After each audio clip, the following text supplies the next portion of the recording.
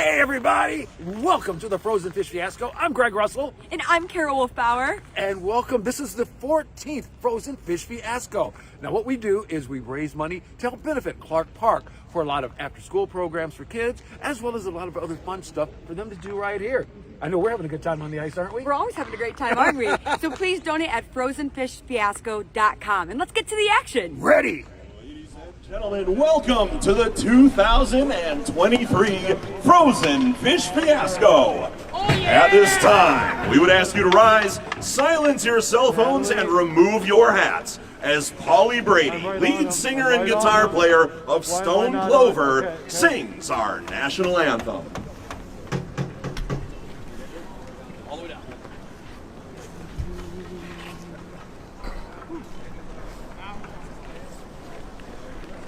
Ready? Here we go. Where do you want me facing? Right there? Check. Here we go.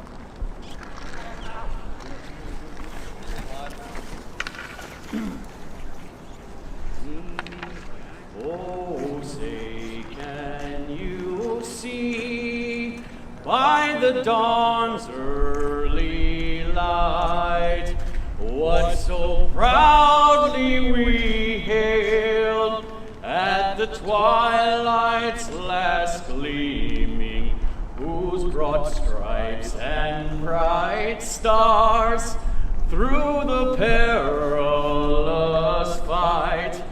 Oh, the ramparts we watched were so gallantly streaming, and the rockets' red glare, the bombs bursting in air, gave proof through the night that our flag was still there.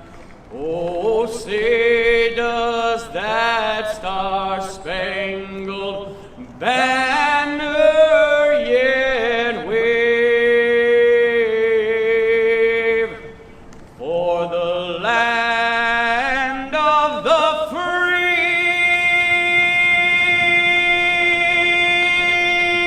and the home of the brave.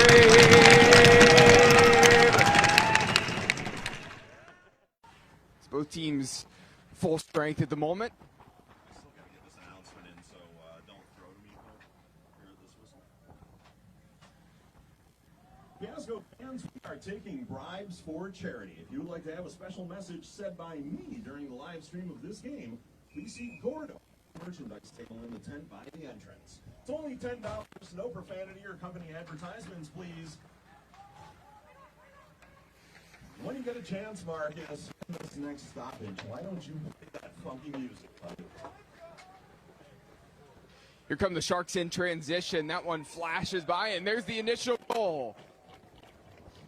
So the pass to the back door there from number 26, Contrado. And I believe number 17, Jared Pfeiffer, finished that one off.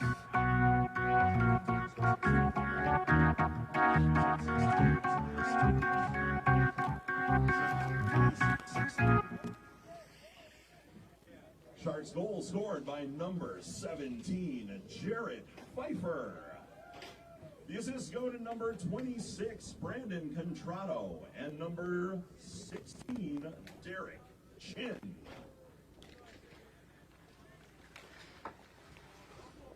So the opening goal for the Sharks, making it 1-0 at this point early in this game.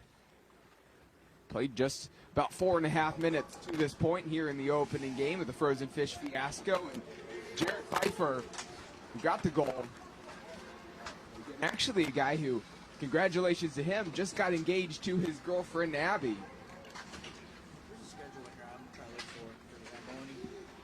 I don't have a Zamboni schedule.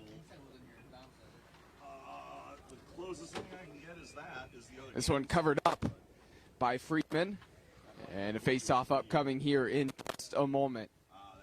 Now I got to say here on the fun facts for the Waterford Sharks, did me a little bit dirty here for the broadcast, is Jared Pfeiffer actually is fun fact listed directly next to Alex Sharp, and mentioned Pfeiffer getting engaged to his girlfriend Abby, and the very next one is for Alex Sharp, and it said he recently became single. So the last thing I wanted to do there was accidentally mess up those two Working on it. as they were right next to each other. Yeah, no worries. Thanks for letting us know.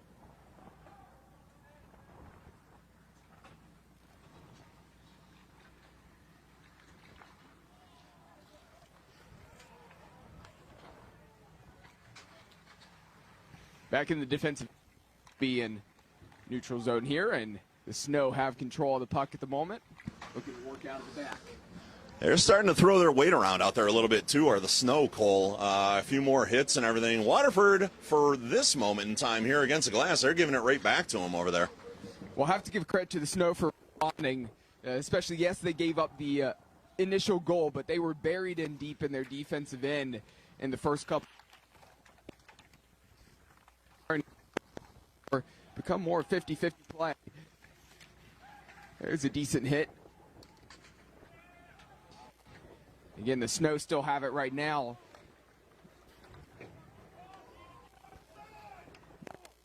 And control and give it right back to the Snow. There's a hard shot. Quentin Boom fired that one and loses his helmet.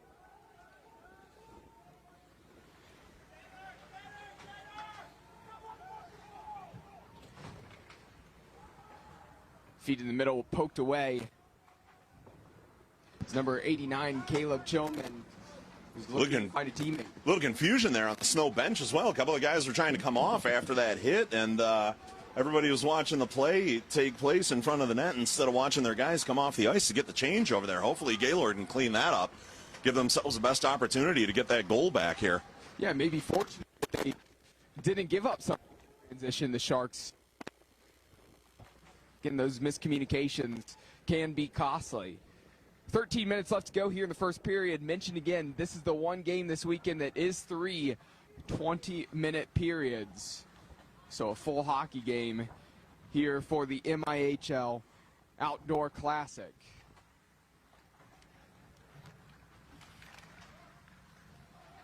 Snow trying to get to this one. Just as Nick Allen was looking to maybe get a shot off. Thrown into the offensive end for the Snow. They're trying to chase this one down. And the Sharks, to this point, seemingly dealing with it just fine.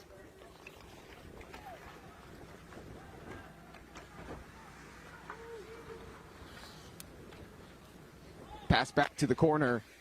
Number 77, Brendan Pfeiffer. Come the way in transition, just crossing the line. There's a shot and a finish by number 3, Chad Frost.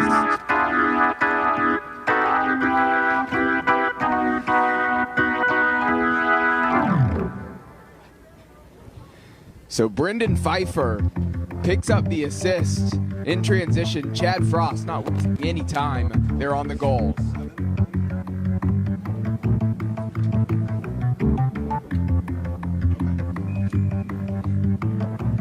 Sharks goal scored by number 3, Chad Frost. The assist goes to number 77,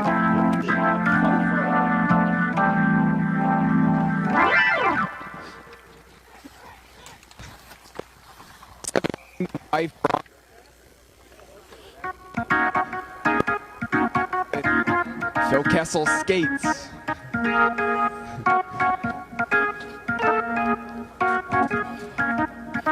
Just about 11 and a half minutes remaining here in the first period.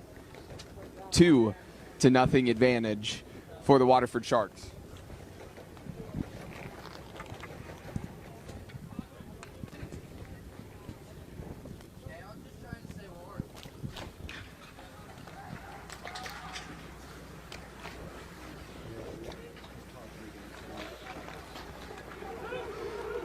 Here come the Sharks in transition.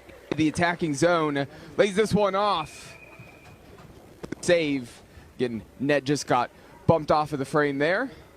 Have to reset that here in just a moment. That looked promising in transition. Unable to get the finish. Number 10, Andrew Palishaz. Yeah, it looks like the ice is running all downhill right now for the Sharks, going right to left here. But hopefully the second period brings a little more luck for the Snow. Maybe they'll get the advantage with the ice running in their direction finally.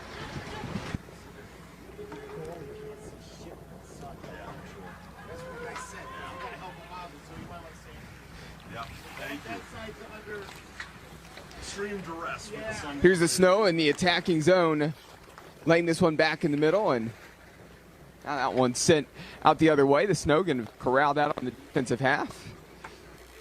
Here in neutral ice. You know, Cole, these players have a love-hate relationship.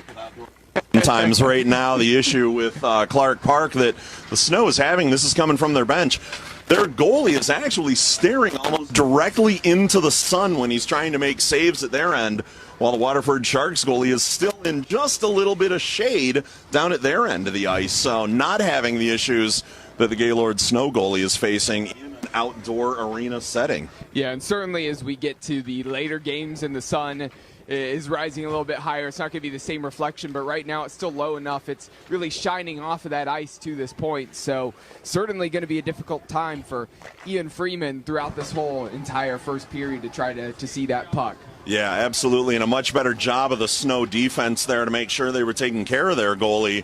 Any loose pucks in front of the net, they were down on that, gobbled them up really quick, and turned that puck to the outside to give themselves a chance to run it back up the ice in the opposite direction. Zach Allen looking for his teammate, number 7, Joel Skolin.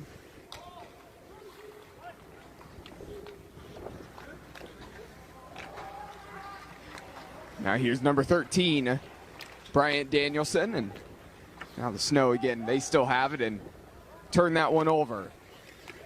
Brendan Pfeiffer takes it away, finds a teammate on the near side, and that one now gets sent all the way down to the other side of the ice.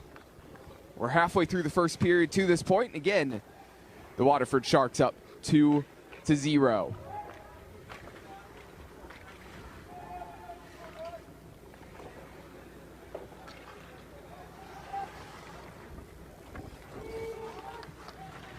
Race to get to this puck.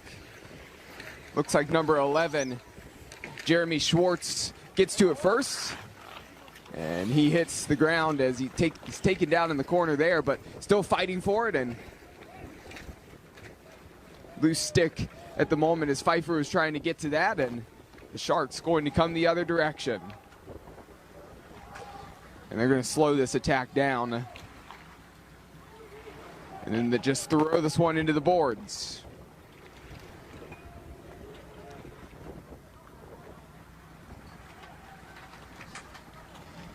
Here come the Snow, looking to get one back. There's a shot. Initial save. Sat up nice for number 26, Quentin Roseboom. And he had a second opportunity, unable to finish. There's 2 saves for the goaltender for the Sharks. That's number 34, Mike McCauley.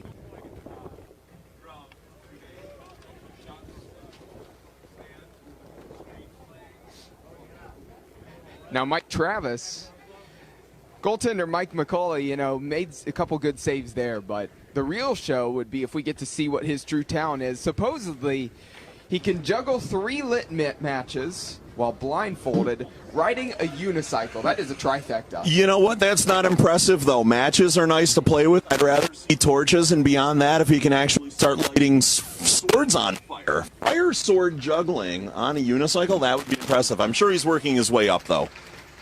Unicycle, blindfold, impressive. It's the matches that doesn't sell you. Yeah, matches seems, they're small. I'm sure there's a lot of dexterity involved, which you want for a goalie, but if you really want to wow the crowd, fire swords. Fire swords is where it's at. Unless it's a wooden unicycle, then we're talking about a whole different game. Well, if he comes out on a wooden unicycle, game over. Nobody can top that. 8 minutes left to go. The Snow trying to get out of their defensive end. Looking to get some blue jerseys out in transition. Set the Sharks getting back defensively and really take a hold of that puck, and opportunity to change a couple of their attackers out. Snow win it back, though. Need some help. There's a shot. That one deflected and fires wide. Going back to the sun here, I'm seeing it bothering the referees as well. One of the linesmen is holding his hand up to his visor out here on his helmet. He's having trouble keeping track of the puck in the sun as well. It looks like he's saluting everybody, but nope. He's just blocking that sun, trying to keep it out of his eyes. Yeah, certainly glaring off of that ice. Thrown into the corner. It's up.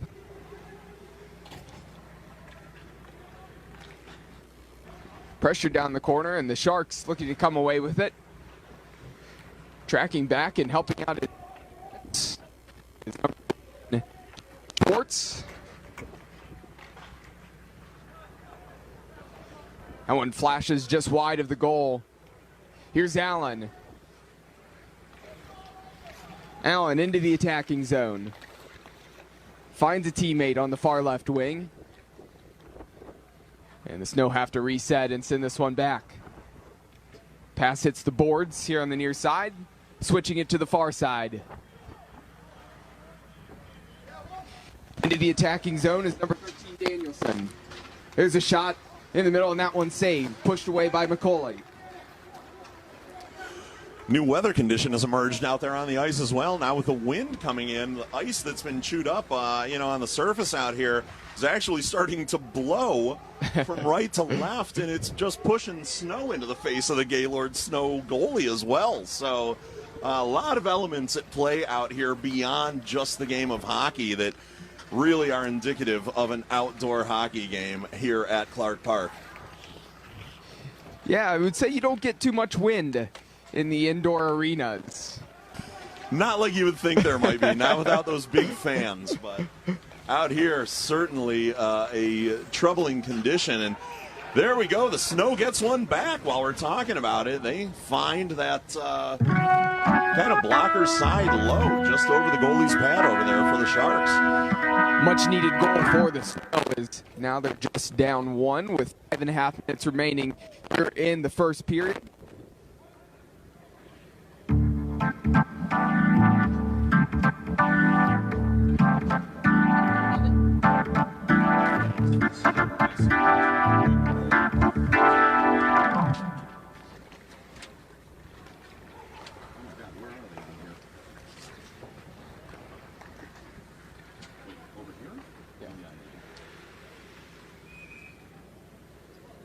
Gaylord Snow goal scored by number 10, Trevor Rowe. Assist goes to number 11. Jeremy Schwartz. Number 11. I'm going to need that one. I need you to handle the sword.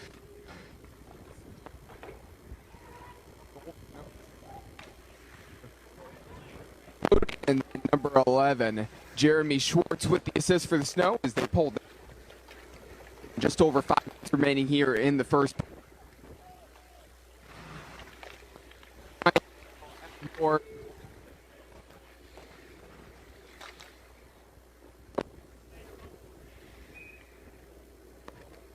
Closest player in the area, number 10, Andrew Palashaj.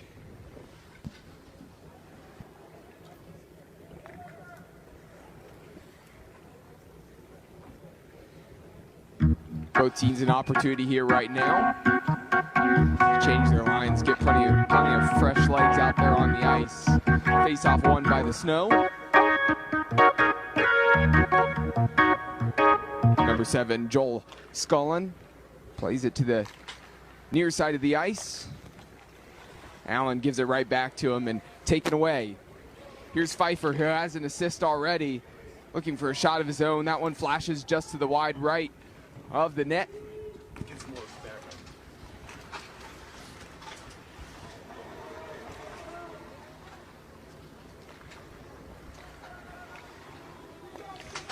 Working this one back through the defense. Guti played it forward. One back by Dirk Thur. And the Snow clean it up in their defensive area. Maybe not, though. There's a shot right in front. Goalie, and then a far slap shot there from number 6. Guti had some pace on it, but it was going right into the chest of the goaltender Freeman, and he makes the save. Again, the sun did not affect him on that one as it was coming straight towards him.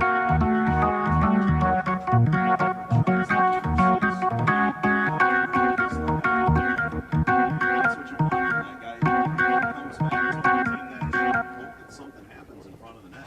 That goalie can't hold on to it. That's an opportunity for the forwards up there to try to poke it in. So Snow looking to get out in transition. They might have numbers if they move quickly. That shot fires a little bit wide left. Yeah, a little high, a little wide. That was a 3-on-2 there developing, and if he'd been looking for the pass instead of the shot, they could have done a little bit more there in front of the net, sort of dazzle that goalie and put one in to equalize this, but no such luck there for Gaylord. So some contact up against the boards, just behind the net.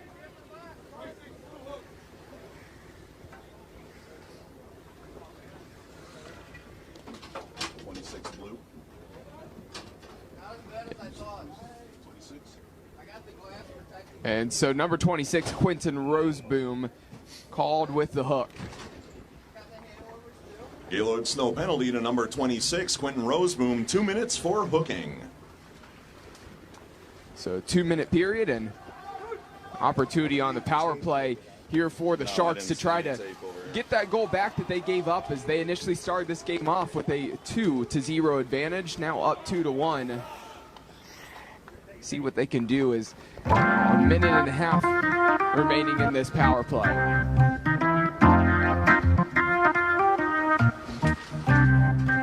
Here come the Sharks. They cross the blue line. Snow dealing with it well initially. Still kept in the attacking zone for the Sharks.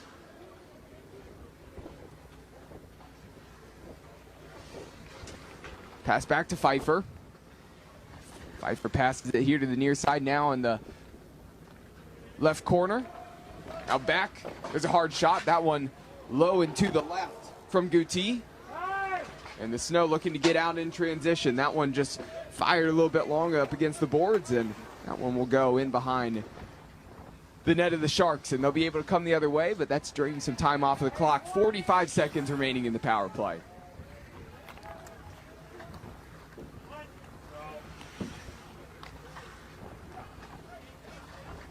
Waterford gets a fresh player out there. 71 was waiting to the blue line. Nobody saw him there, though. Could have headed straight in with the puck. They bring it back, fired it across to the near side here.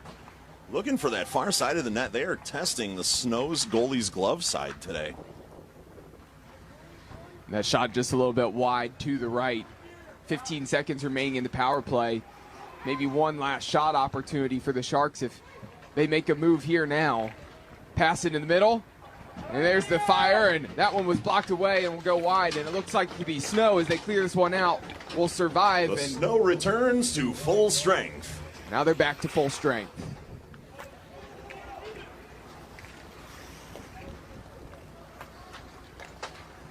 One and a half minutes remaining here in the first period of the MIHL Outdoor Classic from the Frozen Fish Fiasco.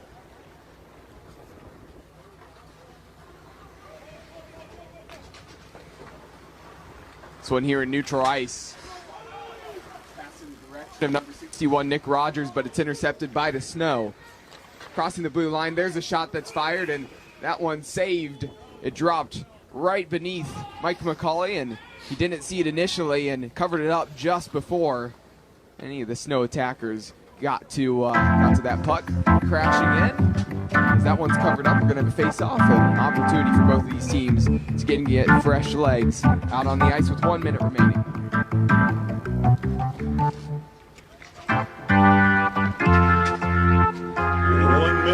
Less than 1 minute remaining in the first period. Pass behind the net. This one in the direction of number 3, Chad Frost, who has a goal to his name already. And that puck just got a little bit behind him and has to go back and track this one down. Snow battling forward and maybe an opportunity to get a really good shot. You have to give a lot of credit to the defender sliding across, number 43, Blake Sheridan. As he came across, he was able to affect the attacking player for the Snow. Yeah, the Snow didn't get a lot off on that shot either, Cole. He sort of fanned on it, went off the heel of his stick. He wanted to put a lot more power on it and just couldn't get it done.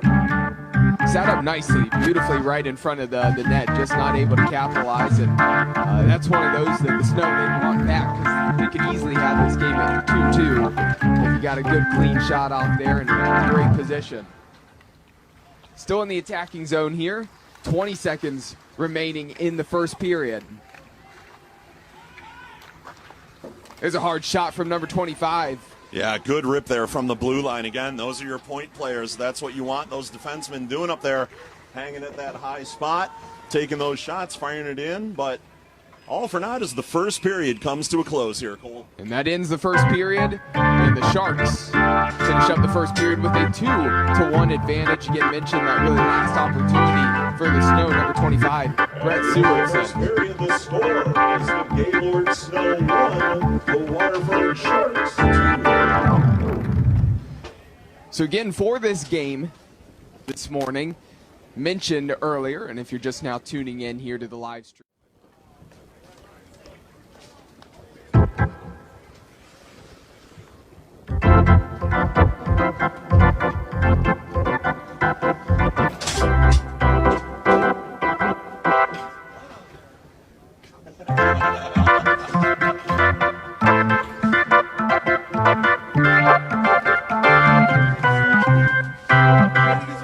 I hear you. I saw a turn there a little bit on your side. Those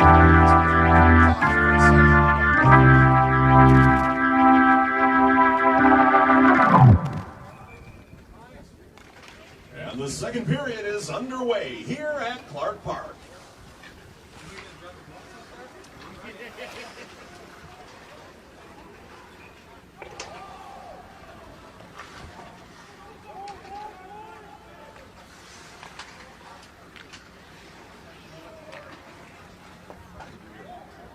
I'm going to do it first this way.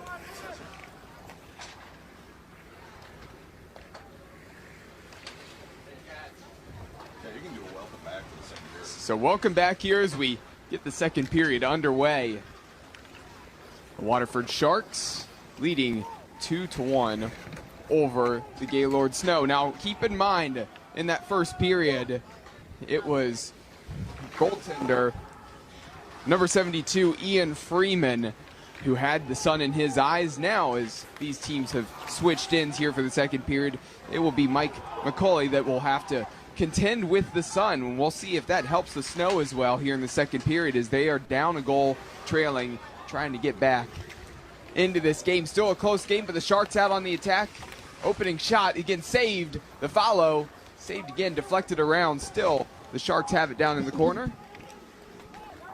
Yeah, that Gaylord defense has really stepped it up for their goalie. There were three guys down in front of the net along with the netminder there, really making sure that nothing got through. They're going to try to preserve that 1-goal deficit here and get something back, hopefully, in the second. So again, Cole McDaniel and Mike Travis here with you on the broadcast. I want to thank everybody for watching and listening live here on the stream. Today's Frozen Fish Fiasco bus transportation has been provided by Detroit Build and Whiskey Kitchen. We're stirring up the kitchen remodeling industry. For more information, please visit whiskeykitchen.com. Of course, Mike handling the PA duties, as well as joining me as my color commentator today. And you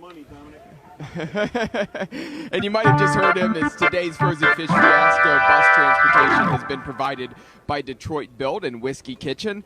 We're stirring up the kitchen remodeling industry. For more information, please visit whiskeykitchen.com. And Dominic Riccio, again, who heads this event, again, was talking about needing to fight here in the second period. Stirring up trouble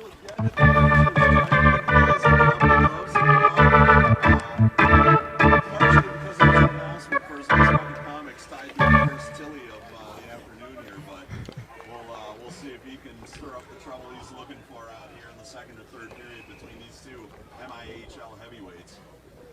One of the least surprising things in the Frozen Fish Fiasco is the guy always stirring up trouble, trying to cause the fights.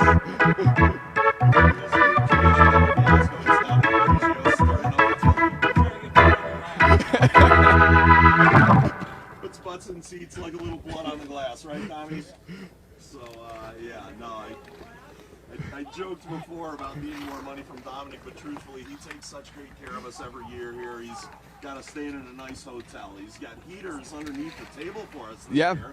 We don't have to cook our legs on the outdoor fire pit out there. So. And we have a roof this year. Yeah, we have a roof as well over our heads, so the elements aren't quite the issue that they've been in years past. So very nice additions here to Clark Park, and Frozen Fish Fiasco always takes care of us as the announce team.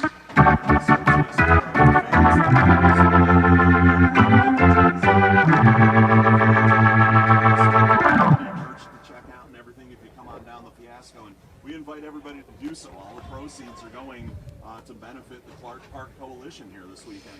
And we have plenty of good hockey, and here in this opening game, the MIHL Pro game, it's now 2-2 as the Gaylord Snow tie this thing up.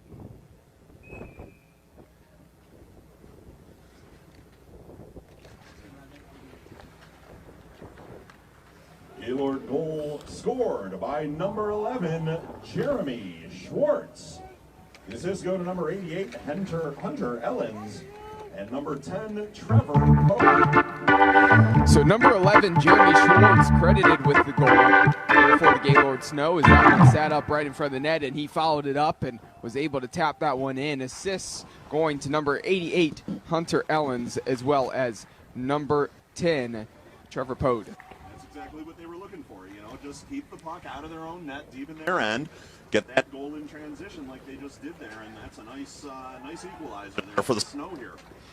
Yeah, things since the first couple minutes really evened up, but the Sharks probably had the majority of the run of play on the offensive end. Again, but you have to feel good about the Snow here in the second period. Again, possibly if you can find a way to go up, again, take advantage of getting some shots on McCulley and seeing if he can deal with the sun in his eyes here this period. Again, Surprisingly, our first icing call, it feels like it didn't take so far. It's, I've seen a couple that could have been called but weren't, so glad to see that being added to the game here in the second. Yeah, surprisingly, we went an entire first period without one single icing call. Here on the face-off, Sharks win it, shot right in front of the net, and that was a perfect opportunity there. Just a little bit wide there for Alex Sharp, and again, mentioned earlier, but Alex Sharp supposedly recently became single. So any ladies out there, again, watching or listening to this stream, again, you can hit up number 19, Alex Sharp of the Sharks. Yeah, send all of your correspondence directly to him. Send those letters in. You know, Valentine's Day is right around the corner. Alex Sharp, I'm sure, would love some cards, flowers, maybe a little candy. It's that time of year, Cole.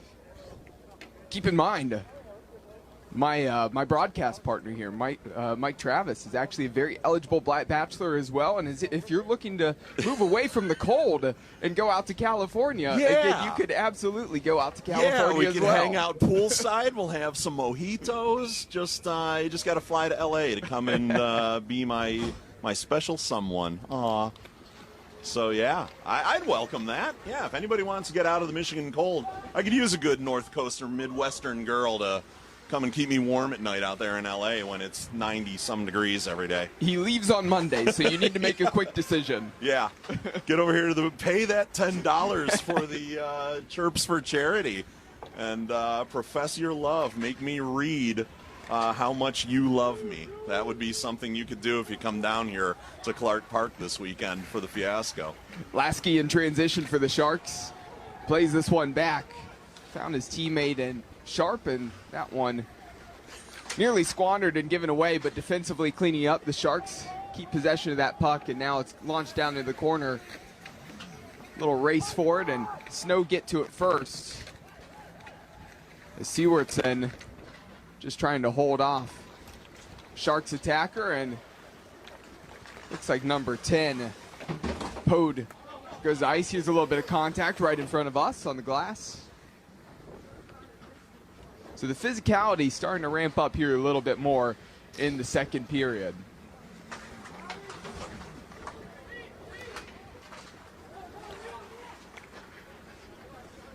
Across to the far side, launched from way back in neutral ice by Sewardson. Picked up by number 3, Chad Frost. Again, has a goal on the day. into the attacking zone and just wraps that one around the boards. You're going to settle back in defensively. Here's the Snow getting into neutral ice. Cut off, but now in the attacking zone. Cross the blue line. That one flashes just a little bit wide of the net.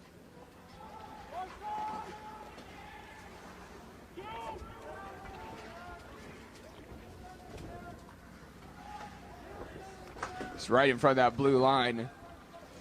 Deflected off the stick of Chillman there. Stewartson feeds it to the back left corner. Back to Chillman. This one going to go all the way around behind the net. Sloppy turnover there from Campbell, giving away in the Snow. They now have a great opportunity. And that one was so close for Alex Payne. Nearly tucked it in the upper left-hand corner.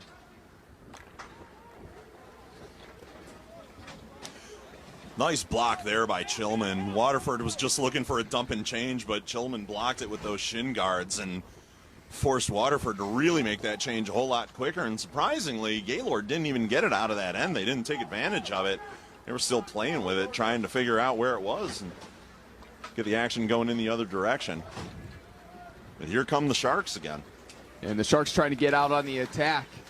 Again, numbers still there with the Snow as they got back quickly defensively. And now they can maybe break the other way. Opportunity here at the back post if he can find them. And there's the finish. And the Snow take the lead.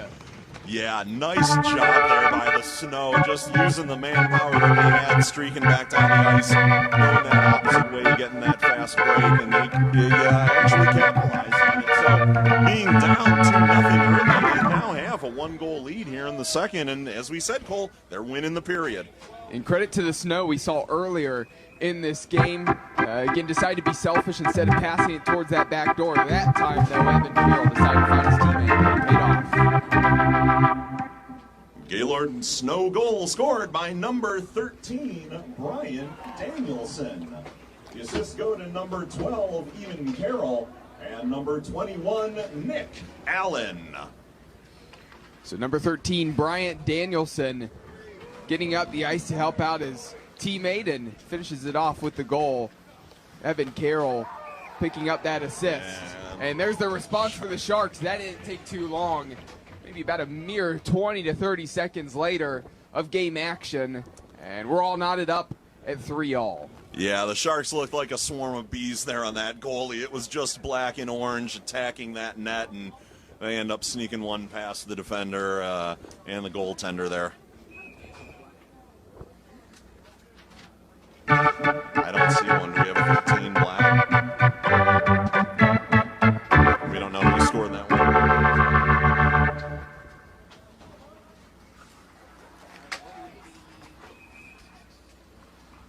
Folks, we're going to double check the number on that goal for the Waterford Sharks. Thank you, Sharks. That goal was scored by number 17, Jared Pfeiffer. Appreciate the Sharks bench letting us know what's going on there. The assist goes to number 26, Brandon Machado, and number 10, Andrew Kalusha. So number 17, Jared Pfeiffer, with the goal already. And has made an impact here early for his team. And getting that goal, getting it all knotted up after is the first time going down for the Sharks up against the Snow here in this game. Now the Snow may be looking to respond. Again, all about trying to win this period. Still winning the period really 2-1, but again, that has it lit up on the scoreboard. See if they can pull one back here. Yeah, what looked like it could have been a blowout very early this morning is evened out. And again, it could just be that sun is the factor in this game. But if Gaylord is able to take advantage while the sun is in their favor, and the Sharks, come the third period, that sun may not even be an issue at that point. This could be a real close game all morning. Well, Mike McCauley had to deal with the sun there. Was able to kick that one away, just redirected, and then the second shot coming in slipped just a little bit wide to the right there of the net. Here come the Snow, maybe once again, instead just sitting that one to the corner. As Pode got his head up and saw that he really didn't have any opportunity there, and an opportunity to get a couple changes for the Snow. I'm starting to see some things out there that might make Dominic Riggio happy as well, Cole. Couple of hits after the puck is long gone. I think Waterford's looking to get a little bit chippy here in the second and might actually inspire one of those fights we're looking for. Yeah, the thing Dominic will be disappointed on, though, is if we make it all the way through the second period, it's going to have to be in the third and final period. They're going to make him work for it and have to wait until the end. He might be showing up in between the intermission, ending up in their locker rooms, telling them, let's get something going. We don't have enough time left if you don't get something going. It is not beyond Dominic Riggio to bribe players with money to actually start a fight out there on the ice. So be prepared for that upcoming here, possibly in the third period.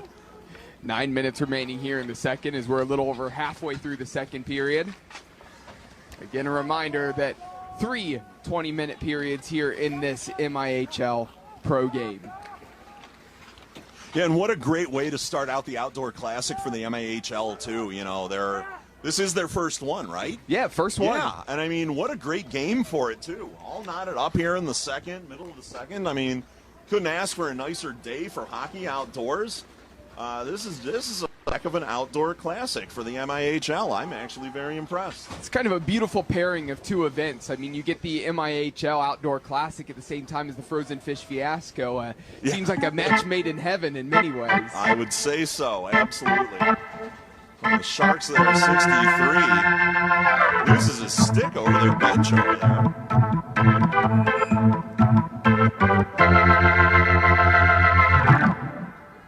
So some conversation here between the officials and the bench of the Sharks.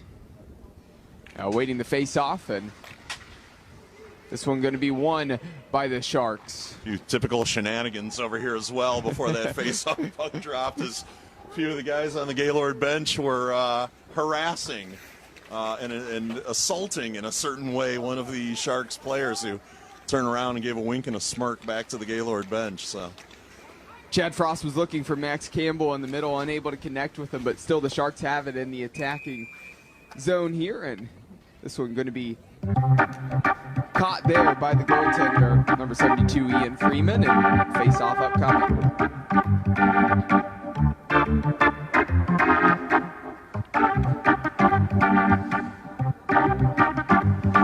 So number 3, Chad Frost, looking to win this face-off, try to keep it in the attacking zone, but the Snow end up coming away with it. Credit to number 88, Hunter Ellens, as he wins that face-off. I was looking to the wrong side.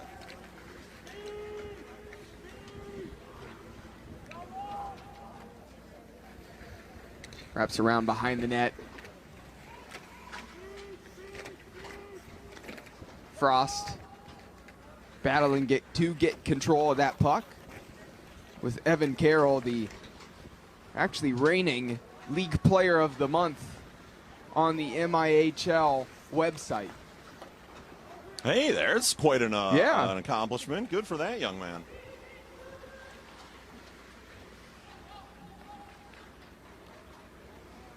This one fed to the corner. Lots of black jerseys surrounding Poden. The black jerseys win out and come away in transition, crossing the blue line. That was Palusha again, coming hard down the ice. Took that one end to end, basically. An interesting thing about him is supposedly, Mike Travis, he wrestled a rhino once. Now, here's the thing. I wouldn't recommend that to people to wrestle a rhino, but he is here today, which means he must have won. That is true. And is this Rhino the animal or Rhino the pro wrestler, who is also a sponsor? His podcast, sponsor of Frozen Fish Fiasco this year. That's also possible. Yeah. I wouldn't recommend either. Both are formidable opponents, as you have mentioned. And both are dangerous. Yeah. But truthfully, if anybody was going to be able to do it, if you get a look at Palusha out there, that's a big boy in that number 10 jersey for the Sharks. And if anybody was going to wrestle a rhino and potentially win, it's him. Well, the Sharks trying to track this one back into their own end. And right now, Gaylord's off sides. They got to wait for that puck to come back out across the blue line. that gives the Sharks the opportunity they need to bring it back into the Gaylord end. Fortunate for the Snow as they were trying to pressure, and they had numbers if they could have gotten to that, but as soon as it hit the stick of Zach Tollett, again, would have been offsides and had to let that one go and maybe squandered a great opportunity. Here the Sharks win it back. Yeah, the Sharks are doing the little things here in the neutral zone right now, Cole. They're really catching those loose pucks. Everything that's floating around, they're saying, basically, that's mine. And they're flying to that puck just floating around in the neutral zone and taking it away from Gaylord when they need to. Spencer Bowman on the follow. Looked like he was going to have a great opportunity, and that one is just covered up.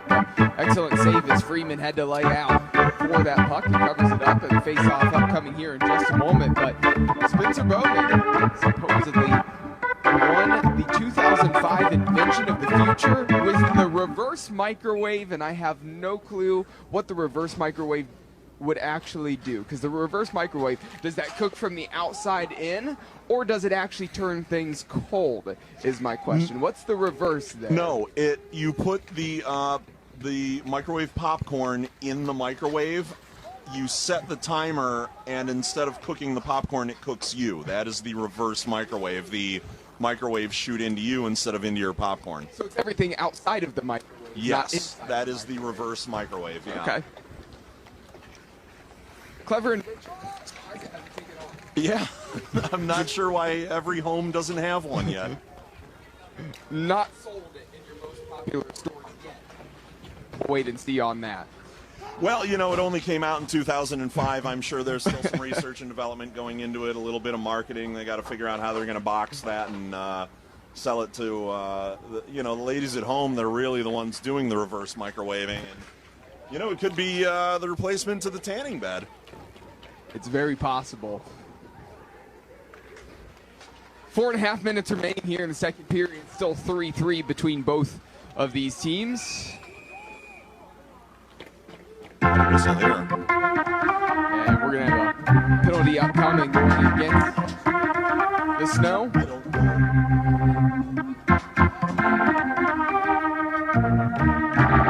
Snow penalty to number 26, Quentin Roseboom. 2 minutes for hooking. Number 26, Quentin Roseboom, gets a 2-minute penalty for hooking. And so a power play opportunity here for the Sharks. 4.5 minutes remaining in the second period.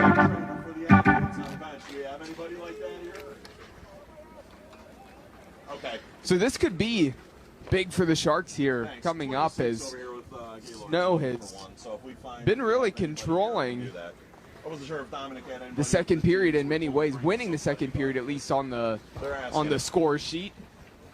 Maybe an opportunity for the Sharks to look to try to take a lead. I saw you before I saw Adam. Here in the next minute and a half on the power play. Clinton, we're working on it. If we got somebody, we'll get them to you, all right? Yep. This one deflected and out of play. Official coming over to grab another puck here, and both teams an opportunity to change those lines. Yeah, we are flying through those pucks now. I said there were about 10 or 12 before. We're down to about 7, it looks like, over there now, Cole. Yeah, definitely flying through the pucks. I think we're going to need another stack of them here before too long with how this is going. A lot of souvenirs at the Fiasco today, fans. So if you were in attendance, you might be going home with one of these practice pucks. I don't think they're actually licensed with the Fiasco or Mess Bucket or anything else, or either of the teams. So certainly getting the job done for the game today, though, as we remain knotted at 3. And just under a minute left in the penalty to Quentin Roseboom for the Snow. So the Sharks still trying to capitalize on the power play here. And the Snow looking to clear.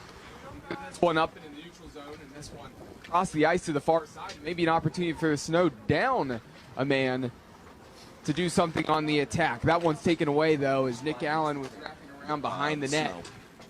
Yep, number 26 is looking for it if you got it. Number 26, the guy in the box. That's going to kill a little bit more time off the clock. Now 20 seconds remaining here in the power play. Here come the Sharks crossing the blue line. And that one That square pass right across the middle from Sharp, intercepted, and looks like that's really going to kill the penalty time here.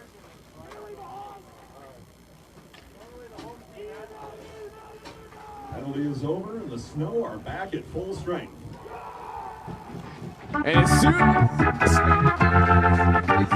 immediately to 3 in favor of the Gaylord Snow. And the second period truly going the way of the Snow.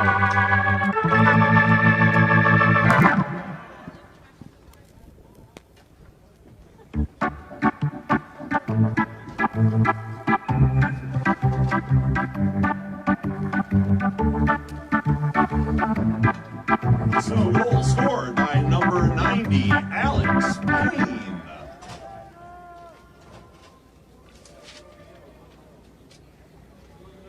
We also have a penalty to number 6 for the Waterford Sharks. That's Theo Booty, excuse me. 2 minutes for hooking. So number 90, Alex Payne. Thank you. Sorry, you wrote it down under the penalty thing, guys. My apologies. No penalty there on the Sharks. Number 90, Alex Payne gets the goal for the Gaylord Snow. So number 6, Theo Guti would have had a penalty if it weren't for the goal. But of course, no penalty there due to the goal. Officials coming over and getting the clock reset. Now 1 minute and 58 seconds remaining here in the second period as the Sharks looking to try to pull one back and knock this one up before the end of the second period. All right, apologies for the confusion, by the way, here on the score sheets as the referees are coming over and explaining things to us here. It was actually a delayed penalty that didn't get called because the goal was scored. So that one actually does not matter. The goal waved that off and made that a non-issue. So, though it was announced here in the arena by me, and it went on the score sheet, the official score sheet here, it was a delayed penalty that was waived. On dot there for the Sharks. Save is out. Puck was headed towards the upper 90, it looked like, in the top right corner. Freeman snags it. That's what I thought happened, yeah. The Sharks keeping the opposite zone. Opportunity in front. Initial save. Again, the Sharks respond. Couple shot attempts, and finally, they just finished. Just swarming. And where were the Gaylord defensemen? You know, they were doing such a good job of getting all the bodies down there low and picking those pucks away, but this time just did not happen. So the score should be 4-4 here now as that ties up the game between these two teams. Sharks goal scored by number 10, Andrew Palusha. Is this the 17 and 15? Assists go to number 17, Jared Pfeiffer, and number 15, Matthew Heim. So number 10, Andrew Palusha with the goal. And the assist there, number 17, Jarrett Pfeiffer, and number 15, Matthew Heim.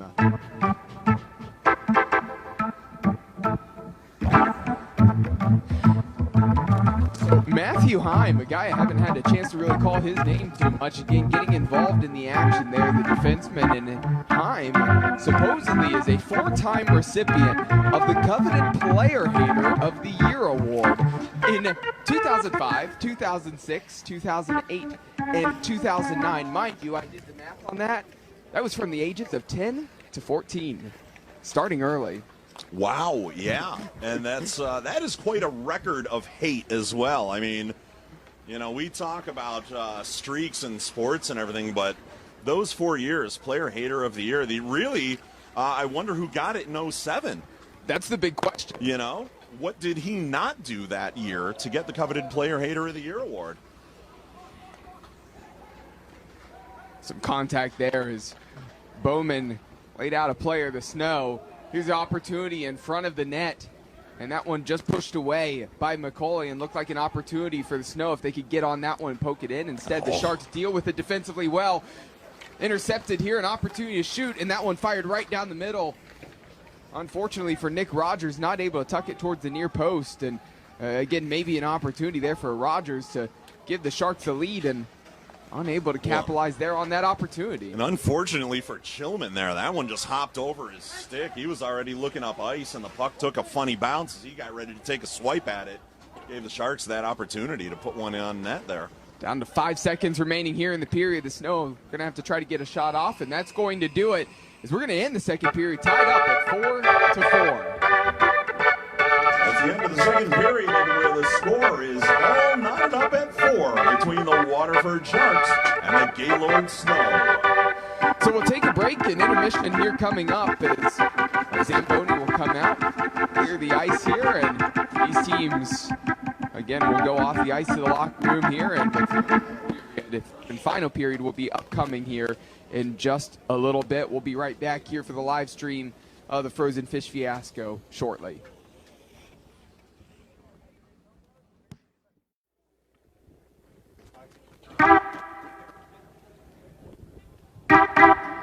And we're set to get the third period here on the 14th annual Frozen Fish Fiasco, the first ever MIHL Outdoor Classic, where it is a tie game, 4-4 between the Waterford Sharks and the Gaylord Snow. Again, thank you for listening live here to the live stream. Cole McDaniel here with Mike Travis. And now, the thing here in this third period is that the sun is still going to be in the eyes of the goaltender for the Waterford Sharks. As number 31, Michael Schwanke, is actually in goal for the Sharks now, as it had been Mike McCauley for the first two periods. You may have heard Dominic Ricciot's gotten himself a bullhorn. It sounded like his We have sponsors. We need some fights. no response. Fights out there, Cole, and we'll see what happens. Yeah, perhaps it will work, but of course we just have 19 and a half minutes and still have not had it yet to this point. Second half, the second period, the intensity picked up a little bit, saw a little bit more contact, but nothing really led to a full-fledged third period. Finally does it. Yeah, not so far. It looks like Dominic is going to be chirping everybody from the megaphone over here from the Sharks penalty box. Here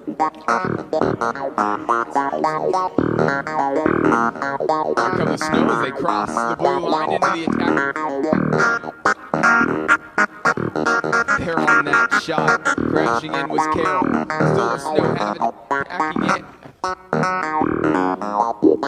And it changed. Oh, yes. Yes. Yeah, you're correct. Yep. Saw the goaltender come flying up, and of course then they got another guy out there on the attack. Didn't end up turning into a goal or anything, and goaltender and Freeman moves back onto the ice. And so going to be a power play here for the Snow. We don't control the music in here. It's coming from out there, but yeah. Sharks penalty on number 10, Andrew Palusha. 2 minutes for hooking. I don't know why I can't say Palusha's name. I'm trying, baby, I'm trying. So 2-minute penalty. Hooking for Palusha. I wonder if that's what he used to beat that rhino. Perhaps. Start with a hook, just hook that horn, and take him right down to the ground. You might have found the key to what Palusha did. So 30 seconds gone so far, and that one just pushed away. Really parried to the side there by Schwanke, and still the Snow have it in the attacking zone. So we're going to be fed back to number 89, Chillman. Chillman fires. And there's a save there for Schwanke. And here's some contact. And somewhere Dominic Reggio is celebrating. There's a little bit of a scuffle started.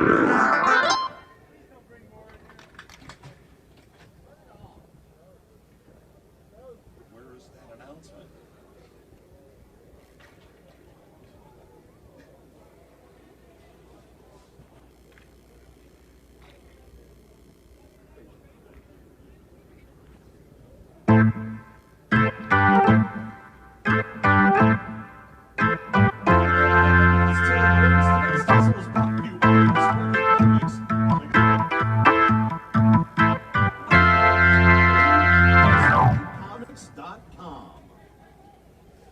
So some pushing and shoving there right in front of the net, and there's a little bit of that blood that Dominic Reggio was talking about there on the lip of Nick Allen.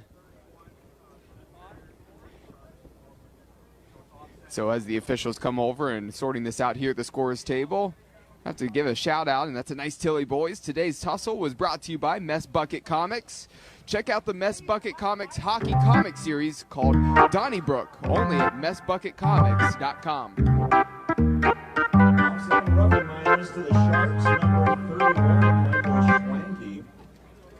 Gaylord's penalty for roughing has gone to number 13, Brian Dickerson. Also for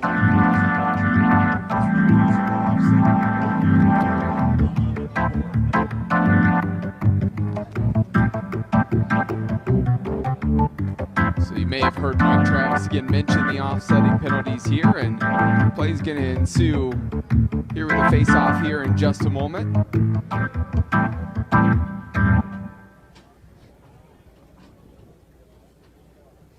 So keep in mind still. Yeah, Volusia's still in the box for just over Yep. a minute here, Yep. for the Sharks as we get underway again here after that little Tilly out there on the ice. Yeah, so a minute remaining here in the power play opportunity. Yeah, the great opportunity there because of the Tilly. I mentioned our sponsor, Mess Bucket Comics. Again, if you haven't had an opportunity to read Donnybrook, I highly recommend it. It's a great comic series. Some of the greasiest stories from juniors and also from Marty, Dan O'Halloran, as well. So, a lot of great stuff. The Ninjas team, the Lynchburg team that he's got. So as that one was sent out of play, delay of game called on number 16, Derek Chin for the Waterford Sharks. Sharks penalty to number 16, Derek Chin, 2 minutes for delay of game. So 2 minutes for Chin.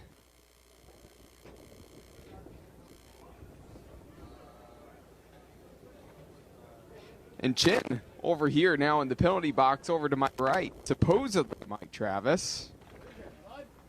Once held the honor of Canada's sexiest man alive. Well, let's see if the sexiest man alive here is we're going 5-on-3 right now between the Snow and the Sharks. And actually, the Sharks are doing a nice job of keeping this broken up right now. Gaylord's trying to find a way to get into the zone, and that one goes up and over the glass.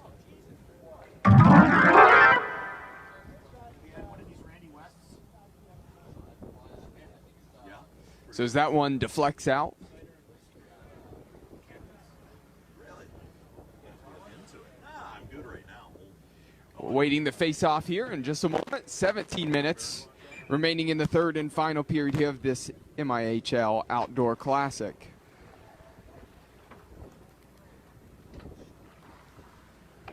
This one behind the net. Looking to track this one down is Carroll. He's able to get to this one. There's a shot that's fired in low. Allen was trying to do Schwanke, but Schwanke makes the save. This one played all the way back into the defensive half and thrown forward to Allen.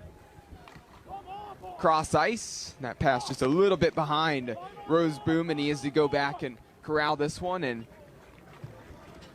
Penalty is ended, and the Sharks return a player to the ice. the Snow get a player back out on the ice. And as soon as the Snow get a player back out on the ice, again, there's a collision, and body's down in the corner, and the officials are coming over to the bench and having a conversation with the Snow.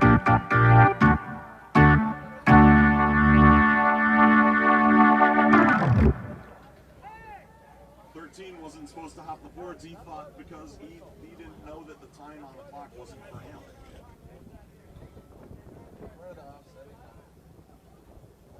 We didn't put the offsetting on that. They told me not to. The board was first. So a little bit of confusion here right now. Those are both the Sharks penalties. Yours was an offsetting minors.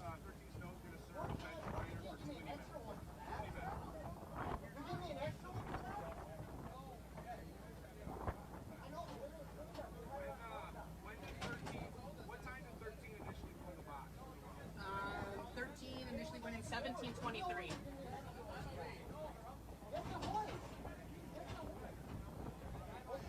It's 2 minutes and a whistle anyway. You shouldn't have come out until there was a whistle. So again, the officials just getting this sorted out here at the moment. Again, we'll have 16 and a half minutes remaining in the game.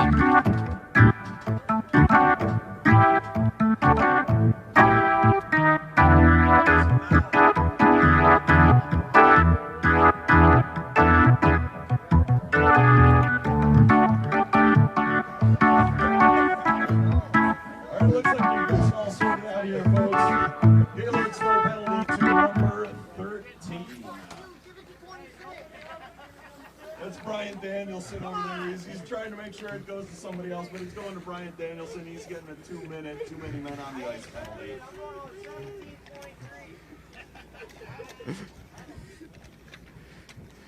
So puck against the boards, and the Snow come away with it. Number 26, Quentin Roseboom, excuse me. The Snow getting into the attacking zone here. Down in the corner. Looking to pass this one back. Fed right in front of the net there, and would have been difficult for Carroll to turn and get a shot off. And here come the Sharks the other direction.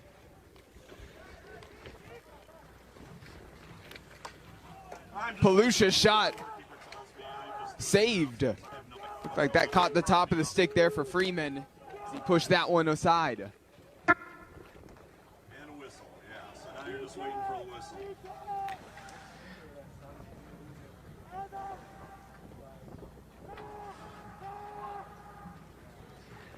Here come the Sharks again. Crossing the blue line into the attacking zone. Trying to get around the corner there, lay that one back into the middle. That one deflected away. It's going to come all the way back here to the neutral zone, about middle of the ice there, and corralled by Chen as Chen is back in. And two teammates tripping each other up, skating into each other, and that really stops that attack there for the Sharks, and they have to reset. Go make a change as Caleb Chillman back out onto the ice. Here comes Sharp. Sharp slowed down in the corner. And the penalties are over. Both teams are at full strength. Despite the guys in the box waiting for a whistle. No, he's still over here. Yeah. The offsetting minors is still in the box until we get a whistle here. This one going to be covered up. Now you're free, boys. You're free. And there's the whistle, and both players for that offsetting minor, they get the whistle and they can leave the penalty box here.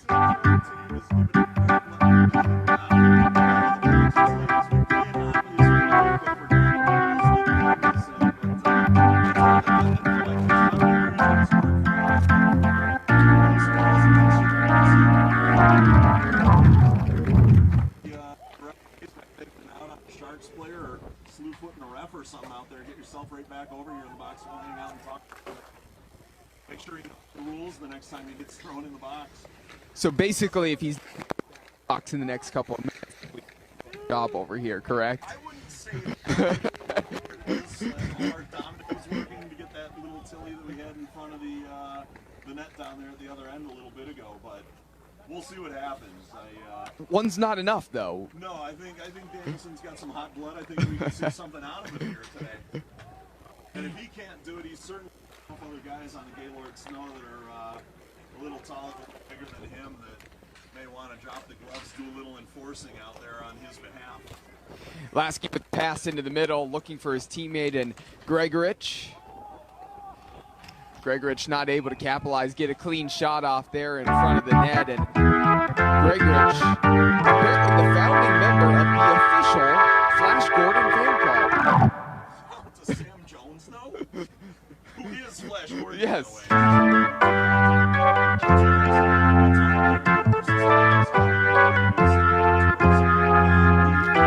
House from where Sam Jones, Flash Gordon, lived is on our Colonial Street there at Universal Studios Hollywood. So the house, it's just a facade, it's just the outside, Yep. but yep, that was actually right there at Universal Studios Hollywood. So on the studio tour, you can see Flash Gordon's house from TED 2.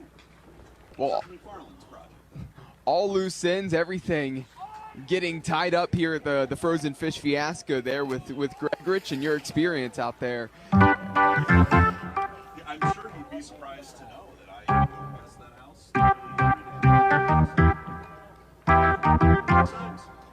12 and a half minutes remaining here in the third and final period. Still knotted up at 4-4. No goal scored here yet in the third and final period. It has been a fun, competitive matchup here in the first ever MIHL Outdoor Classic. Oh, and that one just slips by Rose Boom. Can the Sharks capitalize in transition? No, throw forwards here on the near side. Flips up, brought down by Max Campbell. You know, it just feels like it's that line, that defensive pairing of Rose Boom and Chillman out there. The puck just keeps finding a way to hop right over their sticks there as they're trying to keep it in the zone and turn around through the neutral zone. It's just not working out for him. It just keeps bouncing right by him as they look up ice, go to take a swipe at that puck, and it's just not there. And in transition, the Snow looking for a good shot attempt, and Sharks defender laid out, blocked that shot, and now 3v2 opportunity. That one deflected and out of play.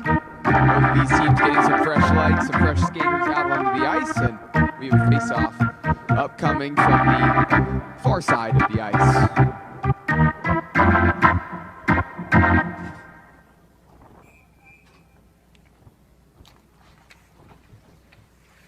There's a win there on the face-off for the Snow, and the Snow launched this one all the way down to the other end.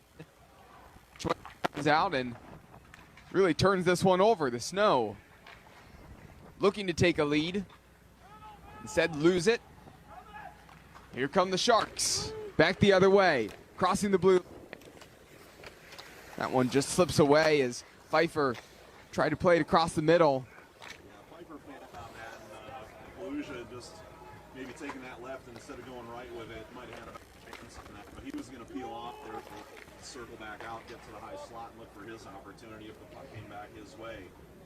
But instead we had that fan on the puck, and the Sharks find themselves going back the opposite direction as Gaylord Snow get ready to take it in, and they decide to play dump and chase instead.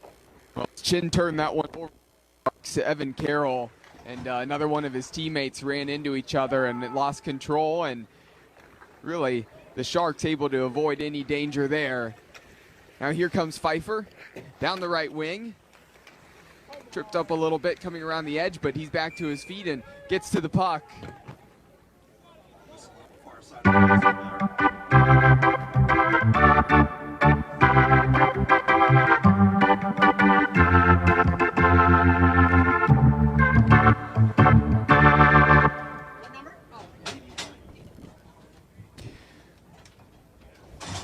So number 89 for Gaylord Snow. Caleb Chillman called with the penalty there for slashing. Snow penalty to number 89, Caleb Chillman, 2 minutes for slashing. So 2 minutes up on the clock here remaining here in the period, and these 2 minutes could be huge for the Sharks if they can capitalize here on this power play. Pass to the back post, and they sneak it in for the goal. So that was quick. Matter of 7 seconds in that power play. And the Waterford Sharks take a lead.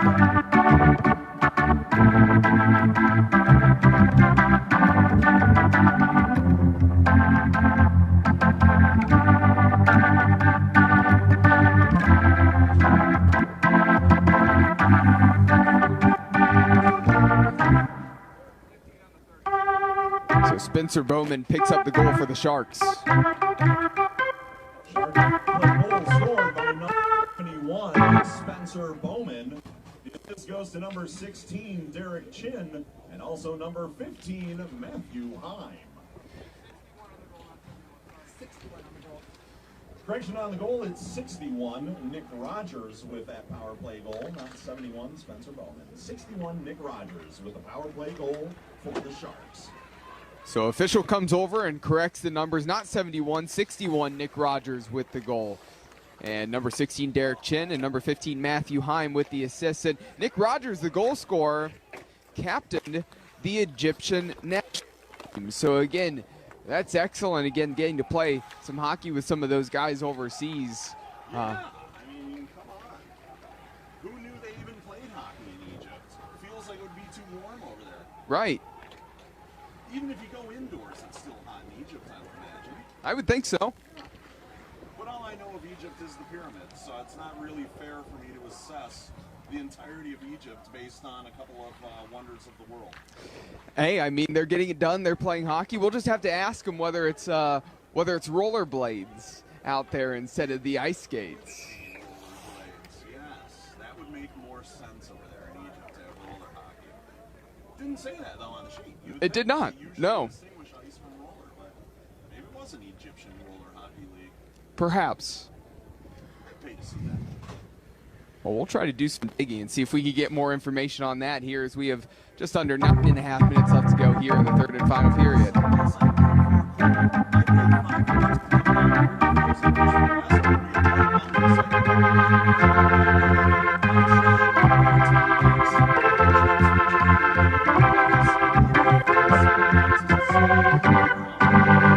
It's not laced with profanity, and it's not a corporate commercial or anything else like that. So come on down to Clark Park, bring $5, that'll get you in the door, and if you want to hear Cole and I say the craziest stuff you could write down on a piece of paper, we will do that for you for $10, and all the money is going back to a charitable cause. Yes, so you get in for $5, $10 for the chirps, and so why not? If you can, bring a 50, get some gear, you know, maybe a couple chirps in there, a few things. Money well spent here at Clark Park, again, for a good cause, as everything benefits the Clark Park Coalition here at the Frozen Fish Fiasco. Snow trying to corral that puck in the attacking zone. Coming away and turning is number 11, Jeremy Schwartz. And the Sharks trying to take it back. Schwartz made a move, really dropped that shoulder directly into the chest there of Brendan Pfeiffer. And it looks like Pfeiffer is feeling it. A little slow to get to his feet. Yeah, Pfeiffer's been cheap, as they say in pro wrestling, and knocked the wind out of it. This one covered up by the goaltender for the Snow.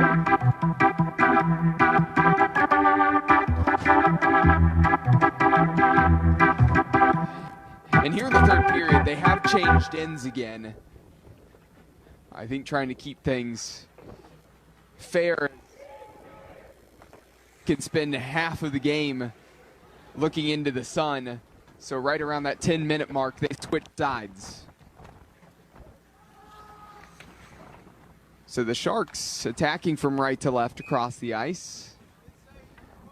And this one covered up, the save for Schwenke.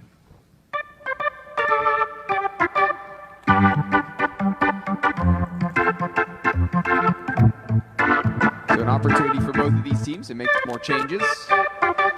Get some fresh skaters out on the ice once again. This one going to be won by the Snow. It's going to go all the way back. Behind their net, cleared up by Roseboom. And now covered up as it's getting in hard was Jarrett Pfeiffer, looking to maybe try to finish one off and get a decent shot off and maybe score a goal and put the Sharks up too. So covered up by Freeman. Yeah, I'm sure they'd love to do that here at this point. Just put this game away. Really let Gaylord remember the first outdoor classic as a big L on their record. The Sharks, I'm sure, would love to do that to them, but it's actually Gaylord that's throwing around the leather and moving the bodies around out there a little bit more here later in the game as they try to get one back. And the Sharks are doing everything they can just to hang on to that one-goal lead right now. Danielson stumbles, gets tripped up in the corner, but still Snow with the puck in the attacking zone, and now it's the Sharks coming away with it. Palusha crossing the blue line on the attack, wants to get a shot, and he tucks that one home in the back corner. Beautiful finish, and the Sharks now up 6-4.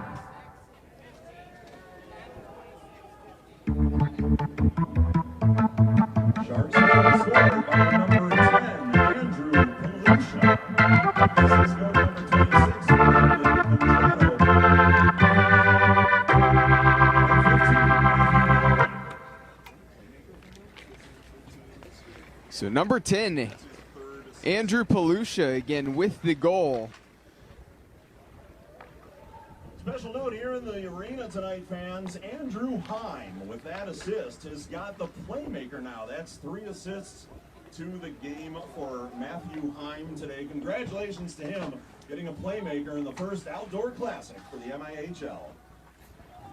So number 15, Matthew Heim with his 3rd assist, and that's the playmaker for Matthew Heim.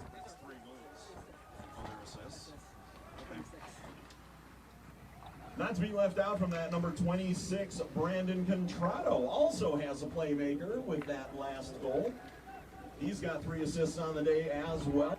Congratulations to Brandon for also getting a playmaker in the first MIHL Outdoor Classic here at Clark Park. So heard it there from Mike Travis on the PA. Brandon Contrato also, number 26, with a playmaker, 3 assists as well. If they aren't going to do it by dropping the glove, they're going to do it with their sticks. Which I said way down here under the microphone that's on a big boom arm here in the booth for me. But yeah, we've got 2 players out there with playmakers, man. Contrato and Hines. And if they're going to do it by dropping the glove, they're going to do it. Scoring assists, I should say, on the ice. 3 points for each of those fellas out there.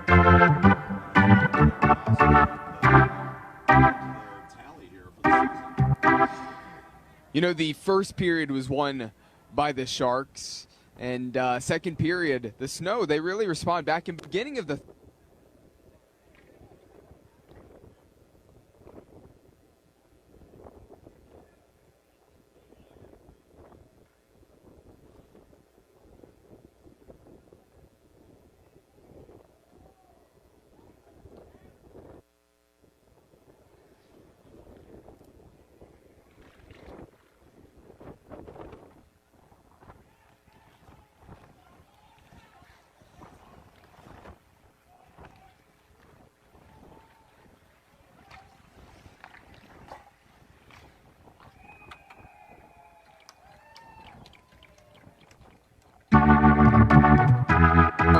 smelled blood in the water, and they are starting to get it done. And it looks like unless something crazy happens in the next 5 minutes, it's going to be a Sharks victory.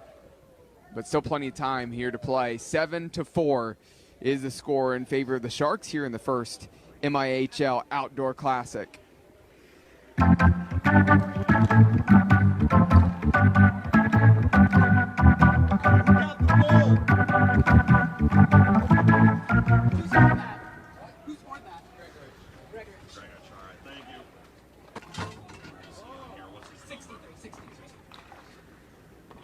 Sharks goal scored by number 63, Alex Grigorich.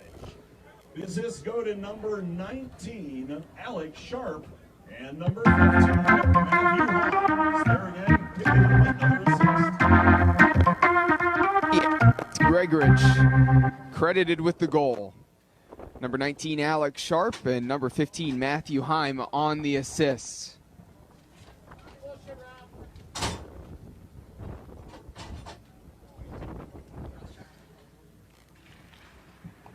No penalty to number 22, Kyle Shaw. 2 minutes for cross-checking.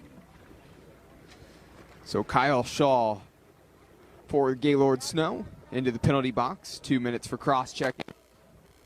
So power play here for the Sharks. 1 minute and 45 seconds in that power play. Not too much longer left in this game. And the Snow, they need to find a way to even down a skater here right now, find a way to get a goal. It'd be crucial for them to really have a chance of maybe making something happen here in the last couple of minutes. But again, it's been all Sharks here the last 4 or 5 minutes in this game. If they can get some hard skating forwards out there to just surprise the Sharks, maybe keep a big guy like Chillman like they've got out there on defense, and just get a shorthanded goal. Let them know you're still in this game. That could really help the Snow's chances here. Maybe even come back with just about 4 minutes left right now in the period, Cole. Campbell tried to slip that one by the near post. Pass Freeman, unable to do so. Saved there, and the Snow withstand, at least on that attack for the Sharks. And the Sharks resetting on their defensive end, making it up into neutral ice, now crossing the blue line. It's a long way back from 3 goals down. It can be done, but maybe not, as we've said, you know, with the Snow at this end. This hasn't been their strong end of the ice when they're playing from their own side here.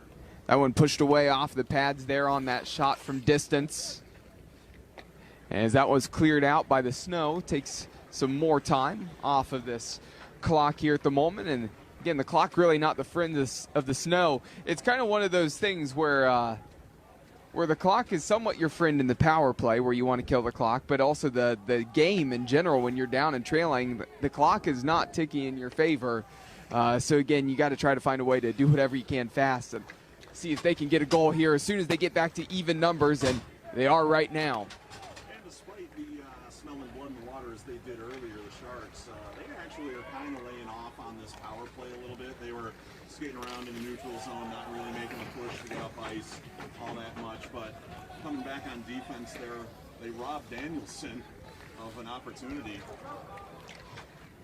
Yeah, no, certainly an opportunity there, because it looked like it was actually number 7, Joel Scullin, who really got one-on-one with the goaltender, but a defensive play there for the Sharks, hustling to get back. I believe it was Jarrett Pfeiffer who actually recovered, got it stick there, poked it away.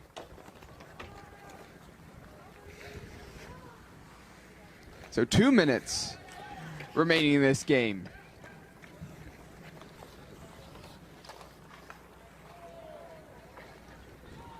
There's a player down for the Snow here right now, number 81, Zach Tollett, slow to get to his feet. Looks to be in a little bit of pain, shaken up and coming over to the bench. Icing call, give him an opportunity to get over there, get some attention, and we'll be wrapping this one up shortly, it looks like. Just under 2 minutes now, $1:54 left there on the clock at the end of the first outdoor classic for the MIHL. Heck of a game, Cole. It's been a great first game. You can't really ask for a much better first game here in the 14th annual Frozen Fish Fiasco. And we're really just beginning. Again, 11 games over the course of these 2 days, Saturday and Sunday. So this is just the first one. Of course, this is the longest one. The other games will be shorter in length, but we have a lot of hockey action throughout this weekend. Can't ask for much better. It was competitive the whole way through until it really became, like I said, Sharks game last couple of minutes. But the Snow, they're not done yet. They want one back on the attack. This one deflected and going to hit the glass. And they're trying to win this one back here and into their attacking zone, thrown it in the corner and trying to chase that one down. Here are the Sharks coming the other way. 1v1 with the goaltender, and there's a goal, finish. Beautiful move by Dirk Thurr. And Dirk Thurr gets a goal at the last. 8-4, Sharks. A minute and a half left in the game. Sharks goaltender number 76, Dirk Thurr. The assistant with number 71, Spencer Bowen. And number 6, Leo.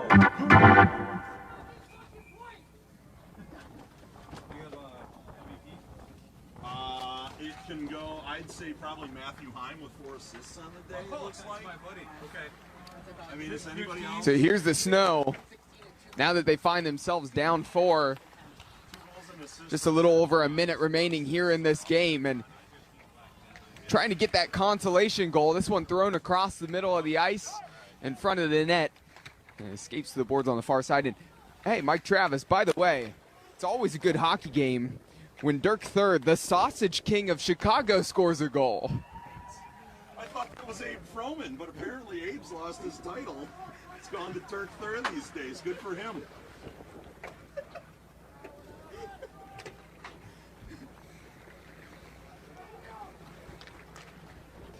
So 30 seconds remaining here left in this period.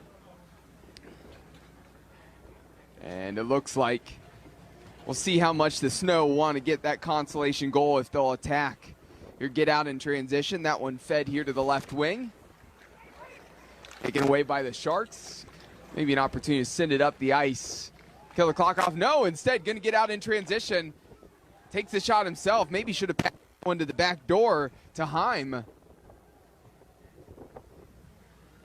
not sure Heim needs to pad his stats any further today, but And already was an MVP candidate and could have finished that one off, but there you have it. 8-4 is the final score as the Sharks defeat the Gaylord Snow.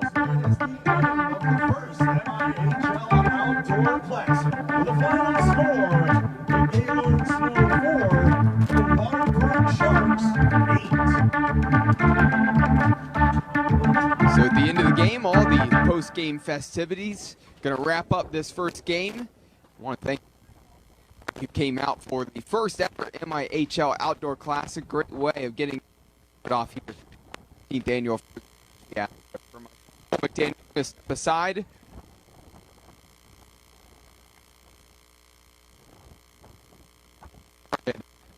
Don't turn away here. We still have activities. The belt, fish, bucket, all that coming.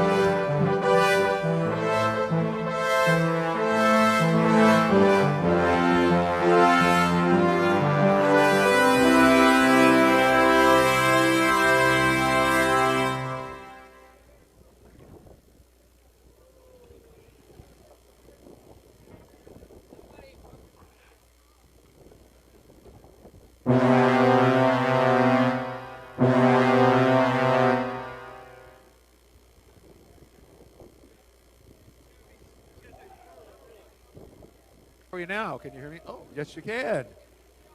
There we go. Welcome here to the Frozen Fish Fiasco. Great first game, folks. And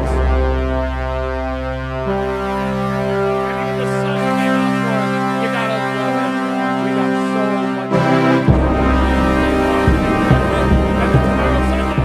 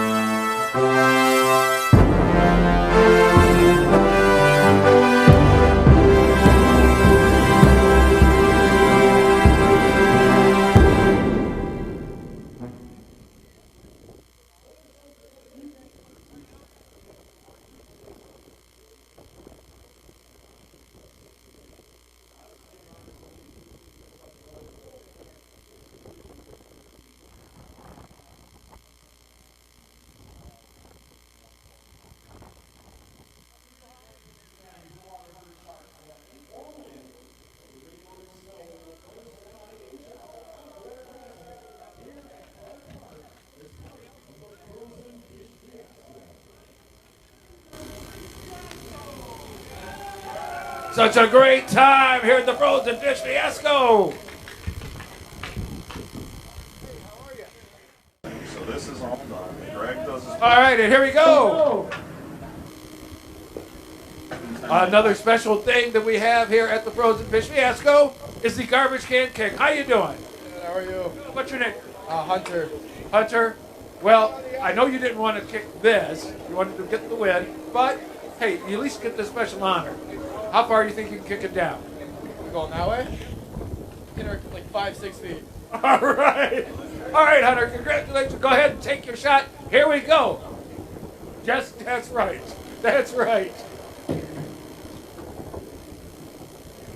That went further than the 5 feet you said, Hunter.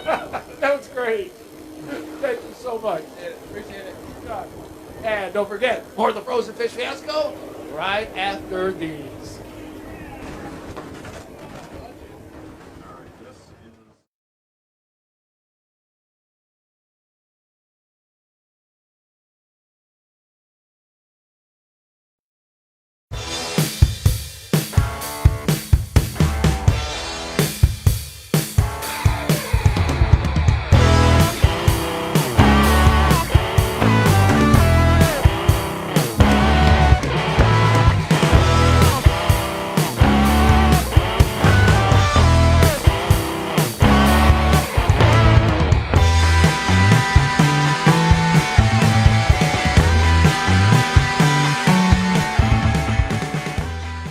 Such a blast. The Frozen Fish Fiasco. We've got more hockey action coming up in just a moment, right after these messages.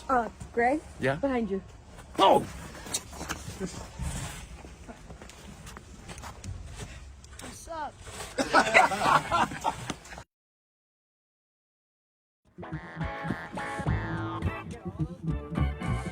I think we need one back. At least a top scorekeeper. Okay.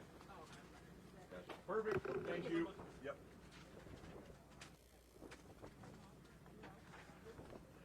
Why is this all fucked up now? Why am I cold behind me? Time Pat Malley walks up.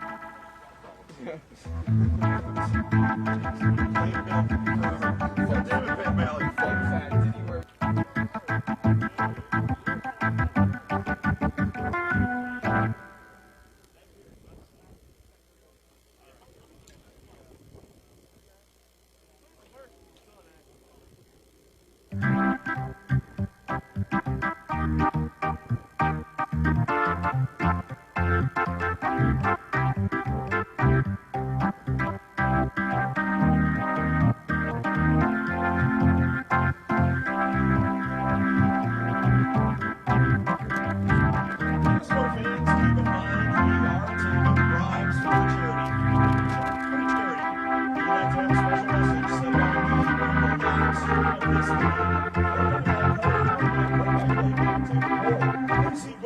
Merchandise table in the tent by the entrance. It's only $10, and unfortunately, no profanity or company advertisements, please.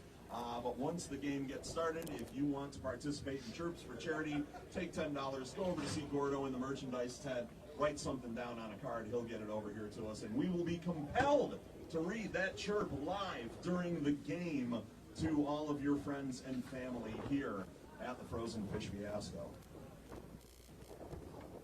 Frozen Fish Fiasco is brought to you by our title sponsor, Ram Trucks. Visit your Metro Detroit Ram Truck dealer today. Today's live stream is brought to you by Mess Bucket Comics, a Detroit, Michigan-based independent comic book company. Learn more at messbucketcomics.com. The Frozen Fish Fiasco is brought to you by our title sponsor, Ram Trucks. Visit your Metro Detroit Ram Truck dealer today.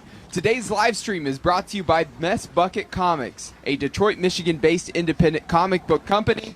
Learn more at messbucketcomics.com. Good afternoon and welcome into Game 2 here from Clark Park and the Frozen Fish Fiasco, the 14th annual running of this wonderful event, and all proceeds benefit the Clark Park Coalition. Game 2, it's Malley time. St. Pat's going up against Long Brothers Racing as we get this one underway. Of course, these games not going to be quite as long as the MIHL Outdoor Classic that we had the game before, and that was a great first game to have this event started off. Again, I'm Cole McDaniel here bringing you the play-by-play action on the live stream, and Mike Travis, PA announcer, and my color commentator. Hey, here I am. Yeah, I had to do my duties as the PA announcer here, and now I'm back doing color with you, Cole. And couple of storied teams here at the Fiasco. These guys have been around for a long time as part of the Fiasco. May have been a couple of the first teams that Dominic had. I don't think they were in the first one, but Mally Time and Long Brothers Racing have been around the Fiasco for a long time now, and who knows what we'll get out of them today. It's always kind of been a close game, it feels like. If it starts leaning one way, all of a sudden either Mally Time or Long Brothers comes back, so we'll see what we get. Also, just for the fans, if you're curious, if you're watching the live stream, Cole mentioned this is a little different than the first game. We are going to have 3 20-minute periods. However, we won't be stopping the clock at whistles for this game. So the clock will continue running despite what's going on the ice. So just be aware of that if you're wondering why the clock is still running or you're yelling from your couch at home, stop the clock, stop the clock. That's not something we do in these other games during the Fiasco. So. Yeah, so this run time of this game will actually be quite a bit shorter and actual real time, but as you mentioned, the 3 20-minute periods still. An opportunity to take a look at both of these starting lineups. Not the most full rosters here for these two teams, but for the Mally Time St. Pat's in goal, number 35, Jesse Venegas. And then the rest of the lineup, number 11, Matt Lutz, number 93, Steve Grapsis, number 2, Chad Hooks, number 7, Ryan White, number 37, the captain, Pat Malley, number 17, James Crane, number 16, Tom Hartle, number 19, David Smith, number 21, Nick Schwabe, and number 4, Nick Schultz. Face-off underway, and talk about the roster for Long Brothers Racing here in just a moment. As Long Brothers Racing looking to get out in transition, maybe get a good shot opportunity off. This is what the back door slams shut, the initial save. Still in the attacking zone for Long Brothers Racing, and now a race for the puck the other direction is looks like Mally Time's going to get to it first down in the corner. Taken away by Long Brothers Racing. They're looking to get out in transition. Going by, getting into the attacking zone, passing the blue line. Backdoor pass, and this one broken up just a little bit from behind. So several opportunities for Long Brothers Racing out in transition so far. Yeah, much different pace to this game, Cole. I'm actually starting to fall asleep. I can't be lying to you here. I'm incredibly tired from my long flight in from L.A., and Pat Malley doesn't inspire these boys to start playing some real hockey out here. I'm going to start snoozing on the microphone. No, that's not true. This is a fun one. Yeah, perhaps we need a fight to start this thing off then, You Mike. know what? A fight would be exactly what this game needs so that we could read our sponsorship read once fights happen. So hopefully we'll get one. But if we don't, hopefully we'll also get somebody who will chirp for charity. That's right. If you come down the Frozen Fish Fiasco, for just $10, you can write the nastiest, most foul thing you can think of on a card, and as long as there is no profanity in it or any kind of corporate commercial, either Cole or I will have to read your filth out loud on the live stream or to the crowd assembled here today. So make sure you participate in that. And it doesn't have to be filth. You can also write very nice things like, Cole, I love working with you, buddy. Well, I appreciate that. Did that feel authentic? It felt authentic. My acting is getting better. Woo! Valentine's Day is coming up. I felt every bit of the love you were sharing as a broadcast partner here. So, Mike Travis, I appreciate it. That's good. And it actually is true. It's not acting. I love working with Cole. I'm really happy he's a part of the color commentary and play-by-play we bring to you for the past 3 years here at the Frozen Fish Fiasco, everybody. Yeah, and absolutely. Mike Travis, a guy part of bringing me in for this event. And, happy to have Mike joining me on the mic as well. We played 5 minutes so far here in this game. Still zeros on the scoreboard between these two teams. Talked about the roster for Mally Time. Taking a look at Long Brothers Racing. Their goaltender, number 35, Dan David. Number 36, a defenseman, Langless. Number 16, Pete Gumbleton. Number 4, Mike Watroba. Number 26, Elliot Vilders. Number 40, Tom Braun. Number 46, Mark Burke. Number 17, George Longer. He's the captain of Long Brothers Racing. Number 33, Scott McMartin. Number 12, Dennis Hickey. And number 77, Dave Feeney. That is not true. Number 77, I've seen him. He just came skating over here to the bench. That is Santa Claus. If you've seen the white beard on number 77 here for Long Brothers Racing, I am fairly certain he is Santa. Yeah, but he can't go by Santa Claus when he's out and about. He has to stay that's undercover. right. So Dave Feeney must be his undercover name. Well, we've exposed Santa then, I guess. Oh, there's a goal. The Long opening Brothers goal. gets one. Long Brothers Racing, as Mike said, and that opens up the scoring tally in this game, 1-0 in favor of Long Brothers Racing.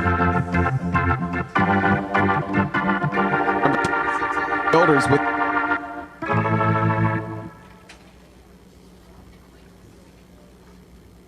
Long Brothers goal scored by number 26, Elliot Builders. The assist goes to number 96, Langley. Langley, it looks French. I'm calling it Langley. Langley.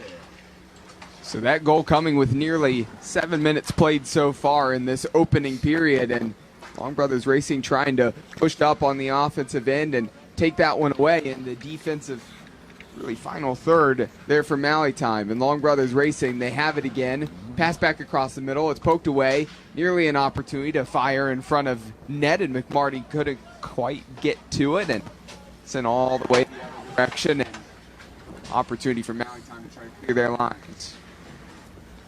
You know, I don't think he was trying hard enough, Cole. I think these old-timers really need to give everything they've got and leave it all on the ice in this game today. What do you think of that? I think that's what Dominic Reggio would want from these two teams. I think that's accurate. Yeah. You shouldn't be able to walk on Sunday. No. Yeah. Well, you shouldn't be able to walk in your skates. This is hockey, boys. Let's move out there. This one played forward. A little bit of a chase there into the corner. Is Malley time trying to get to that, and looks like Long Brothers defenseman gets to that one first. Still scrapping for that puck, and here like Ryan White, nicknamed Whitey, went to ground and stumbled, and here comes Long Brothers racing the other direction. Yeah, interesting fact about Whitey, he has been raising tropical fish since he was 4 years old. His entire house, floor to ceiling, fish tanks, if you can believe that.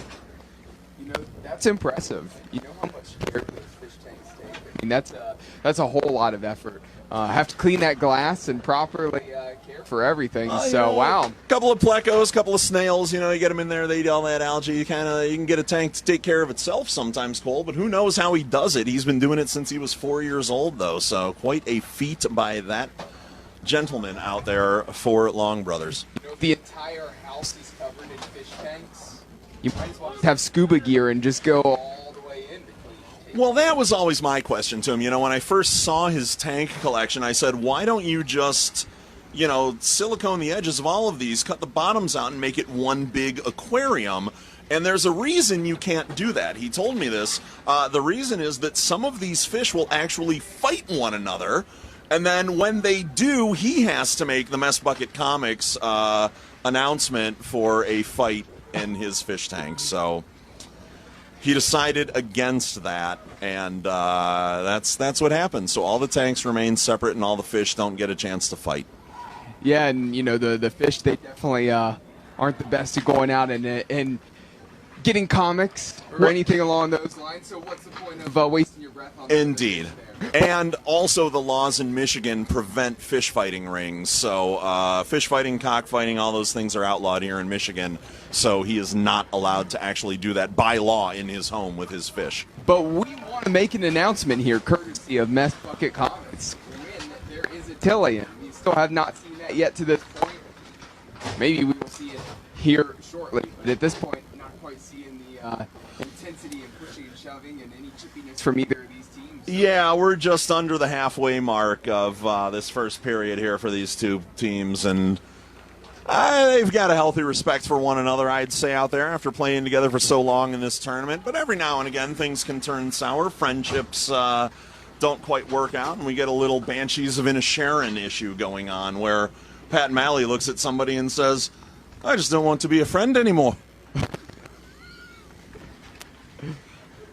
Long Brothers Racing comes away with the puck, crossing the blue line into the attacking zone. This one fed into the corner, passes a little bit too hard in the direction of Elliot Wilders. This one nearly cleared out. Langlace picks it up, His shot deflected, goes a little bit wide, still in the attacking zone for Long Brothers Racing, and they are the ones applying the pressure continually here early in this game. Yeah. To get this covered up in front of the net and finally able to do so. Langley has a very pretty shot, I will say. It was a nice wrister from the top of the slot there. Trying to fire that one in and give his team a 2-goal lead here. Yeah, I think Langley, he might be playing in the wrong league here. Again, he's skating with ease around some of the guys at the moment. He's going on a Sunday stroll. Hey, it's Saturday afternoon. We're not going on a stroll here. We need to go all out. Yeah, absolutely. He would have been a fine addition to either team in the outdoor classic there, the way he's skating and shooting the puck. But it is going to put pressure on the Maritime team. They're going to have to account for him every time he's out on the ice. And if they're able to do that, that might help their chances here today. But they're already down 1 in the first period, and we are just inside of 8 minutes now, 7:50 or so on the clock. Pressure being applied defensively, trying to keep this back in the defensive end there for Long Brothers Racing as Tom Hartle applied the initial pressure. Kept in that offensive zone by Chad Hooks. Still Maritime having a hard time getting control of that puck at the moment. Long Brothers Racing, Pete Gumbleton, Gumby, as they call him, passes it up along the boards. James Crane coming back to corral that ball and collect it. It was Dennis Hickey. Flips up in the middle. Hickey just beats Maritime. Pat Malley to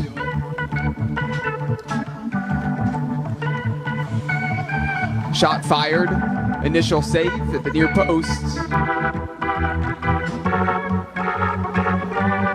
You know, you mentioned Hickey earlier, Cole. Fun fact about him, he has the largest collection of anime in Michigan. It is certified. He's got the body pillows, the tentacle hentai on VHS, the whole shebang. That is his deal, and he just loves Japanese animated cartoons. You know what I'm learning from this group?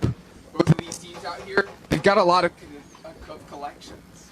They do. Fish, Listen. anime. What collections are we going to be talking about next? Well, he doesn't like us to bring it up, but who is it there? It's no, we already talked about him, and we already. You know what? I didn't. All right, let's play this game at home. Try to guess who has a collection of stolen hood ornaments from his adolescent years. When he and his friends would have sleepovers, they would go out into the neighborhood and steal hood ornaments off of cars. He still has all of them. They are in a box under his bed at his current apartment that he rents from his mother in her basement. And if you can guess the player that has that hood ornament collection, we will pay the $10 for your chirp for charity. So, and I will give you help. I'll take one person out of the mix. That is not Dave Feeney because he is in fact Santa Claus. That is true, yes. That is not something Santa would do. So that limits it for you. You have a better chance of figuring out who that is. It is also not anyone here in the announce booth. So this is actually a player on the ice. Despite our criminal ways in our adolescence, this is not something we participated in, folks. So good luck guessing who it was, though. Plenty of time to think this over here. 5 minutes remaining. Email your guesses to Dominic Riccio at frozenfishfiasco.com. I don't even know if that's an actual email address, but do it anyway. And we'll see if we can get your chirp read out loud if you're correct. So the whistle there. Both teams changing their lines here at the moment. As Long Brothers Racing maintains the 1-0 advantage here at the moment in the first period. You know, speaking of lines, it's Pete Gumbleton's job to draw the lines for Long Brothers Racing. Every time they go out and race, he has to get the paint out and make sure that the racetrack is lined properly so that all of the cars know where they are going and so they don't just cross off into the stands or something because there wasn't a solid white line around the outside of the track. You know, maybe they should put stop signs and some traffic signs out there as well to help them drive safe. Gumbleton is a penalty box away, Cole. You could head over and make that suggestion to him. I'm sure he'd appreciate it. Yeah, around the fourth corner, going to the finish line, you come across the stop sign. Absolutely. Or traffic light, slow down once you Something. get to the yellow there. Forget about the flag. It would certainly be more fun, I think, for Gumbleton than just painting that checkered, stripe there at the end and the finish line. Nobody really wants to have to do all of that detail work, but from Gumbleton himself, I heard he's got a big stencil that he just lays out for that, and that's how he paints those lines out there in the checkered flag on the racetrack. So. The shot in the finish and the second goal for Long Brothers Racing is Long Brothers Racing goes up to from Dennis Higgins to flip that one over Venegas, the goaltender.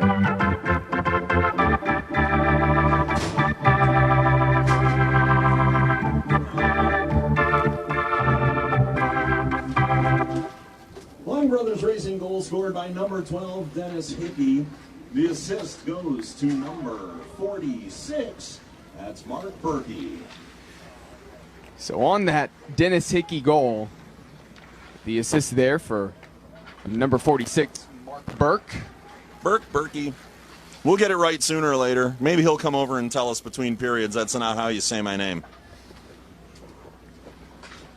Which, for that gentleman, has been a lifelong issue. Every time he goes to a restaurant and he just says he's with the Burke or the Berkey party, they always pronounce it wrong. They have never spelled his name correctly at Starbucks either. So, if you can believe that, I certainly can.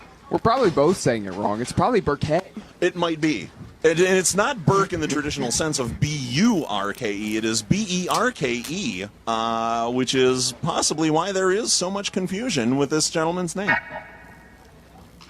2 minutes remaining here in the first opening period as both of these teams, again, just getting settled into this game.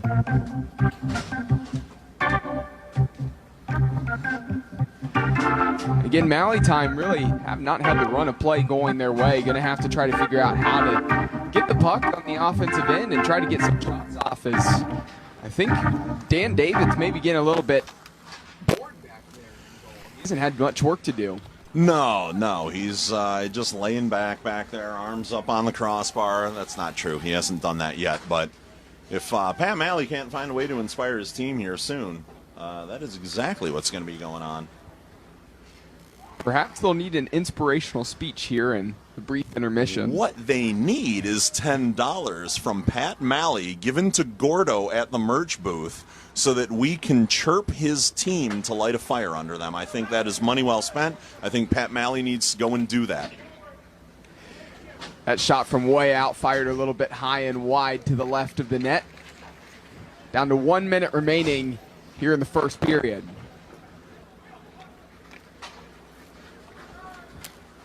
Coming down the ice, number 11, Matt Lutz. That was a big rip from Lutz, too. And Lutz trying to finish it off, nearly got a shot off there, just trying to slip it past the outstretched skate there of Dan David, and nothing there from Malley Time, and that was their best offensive opportunity here so far in the period. Long Brothers Racing looking to go up 3-0. The attack not done yet. Just going to slow it down, maybe the final attacking opportunity here. There's Lutz again harassing Santa out there, Dave Feeney, and you wouldn't know it by looking at him, but Lutz actually has an Etsy shop where he sells scented towels to housewives. You can get anything you want out of goal. You can get, like, shells or flowers or... Yeah, this big guy, 6'8", look at him back there, keeping in touch with his goalie right now.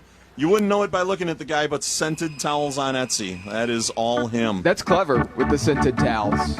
You know, he's made quite a good living off of it. His wife no longer has to work, and Lutz has been able to just create, manufacture, and ship out these scented towels to people all over Michigan. In fact, all over the United States and Canada. Lutz is the only guy out there on his team that has red pants. So he might even have the towel company make the pants for him as well. So he is the best smelling hockey pants out there on the team. That's true. I don't know what he scents the towels with. I just know that they are scented towels.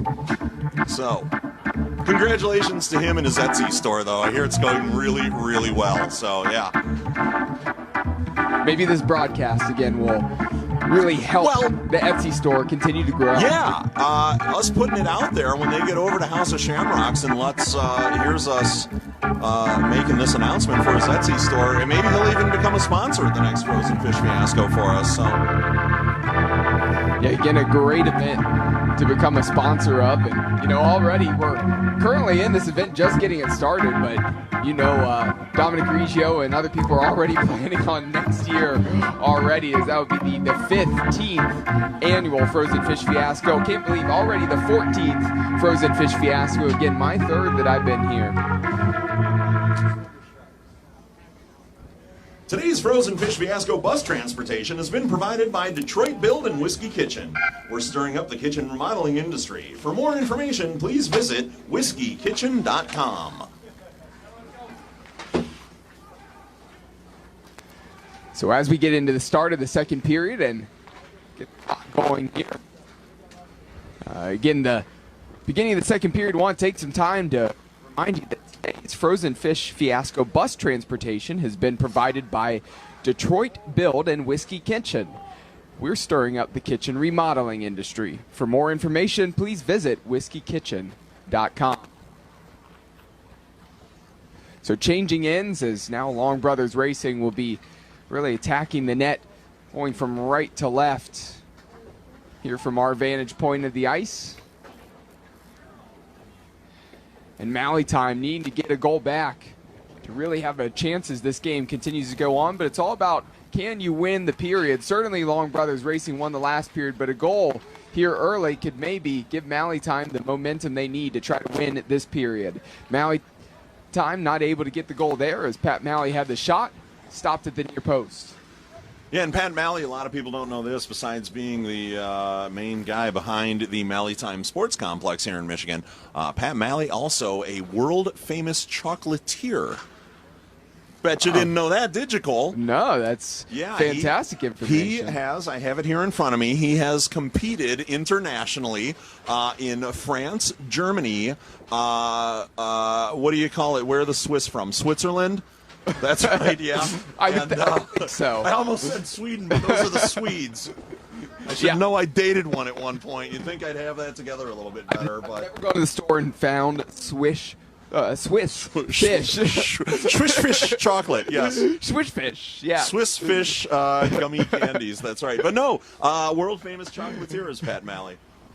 So if you are ever looking for a fine international chocolate, check out Pat Malley over there at the Malley Time Sports Complex, and he will make sure that you get the finest chocolate he can create for you. Please do walk in any shape and ask as him well. for chocolate. Yeah.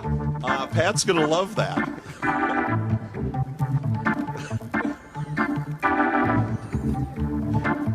So a face-off coming here in just a moment.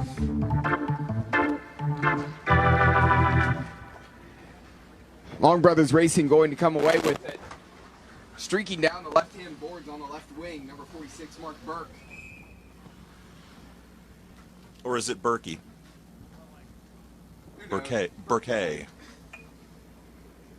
In the glove, the save there for Jesse Venegas. And not too long after we had a face-off, we're going to have another one here just on the other end of the ice. And Malley Time going to change up some of their skaters out there on the ice. 3 minutes played so far here in the second period. Yeah, both teams, Cole, brought kind of a short bench with them today. It looks like they've really only got one line change that they can do. So once 5 guys come over the boards, another 5 guys go out there. But then that's it. When they come back, the same 5 guys that they just switched with are going back out there. So, yeah, so keeping the rotations pretty short and quick. Changing when they have the opportunity, try to keep those fresh legs. There's a shot, and that one's fired towards the upper left-hand corner. Saved, pushed away by Venegas. Long Brothers Racing still in the attacking zone, trying to get control of the puck. yeah, nice save there by Venegas with the blocker, and to see him play there in net, it looks very easy. He's got his arms on the crossbar and everything. Fun fact about him, he was actually trained to make Fabergé eggs by the fine crafters at Fabergé. I'm sure that's popular around Easter time.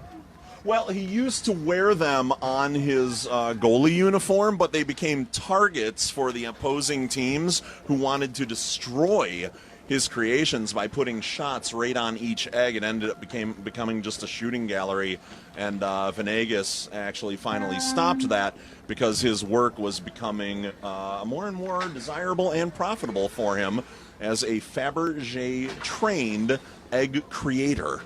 I'll be honest, if Venegas can bring that back, though, that's great. You'd rather them shooting at you than the net. You're going to make a lot of saves. That's where I would hang the eggs is, in the corners that I can reach. And then just get my glove up there, my blocker up there like he did on that last save. Good for him.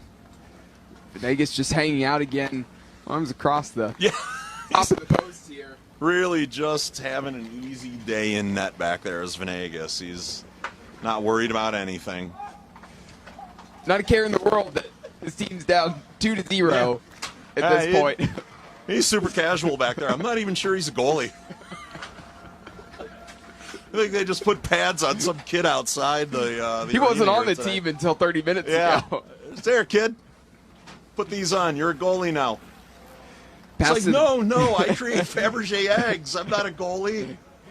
Pass to the back post. Nick Schultz was there at the back door, and known as Sergeant Schultz couldn't capitalize and fire that one on frame. And still Malley time in the offensive end here, and that one just cleared out. They're going to have to go back and track this one down and see if they can really string a little bit of possession here together, as Long Brothers Racing had controlled that through the whole first period and so far mostly through the second as well.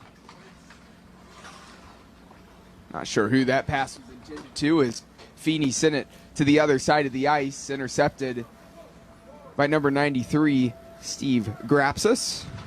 Now, as I look out there during this game, Cole, I'm noticing a handful of the guys are wearing sunglasses up under their cages or visors for this one. So the sun obviously is still an issue for a few of the players here, despite it being high overhead now.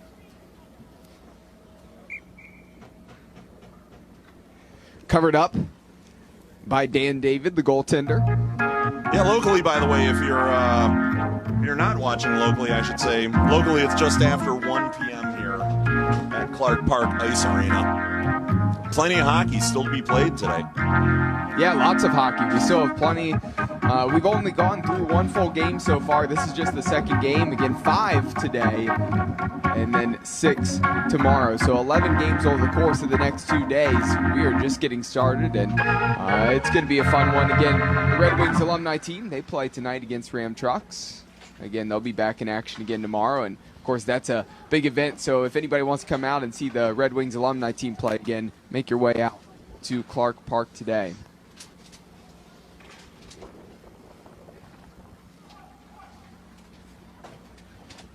Pass in the direction of Pat Malley.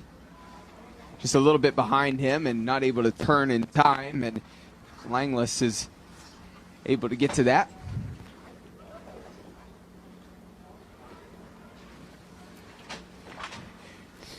James Crane has it taken away. Maybe a great opportunity for Long Brothers Racing. Instead, that's deflected away on that pass that Scott McMartin was looking to lay across the middle. Langless trying to beat 2 guys, and once he got past 2, could not get past the third in Crane. Malley time on the attack, played into the corner. Intended in the direction of number 19, David Smith. And just a little bit too far there for Smitty. And here comes Long Brothers Racing the other direction. Crossing the blue line on the attack, Elliot Vilders. There's a shot. Kicked away by Venegas.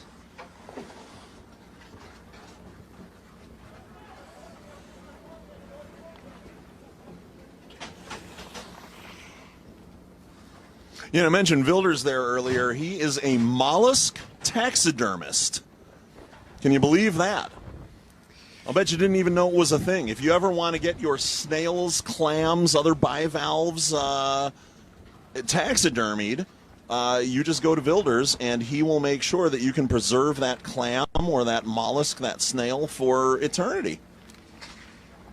Yeah, let's just say anybody who has fish tanks at their home, they do not invite him over No. Because he's looking for whatever he can find. Yeah, he does all of it. He does it all. Business. Yep. He does it all. He's an amazingly skilled person. I mean, it's amazing how much talent there actually is between these two teams beyond their hockey prowess, which they have on display here for us today. Supposedly, he was wanting to have Dominic Reggio actually get rid of the current Frozen Fish Fiasco trophy, and he wanted to taxidermy his own. I had heard that, and I'm glad that didn't happen, because the Frozen Clam Fiasco sounds a little inappropriate, I'm not going to lie.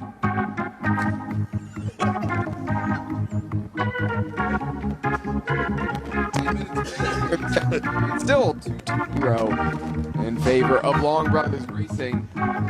Yep, take that, sponsors. Or actually take it and start a Frozen Clam Fiasco in your hometown. I don't care. I don't own any of this.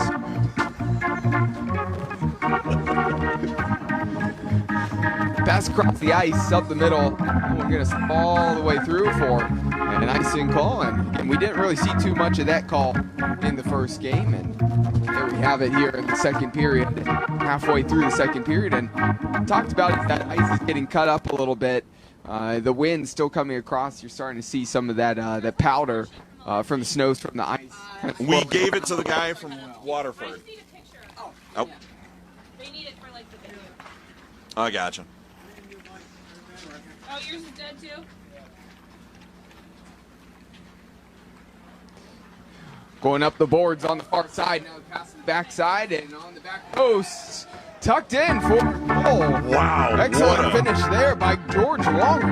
Yeah, what a crazy angle to tuck that one in behind the goal. He was already past it and behind the crossbar when he managed to swing that one in. It was a beautiful pass from the first time. And Longer got to it, but he had a little bit of a heavy touch in front of him. Didn't think he'd get a good shot off and just slipped that thing in. And it's now 3-0 in favor of Long Brothers Racing. Long Brothers Racing goal scored by number 17, George Langer. The assist goes to number 96, Langley. George Longer, the captain for Long Brothers Racing with the goal, as I had mentioned already. And Langley gets the assist, and he's had a few here already this afternoon. All right, what else do I have here? Oh, yeah.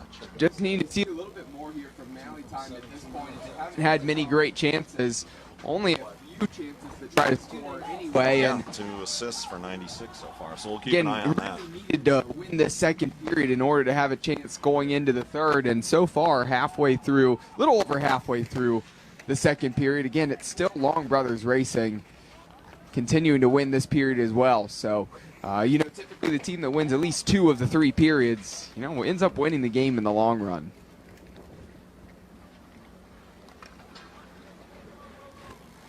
Here's Feeney in transition. Playing it back to the near side for Builders. I think he tried to slow it down as need to keep it in the neutral zone. Would have been an offsides call if, again, he crossed that blue line again and turned it over and now sent the length of the ice and an opportunity to get some changes in. Brief pause in the action and about to have a face-off coming up here in just a few moments. Again, you're watching, listening live here on the Frozen Fish Fiasco live stream.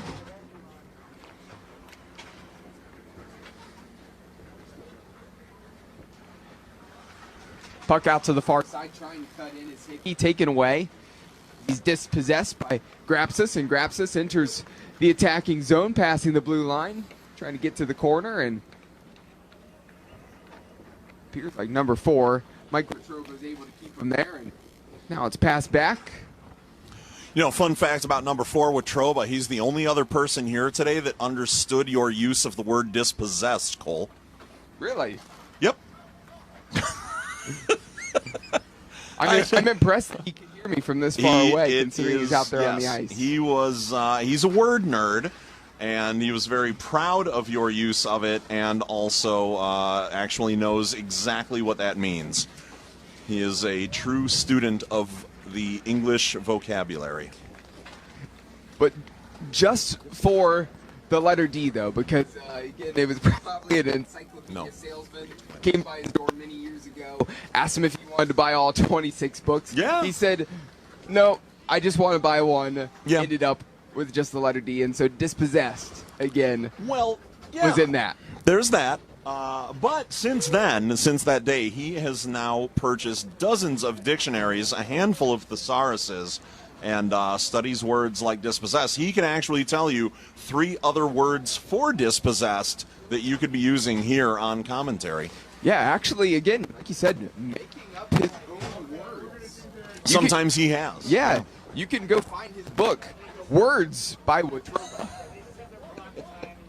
Is that a #1 seller on Amazon? Not quite, but it's getting there. Well, good for Wittroba. That's exciting news for him. I hope that he reaches the level of fame that Lutz has reached with his scented towels on Etsy. In transition, opportunity for Maui time. First shot saved, second shot saved, third shot, goal. Maui time breaks the deadlock on the scoreboard for themselves. Now they're just down 2 goals, 3-1.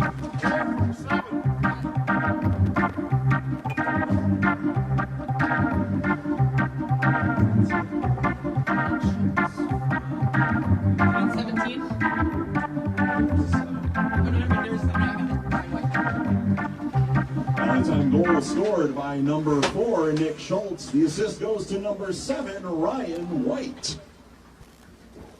So number 4, Nick Schultz. Sergeant Schultz getting the goal for Maui time, and Ryan White credited with the assist. And that's not the first time that Schultz and White have worked together like that. They actually used to have a vaudeville revival show that played here at the local theaters in Michigan. They would usually show up at the Magic Hat there over in Royal Oak, where they would do their vaudeville performances. Think of like early Three Stooges, Little Abbott and Costello. That was sort of their bag when they were doing those things over in Royal Oak. So Okay. good to see them teaming up here again to score that goal and get the assist to get Maui time up on the board. Didn't quite take off to the same extent, though, as the Three Stooges, because they were missing that third guy. Well, yeah, in Sarge going off to the military or police, fire, who knows where he was a sergeant. We didn't actually get that information. We just got the info about him being a vaudeville guy. So, first, Sarge, thank you for your service. We appreciate you leaving the act to go do that, but we're happy to have you here and participating in the Frozen Fish Fiasco, buddy. Under 3 minutes left to go here in the second period. Again, we will have a third and final period. Again, 3 periods of 20 minutes. Again, very short intermissions in between these periods, though. Again, keeping this game moving along. The second game of this wonderful Saturday here, opening up the Frozen Fish Fiasco here up against the boards. Tom Hartle plays that one back to James Crane. Turned over as Dennis Hickey now has it for Long Brothers Racing and gives it right back.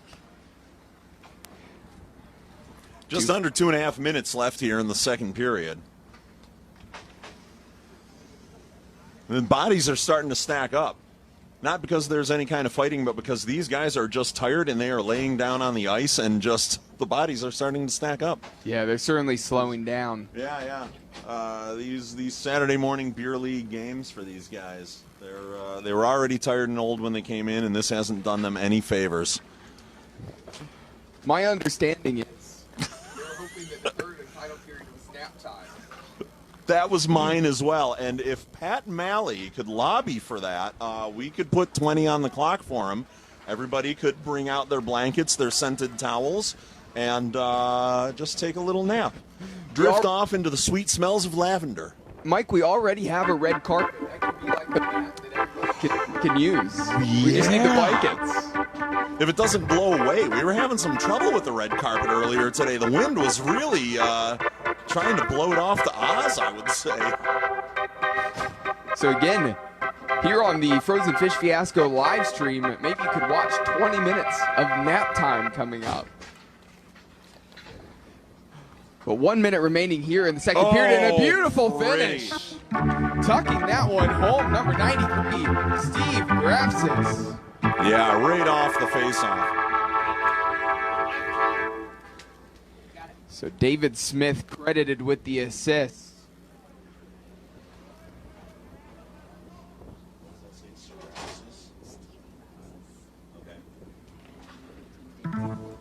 Valley-time goal scored by number 93, Steve Rapsis. The assist goes to number 19, David Smith.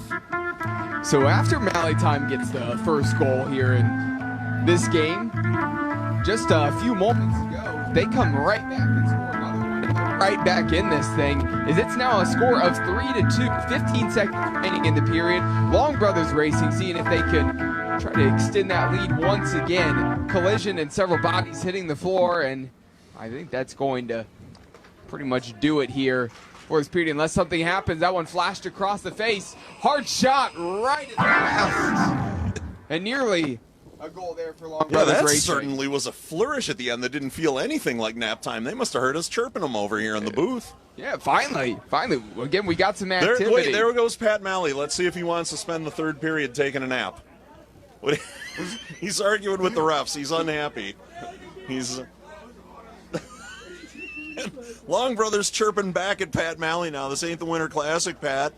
We're really going after him. So all the Etsy love, the snail taxidermy, all of it is out the window here as Long Brothers and Malley Time are starting to chirp each other across the benches. This is what we've been waiting for, and now we put the 20 minutes up on the clock here for the third period, and forget nap time. Like, this is maybe going to have a new intensity. Yeah, I'm starting to wonder. They've gotten the bodies picked up off the ice here. No ice cut between the periods right now, just a little break here.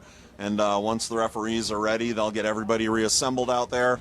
We'll get into the third period of the second game of the Frozen Fish Fiasco here in 2023.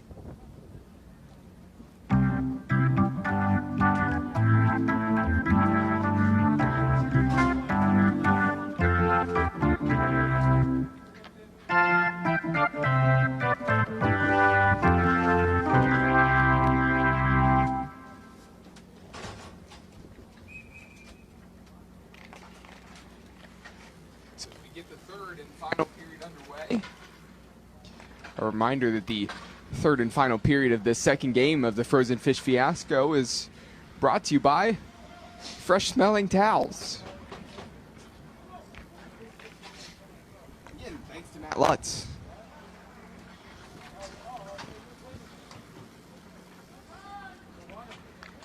So Long Brothers Racing holding the 1-goal advantage and looking to get out in transition. They have some numbers. They can cut in, find the pass in the middle. There's the shot's deflected away. Another opportunity there at the back post, and that one slips a little bit wide and wraps around the boards. Still in the attacking zone for Long Brothers Racing. That one thrown in the middle by Dave Feeney, and Malley Time deals with it well.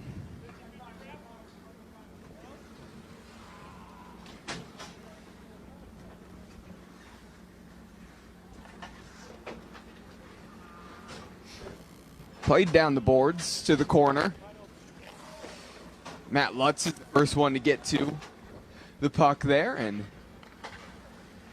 turnover there in the middle of the ice. Taken away by Tom Braun. Here's Lutz. Lutz trying to fire. Lutz has had a few decent chances like that in this game. Yeah, Lutz has a real pretty low wrister like that to just put it on net. That really gives him an opportunity that the goalie can't even see it coming in low like that.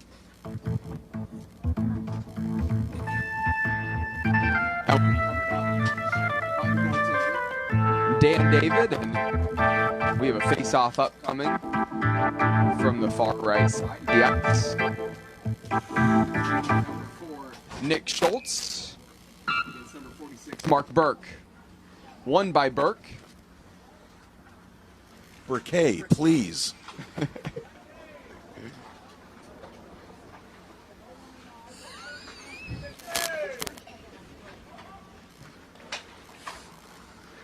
Here's Malley Time. Again, that one actually maybe a little bit optimistic. Not sure if David Smith was trying to intend to shoot that one, try to put close to frame, but David lets that one go just a little bit wide, pushed it a little bit to the side. Here's Maui time once again in the attacking zone. This one trying to play back across the middle, looking in the direction there of Smith. Unable to get to him as Long Brothers Racing cuts that out defensively. Maybe another opportunity to play this one back in the middle. Caught the backside of the net. And the gold jerseys of Long Brothers Racing can get out the other way. It was Grapsis.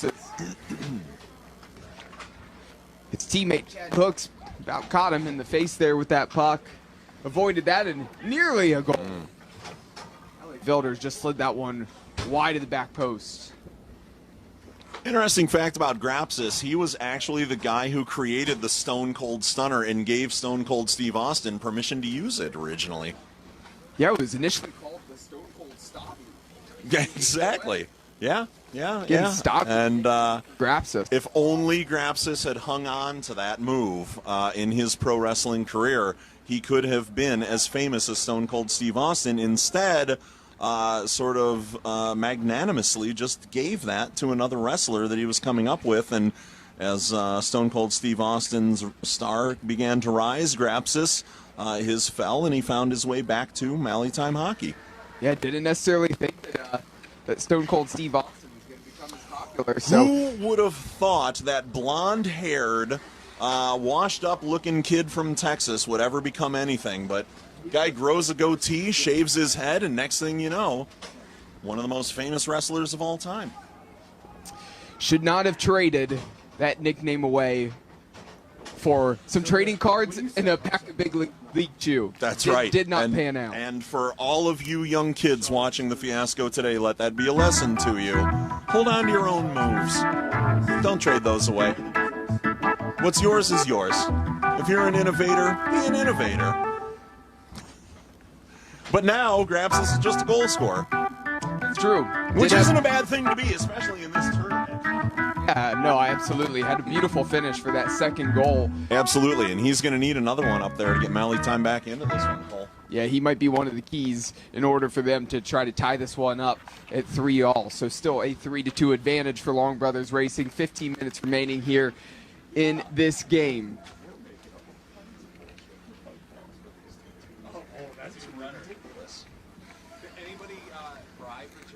No.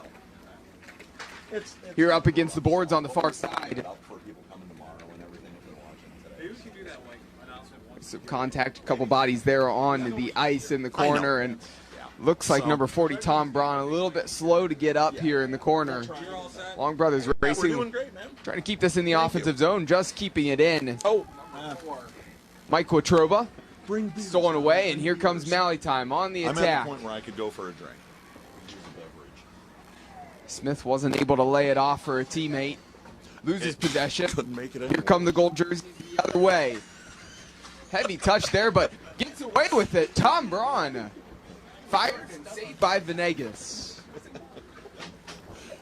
Here's Lutz. Hey, wait till Lutz we bring you in passing the this, blue which I'm line. thinking Lutz of doing here. really sailing in and would have slows wanted down to get again. the finish there. Introduce our mystery Door was member of shut the booth. there by I'll let you Dan introduce yourself David. and everything to the group. Oh, what happened there? That's a flat tire. He went right down on his face. The ice monster got Dennis Hickey. Reached up, grabbed him by the ankle, and pulled him down face first into the ice. And there's a goal for Maui Time. 3-3. So a 3-0 run here for Maui Time. We have a game here with 13 minutes left. Maui Time goal scored by number 11, Matt Lutz. The assist goes to number 16, Tom Hartle. Tom Hartle. So number 11, Matt Lutz with the goal. And number 16, Tom Hartle credited with the assist. And credit to Matt Lutz. He felt like he should have scored about 30 seconds before that goal. And he came back and responded by following it up, getting the goal, getting that poked into the back of the net. And, hey, 3-3. I mean, honestly, if you're Mally Time, you know your two guys you look to score goals right now, and that's Lutz and Grapsis, and those guys have been coming up clutch here, really in this third period. Well, Cole, we couldn't do our job here on color and play-by-play if it weren't for the third member here in the booth with us. Now, I want to make sure we give him the credit that he's due because he writes all these names down so that I can mispronounce them properly across the PA system. Mystery guest, third member of the booth, why don't you introduce yourself to the live stream? Why, hello, friends. My name is Sagar Cheka. I am the one responsible for trying to use my handwriting because no one else wants to give me names or numbers, so here we go. Yeah, and Sagar does a great job. He actually had everybody from Mally Time. They came over. Pat Mally was giving him the numbers. We had the names on the roster and everything, and he's doing his best to write that all down as all of that is information just flying at him. And every now and again, a Hartle looks like a Hantel, Grapsis looks like a Groassis, which, you know, if you want to Groassis, do it, but... That's what I get with Sagar here in the booth and writing down these names for me. And God bless him, he does a great job making sure that if there's something that needs to be corrected, I know about it immediately. He's been here, you know, I always talk about Cole and I, but he's actually been here 3 years with us as well, and probably longer. You've been coming. Oh, you've just been coming to the Fiasco for 3 years as well. So, yeah, he's as new as Cole and I are, I guess, around here, even though we're kind of all veterans now. But, yeah, Sagar's here doing his thing and keeps Cole and I with all the names and numbers we need for the call on all of our games here at the Fiasco the past 3 years. So thanks, buddy. You know, and Mike, you've got time on the mic, too, now. You're officially a broadcaster. I'm proud to be part of the broadcast. you put him on the mic for the first time, and you sold him out, Mike. Now you responded well and rebounded with thanking him for his time and all he's done, but you sold him out. Well... Welcome to broadcast. Oh, yeah, of course. Of course we sold them out. How many times have we sold out each other on this this broadcast? Like, that's just what we do in hockey. And if you'd like to sell anything out or want us to sell each other out, again, $10. And we'll chirp. Chirp for charity. Still waiting on $10. Yeah, no one has done the first chirp. Who is going to break that chirping barricade here at the Fiasco this year? Here, Mally Time, trying to get another goal. 3-0 run. They found themselves down 3-0 to start this game, and that one nearly found the bottom corner. That was a shot that just went wide by Ryan White. Yeah, White with a pretty little look at the net there, wide open on that far side. He almost snuck that one in inside the post. On the left wing, here's Mark Burke. Burke.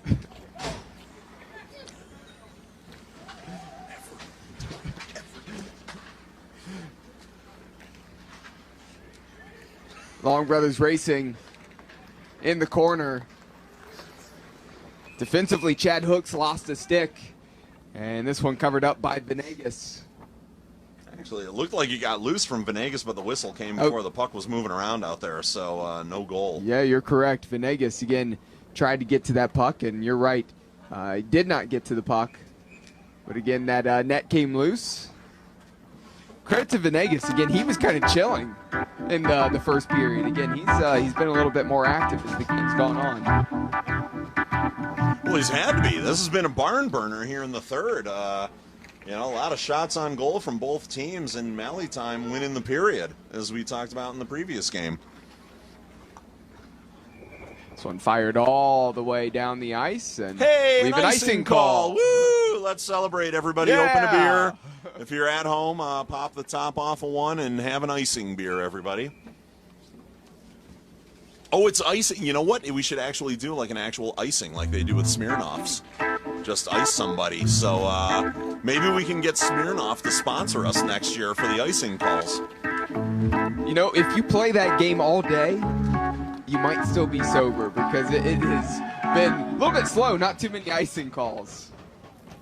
And there's a goal, and Long Brothers Racing finally breaks that spell where it was a 3-0 run for Mally Time. Now 4-3, Long Brothers Racing up.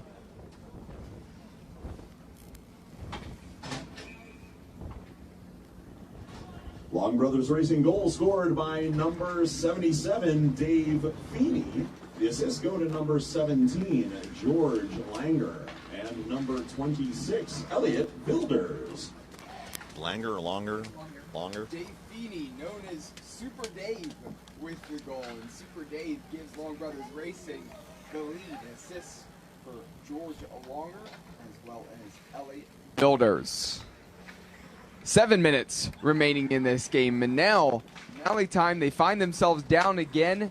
They've had an excellent third period, but can't switch off. Have to really find a way to get back down the ice and probably look to Lutz and Grapsis to try to get you another goal. And there was Lutz with it on his stick, just trying to clear the zone, actually, but... Pass in the middle, and this one broken up. Mally time, maybe an opportunity to get green jerseys up ahead in transition.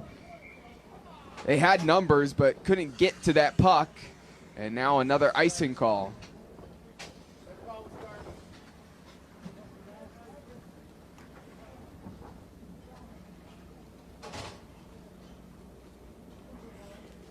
So a face-off from the far left-hand side of the ice. Won by Long Brothers Racing. Opportunity to shoot. This one immediately deflected by White. Got it back. Hitting his own teammate, Dennis Hickey. Here comes Mally time. There's a shot that's low and a beautiful save by Dan David. That one was going to be slipping into the bottom left-hand corner.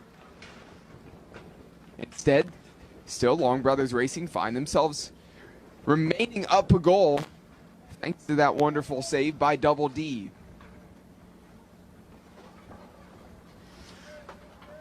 Yeah, you mentioned Double D's hands there. He was actually born with 3 hands, not just the 2 we see now. He had a third hand growing right out of the center of his chest.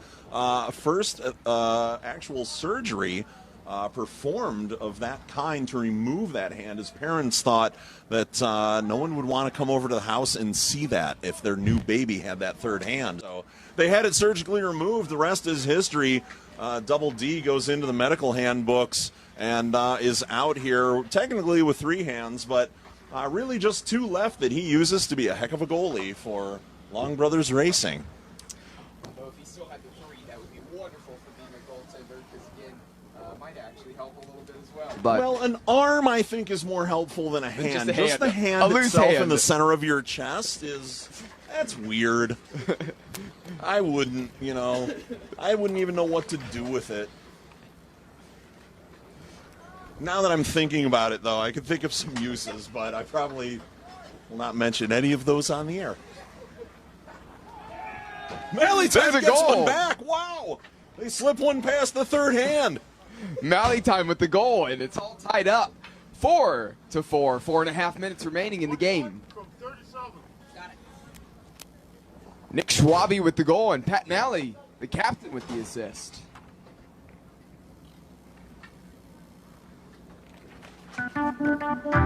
Mally time goal scored by number 21, Nick Schwabe. The assist goes to number 37, Pat. Mally time, Mally. There's a shot for Long Brothers Racing, and looking for that bottom corner at the near post. Call here as well. Someone's going to the box.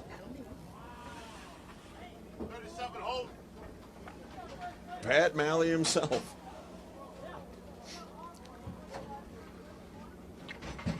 Come on, boys.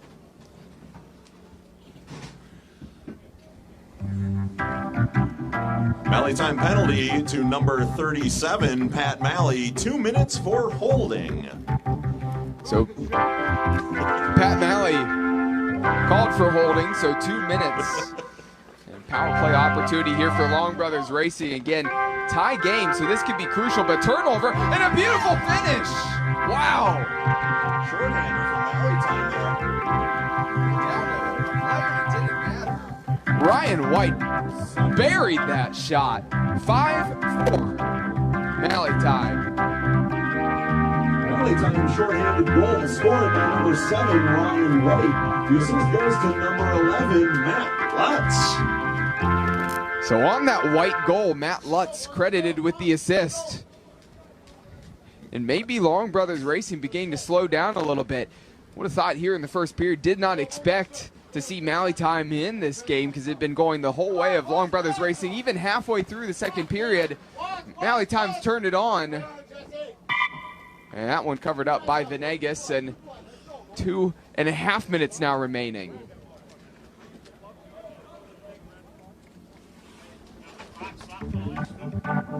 No, we weren't told. Yeah, I think we're just going to let it roll. Yeah. So face-off upcoming. Although, yeah, we're not worried about it. We're not going to stop it. Just throwing a little bit wide there on that shot. Here comes Mally Time in transition. Number 19, David Smith. David Smith. Yeah, but they pulled the goalie. That one's behind the net. Again, goalie was pulled. Unable to get a shot off and score a goal there. Long Brothers Racing just flashing that shot a little bit wide. Slipped a little bit low to the right. Penalty about to be up in 1 second. And back to even numbers. And there's a goal for Mally Time. Teams are at full strength. Is that a goal from Mally Time again? Yeah, it doesn't matter if we got the. Yep. So number 19, David Smith scores the goal, and Matt Lutz with another assist. All-time goal scored by number 19, David Smith. The assist goes to number 11, Matt Lutz. He's got a goal, 2 assists. Take a look and see what else we got. It's 26. So now 1 minute remaining, and it looks like Mally Time actually going to probably get the win here. After Long Brothers Racing pulled the goal in, another skater out on Lutz, the ice. goal and 2 assists. They weren't right able to capitalize, and instead, again, credit to David Smith. Smitty getting out in transition, scoring that goal. And Long Brothers Racing, they're going to have a long way to go here with 43 seconds remaining. This one tipped up in the air. At center ice. Long Brothers Racing getting to it first. Here comes Dennis Hickey on the right wing. Behind the net, and that one's taken away. And that's probably going to do it here with about 20 seconds remaining in this game. Clearance, maybe an opportunity to shoot, pass to the back post. This one saved initially at the near post there by Venegas. And here comes Mally Time, maybe an opportunity to get a goal right at the last. 2 seconds remaining. Lutz couldn't get the goal. Get past Dan David, and that ends the game. 2 assists. Mally Time. Win 6-4 over Long Brothers with the Racing, and that does it for game 2 of the Frozen Fish Time Fiasco. number 11. I'll make the announcement. You'll hear me when I say it.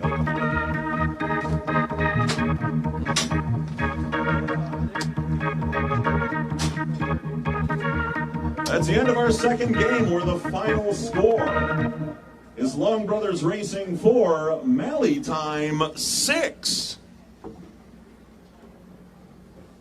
So here at the end of the second game of the Frozen Fish Fiasco, again here on the live stream, like I said, I'm going to step aside here for a little bit until we get the third game going here in a little while. But again, make sure to continue to watch and listen here as red carpet currently being rolled out and all the post-game festivities about to happen. So don't go anywhere.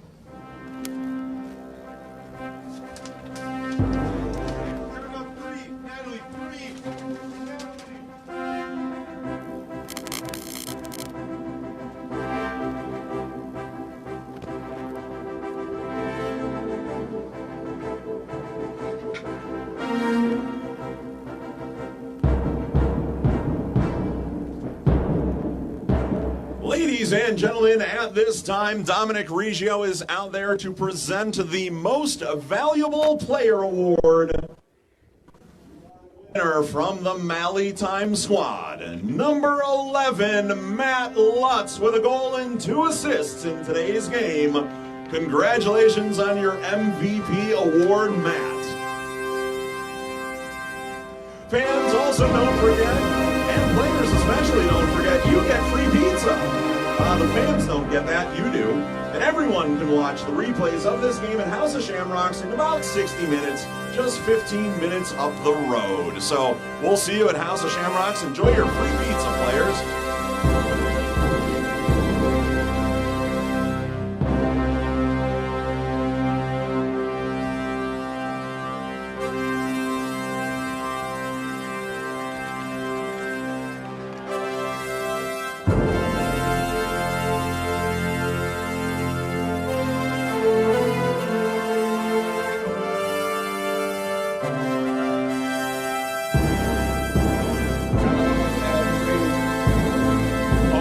beautiful thing.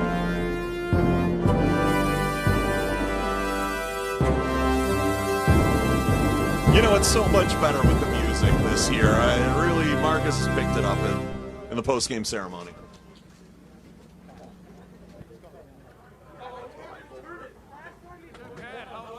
I'm doing great. We finally got this back. We lost last year.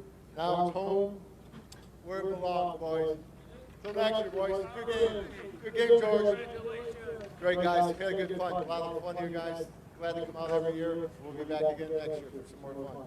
Thank you. Thank you. We always look forward to seeing you each and every year. All right, guys, take care. And guess what? More of the Frozen Fish Fiasco coming up in just a little bit.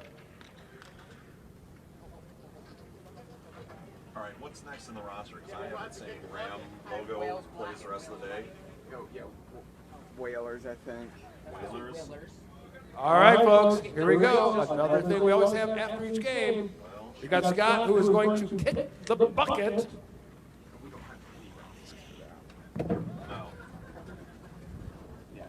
All right, Scott. Can I send a child?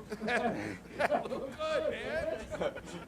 Hey, you're ready for the Frozen Fish Fiasco coming up in just a little bit. This is always fun. Oh my God, he hasn't seen the coaching video.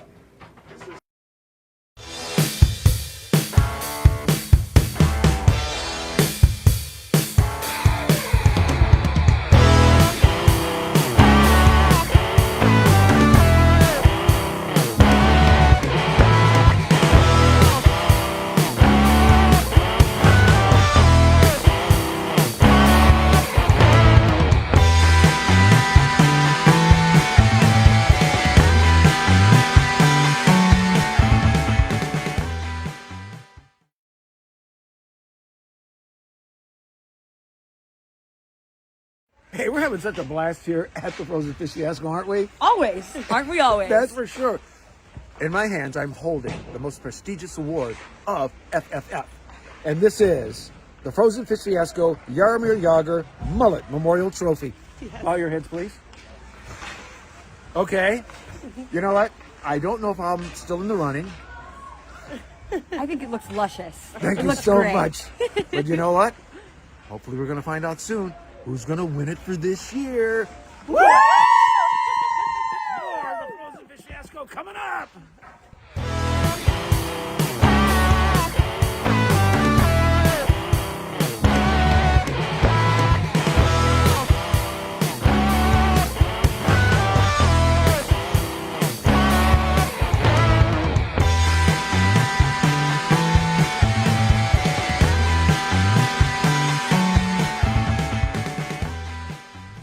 This is the truck that helps keep families safe, and the truck that helps you get far from home. This is the truck of the outdoors, the early adopters, and the rising generation. This is the one more truck owners are switching to. This is what it means to be a Ram. Now with 2.9% financing for 72 months, get an average $10,207 in finance savings on our most popular models. Getting up every morning to go out to do a hard day's work, that didn't just begin. We have been relentlessly weaving this fabric since 1938. And it hasn't been easy.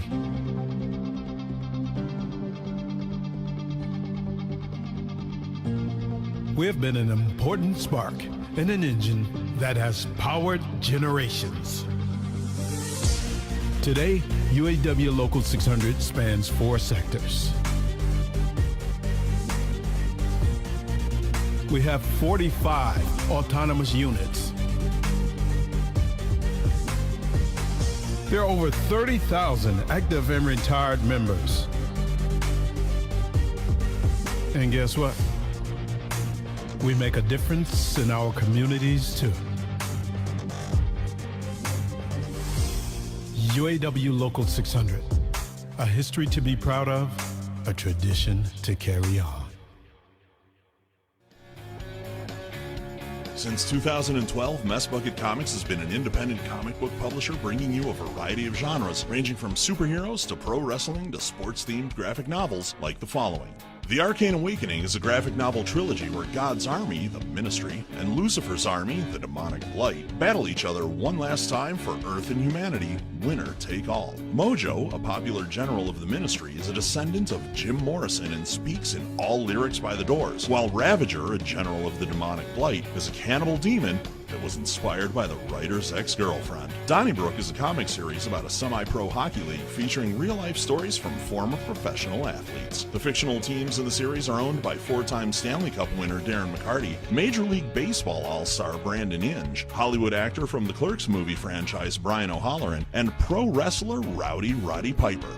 Rowdy Roddy Piper, the Kilted Avenger, is a 54-page graphic novel featuring WWE Hall of Famer Rowdy Roddy Piper as a talk show host by day and vigilante by night. Roddy fights off the evil Ruth S. Heel with the help of Hacksaw Jim Duggan, Mick Foley, Tony Schiavone, and many others. Finally, Darren McCarty, Life's a Grind, Enjoy My Truth, a 150-page graphic novel. Mess Bucket Comics dives into the highs and lows of Darren McCarty's exciting life story, as well as provide untold tales of the hockey legend. Get these books, exclusive signed merchandise, and up-to-date information at messbucketcomics.com, and follow us at Messbucket Comic on Facebook, Twitter, and Instagram.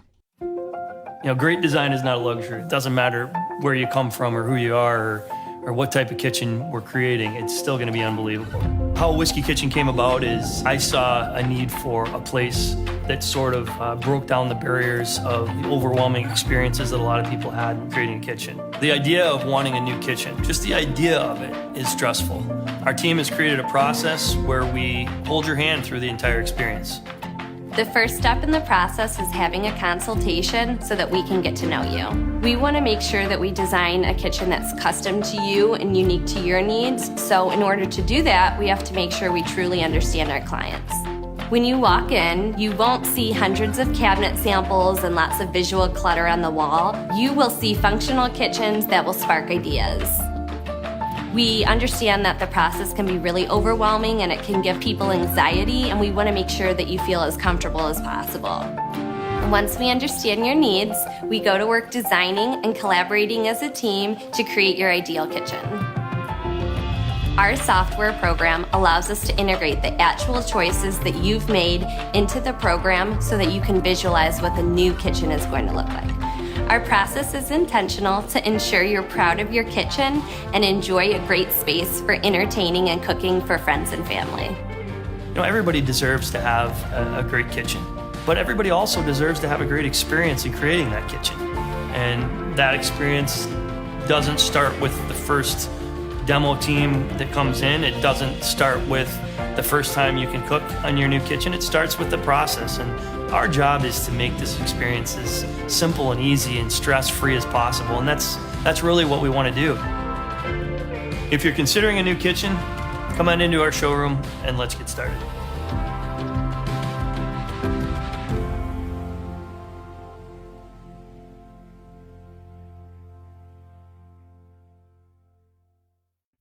Miracle Flow, you know? A lot of people claiming, oh, hockey here, this, hockey that.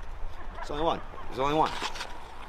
You know, I'm out here since 2016 selling the finest salad dressings for your salad, you know? Sure, okay, yeah, you got the salad, but we got the dressing. And I mean, it's as simple as that. I mean, a lot of people have considered us the Paul Newman of hair care products, in the sense that, you know, we're just the best. You know what I mean? So to be considered, you know, the Paul Newman of our own respective salad dressing is just, I mean, to say it's anything under honor would be ridiculous. So I mean, that's obviously huge, you know. I mean, obviously we understand we're no Hidden Valley Ranch, we get that, but we're out there. You know, if they're not going to stock us in the shampoo aisle, we're going to try again in the salad dressing aisle, because I mean, it works either way. A Dream Limousine continues to be Metro Detroit's finest luxury transportation service. 734-542-6800. Offering late model luxury SUVs to brand new party buses that seat up to 34 passengers. 734-542-6800. Including the one-of-a-kind Escalade Stretch with the exciting jet door. Call 734-542-6800.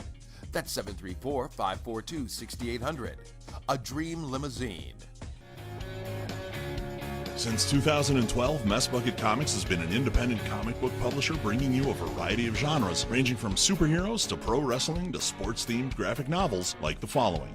The Arcane Awakening is a graphic novel trilogy where God's army, the Ministry, and Lucifer's army, the Demonic Blight, battle each other one last time for Earth and humanity, winner take all. Mojo, a popular general of the Ministry, is a descendant of Jim Morrison and speaks in all lyrics by the Doors, while Ravager, a general of the Demonic Blight, is a cannibal demon that was inspired by the writer's ex-girlfriend. Donnybrook is a comic series about a semi-pro hockey league featuring real-life stories from former professional athletes. The fictional teams in the series are owned by four-time Stanley Cup winner Darren McCarty, Major League Baseball all-star Brandon Inge, Hollywood Brian O'Halloran, and pro wrestler Rowdy Roddy Piper.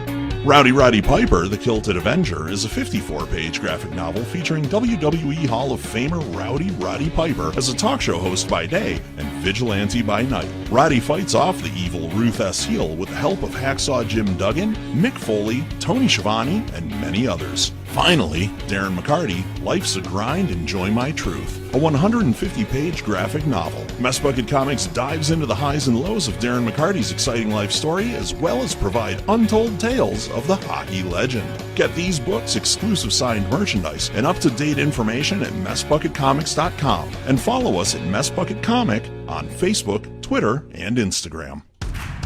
This is the truck that helps keep families safe, and the truck that helps you get far from home. This is the truck of the outdoors, the early adopters, and the rising generation.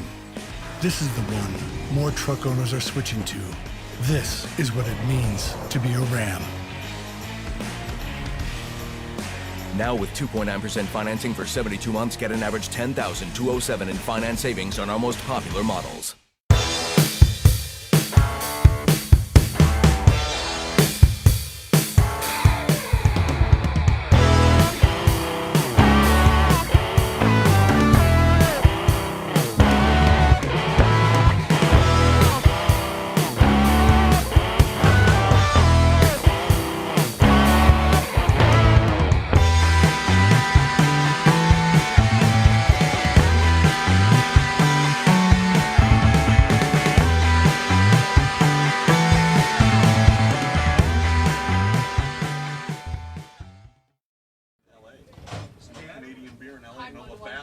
You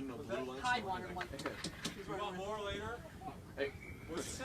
I said hide. Hide, Adam one. I gave him one already. Oh, you did? Okay. I thought you meant hide one for later. We'll hide one for later, Well, too. I mean, Leave it over here. We'll take it. We won't say no. Yeah. Oh, God, that feels good. Oh, I needed that. Came at the perfect time. I can feel my lips again, too. Chapstick is necessary.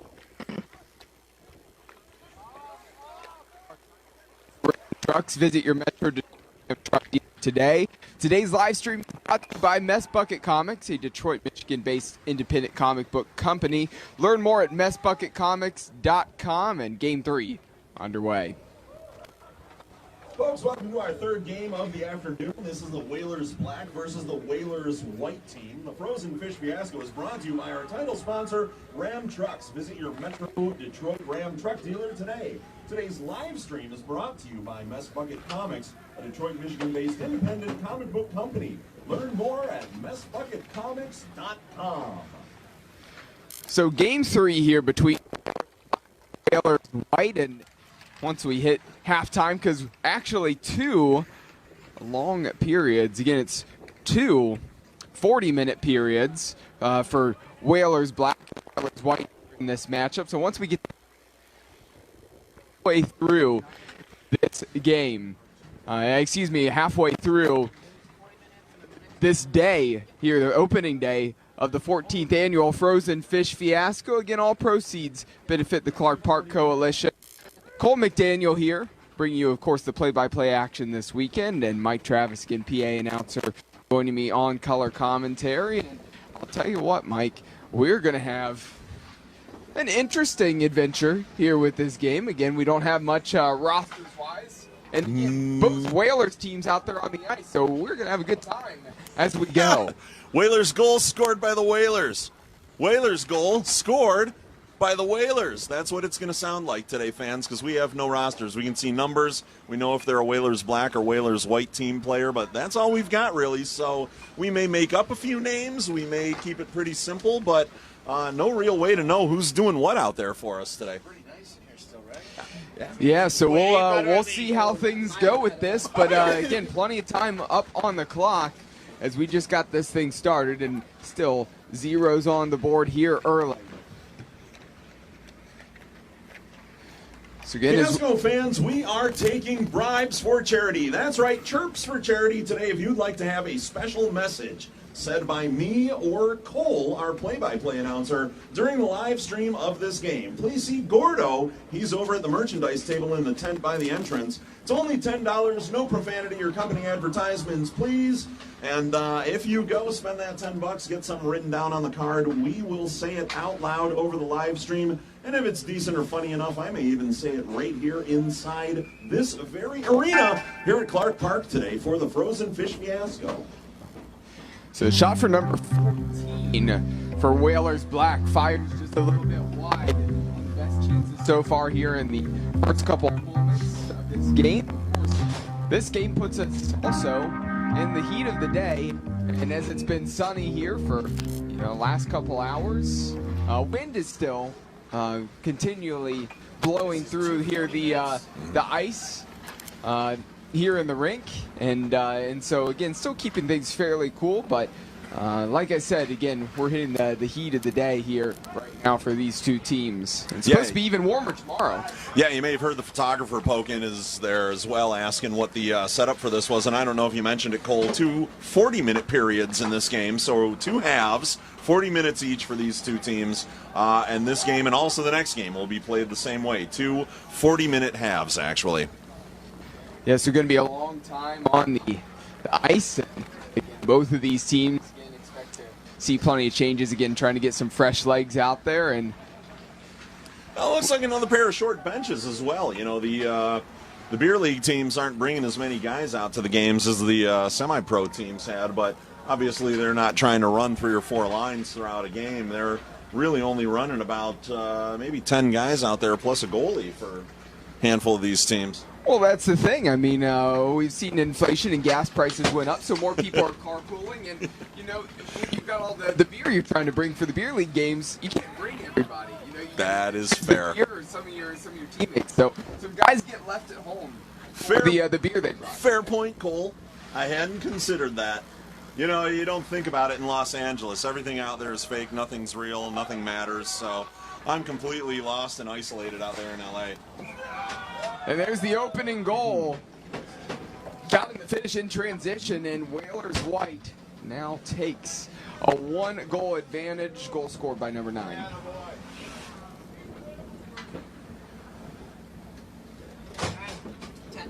from 11? 9 from 11.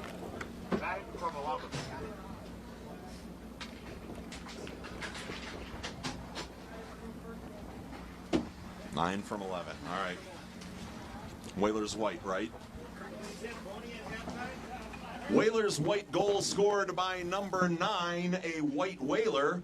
The assist goes to number 11, also a White Whaler.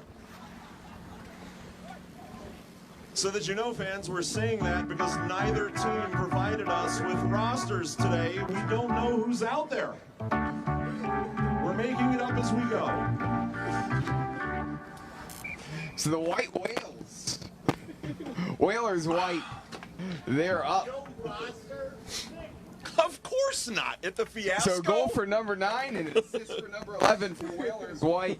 Congrats to whoever you actually are. Yeah, this is just how we do it here sometimes. These people aren't playing for glory.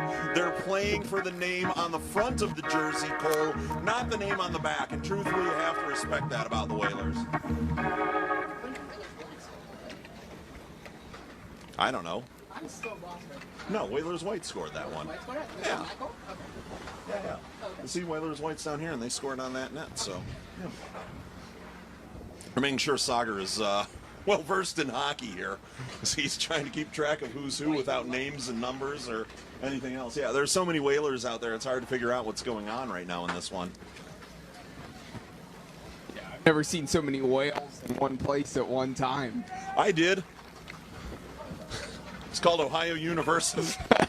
I say that because I'm a Miami grad, so that is a terrible joke, and I apologize to my Bobcat friends who may be listening. 40, unassisted. Again, we're up in Michigan. It's a little safe for that joke here, targeting Athens, Ohio. So second goal on the game. I don't know who got that one. Who's what? Yeah, but which? And number 40 scored, and do we know if he was black or white? Which goal did he score on? We weren't paying attention. We were talking. So I see a number 40 for black out there. So okay, we're gonna say it's 1-1. All right. Goal scored by number 40 from one of the Whalers teams. Congratulations, nice goal.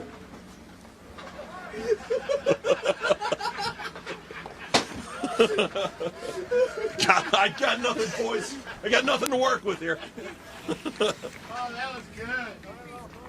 So puck now behind the net.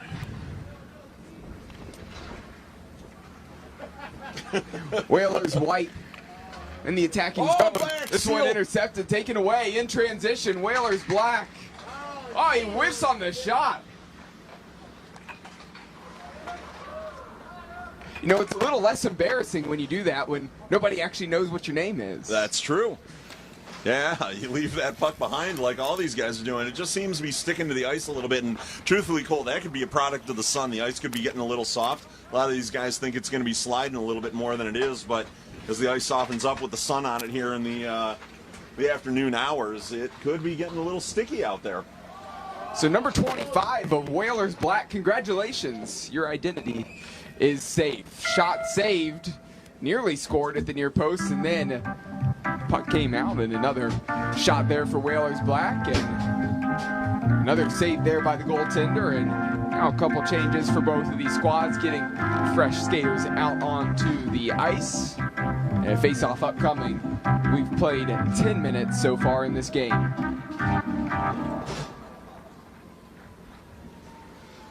We're going to have to find the tallest guy on the White Whalers team and call him Moby Dick because he is the great white whale. And you very possibly might be looking at him, number 10, here in the defense coming forward. Seems to be the tallest player out there on the team. I didn't say tallest, Cole. I said biggest. He's a bit lanky, number 10, but, you know, couple of nights of eating ice cream and going right to bed, he'll bulk up quick. We could get Ahab and Ishmael after him, I think. Here's a pass for Whalers Black, getting into the offensive zone, and couldn't quite see there over on the near boards up near the team bench of Whalers White. P.S. I wasn't thin-shaming him. You can be a whale of any size you like, people. No judgment here on the size of your whale. Tall, short, fat, thin. We take whales of all kinds here at the Fiasco. All are welcome. And speaking of which, we are hungry here in the booth. Again, haven't had food yet. And, so if you have some of those whales, again, better than goldfish, I would say. Again, bring us some packs of whales. We would appreciate it. Now, where's our pizza? Yeah, I'm so hungry I can't even think straight. I don't even know what a pack of whales is. You don't remember that? I don't. No, whales were almost addictive as a kid. They were good. Really? It was just a little bit better than goldfish, a little bit saltier. No kidding. Maybe a little harder to find in stores, but they were good. Huh. Had no idea. I was always a goldfish kid, and when I outgrew goldfish, I went over to Cheez-Its. Still haven't outgrown Cheez-Its, though, I'm assuming, right? Could you outgrow a Cheez-It? No, you can't. Get, like, when you outgrow a Cheez-It, you go to those weird, like, Cheez-It Puffs or something like those where they try to make it healthy, but you still know it's garbage. It's like, oh, here's the vegan healthy version of a Cheez-It, and you're like, that's not healthy. That's for old people whose teeth don't work anymore. It's the same thing. They just changed the name on the box. Well, and, yeah, it's still a Cheez-It, but it's like a puff Cheez-It or an oven-baked Cheez-It now or something instead of a deep-fried Cheez-It cracker. Like, they try to convince you it's something else, but it's still a Cheez-It. At the end of the day, you can still grind it up and use it as the batter or the breading on some chicken wings or something, you know? You've never had Cheez-It covered chicken wings or chicken or anything? Oh, you have to. You haven't lived, sir. Clearly not. We need to get a box of Cheez-Its. We need to take it to the House of Shamrocks, and we need to see if Mike will make you some Cheez-It crusted chicken wings today. Might be changing my life. That sounds like a good plan. And you mentioned the House of Shamrocks again. That's a place where people can go over and hang out, because that's where these teams are going after these games. I really don't need the numbers. I'm letting the refs skate over and do it as a formality at this point, everyone. So that is a Whalers white goal scored by a white Whaler. 11 for 9. So number 11 scored and 9 got the assist. White Whalers goal scored by number 11. The assist goes to number 9.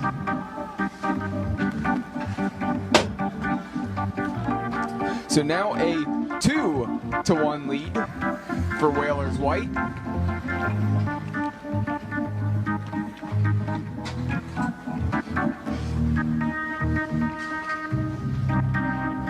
Trying to get in front of the net and poked away. Or number 25 was able to get a shot off. Number 96 feeds this one in the corner. Back to number 6. Number 6 looking to place this one in the middle. Had a couple teammates there in the middle, unable to connect. Poked away and all the way back to number 8. Crossing the blue line. Looking to split through 2 defenders, and puck just sliding a little bit too fast for number 6 to skate and catch up to that puck.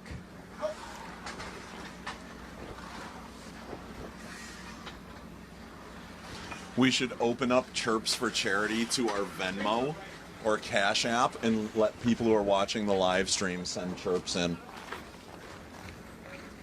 I may recommend that to Dominic. May not be able to do it today, but for tomorrow, just go, Dominic, what if we made it live and then we just sent you the money from the Venmo, you give us our cut, and the rest goes to charity? Actually set it up as Venmo charity or Facebook charity. I mean, yeah. Yeah. Wow, what a piece of goaltending there by the White Whalers goalie. That was actually pretty slick. Excellent save. Looked like an opportunity for Whalers Black to score the goal there. Instead, slamming the door shut. And Whalers White continues to stay in front. 15 minutes played so far here in the first half. So one taken away by number 17, and the Black Whales are charging the White Whales. Backdoor, and just missed. Hit the side netting on the outside of the net. Number 4 had a great opportunity. That was a tough angle.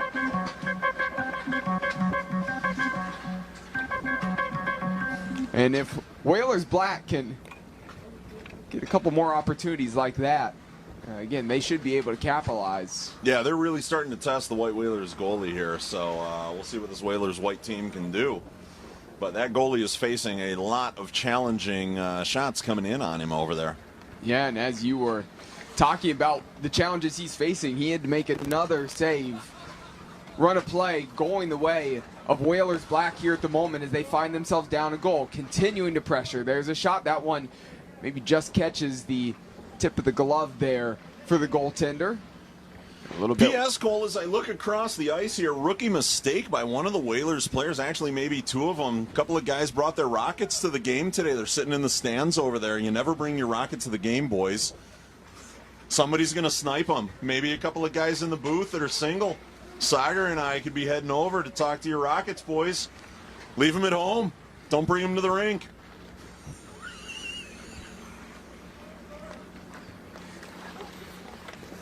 Cole's a happily married man and has nothing to say about that. He left his rocket at home this season, so yeah.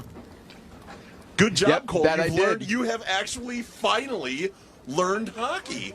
Hey, that in your was third season. That was only the first year. Right, yeah. Yeah, It's year 2, year 3, just been me. No, I thought she was here last, but you're right. No. We talked about this last night. So, yes, you actually learned after your first year you don't bring your rocket to the game. I'm a fast learner. You are. That's why you're so good at this job, Cole, and we're so happy to have you with us for another season here at the Frozen Fish Fiasco. I appreciate it, and Mike, always a pleasure to have you on again. Oh, you don't fantastic have to say PA that. announcer, and I'd love to have you joining me on color, especially in games like this, as there's a goal for somebody. Whalers White. They score another goal. They go up 3-1, and we'll get the numbers here in a moment. Nope, it doesn't matter. We didn't even get a number from the referees. Oh, so. okay. Whalers White goal scored by a white whaler. Wait, here's the ref. Goal was scored by number 9 Whalers White crew. The assist goes to number 10. Thank you. So linesman, in number referee, 9, official. 10 combo as 9 scores the goal and 10 gets the assist.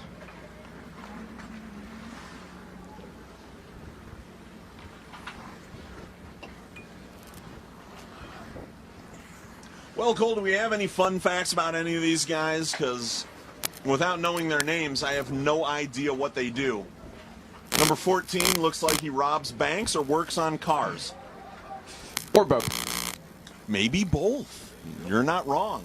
Robs banks, takes Why the money, limit fixes yourself? up the cars. Yeah. Maybe his name is Rob Banks. Perhaps. Next time you make a PA announcement, it has to be him. You have to call him Rob Banks. Stepbrother is auto mechanic. Perhaps. OTTO auto. You following me here, Sagar? Oh, yeah. Yeah, see, Sagar's still here with us, everybody. If you think that we tied him up and threw him in a trunk, no, we haven't done that yet. He's still safe. He's still running the clock, keeping an eye on things, writing down numbers, because nobody knows the names of these guys. So number 17 on Whalers Black is certainly wearing, that has to be Cleveland Brown socks. Those do look like Cleveland Brown socks, don't they? We'll have to have a conversation with him to see if he's one of our kind, Cole. Certainly, of course. I'm still in Northeast Ohio, and Mike from Northeast Ohio, and out in California now. But yeah, no, it definitely appears like those are Cleveland Brown socks. Yep, that's right, Fiasco fans. Be happy. We've got real LA Hollywood talent here on the mic for you this year, finally. Not that we didn't last year. I'd moved to LA when I was here last year, hadn't I already? Yep, it was a new venture, though. That's true. Couple It was still months. very new. I've actually survived my first year in Hollywood, I'm proud to say, and things are going well, but good to be back in the colder weather. It was aggressive earlier. I've settled into it. The booth is very comfortable for us here, so thank you to Dominic for getting us the heaters, putting a roof over our head here at Clark Park. A lot of good things going on here. Keeping us warm and making me feel like the transplant in LA that I am. Yeah, I think that's probably why there is a roof in here and there are the heaters in here. But I'm not going to complain. I'm thankful for it, and honestly, worked out well for you. You decided to leave the coat, and it ended up paying off in the long run, I guess. I'm going to switch into my swim trunks here and hop onto the ice a little bit later on. Do a half-naked beer slide across the ice if opportunity presents itself. Okay. Must-see TV here on the live stream for the Frozen Fish Fiasco. Stay tuned for that. Yeah. Don't cut away to commercial, Jorg. When I take my shirt off, you better keep the camera on me. 19 minutes remaining here in the half, and one of our great transition Whalers White in the attacking zone, passing this one back in the middle. Number 2 shoots and fires, initial save. This one, another shot, another save, bouncing around, another opportunity, and finally Whalers Black trying to clear their lines, coming in the other direction. Number 25 wearing the Michigan helmet with the Michigan pants. Yeah, for a little peek behind the curtain, I was referencing Jorg, one of our producers, directors, tech wizards here at the Frozen Fish Fiasco. Every year he makes sure that our microphones are working, that we can be heard on the live stream, and also here at the Clark Park Arena. So big thanks to him for making us sound good every year, getting us out to you live that are watching the live stream. So thanks, buddy. Thanks, Jorg. Yeah, big shout out to Jorg. Very deserving for all the work he does. And you know, here getting everything set up and all the commotion here before we even arrive. So a lot of credit to him. Well, and it's doing not all just that. him. You know, there are plenty of other people to make that happen. Justin, Natalie, just to name a few. Big team there that makes the Frozen Fish Fiasco live stream come to you with all the different camera angles. And we hope you're enjoying it out there, everybody. Number 10 in transition should have finished that one. 1v1 with the goaltender. Slipped that one wide, looking for that bottom left-hand corner. And Whalers Black still down 2 goals. But they shouldn't be. They should honestly have finished quite a few chances. I didn't even realize we were keeping score, Cole.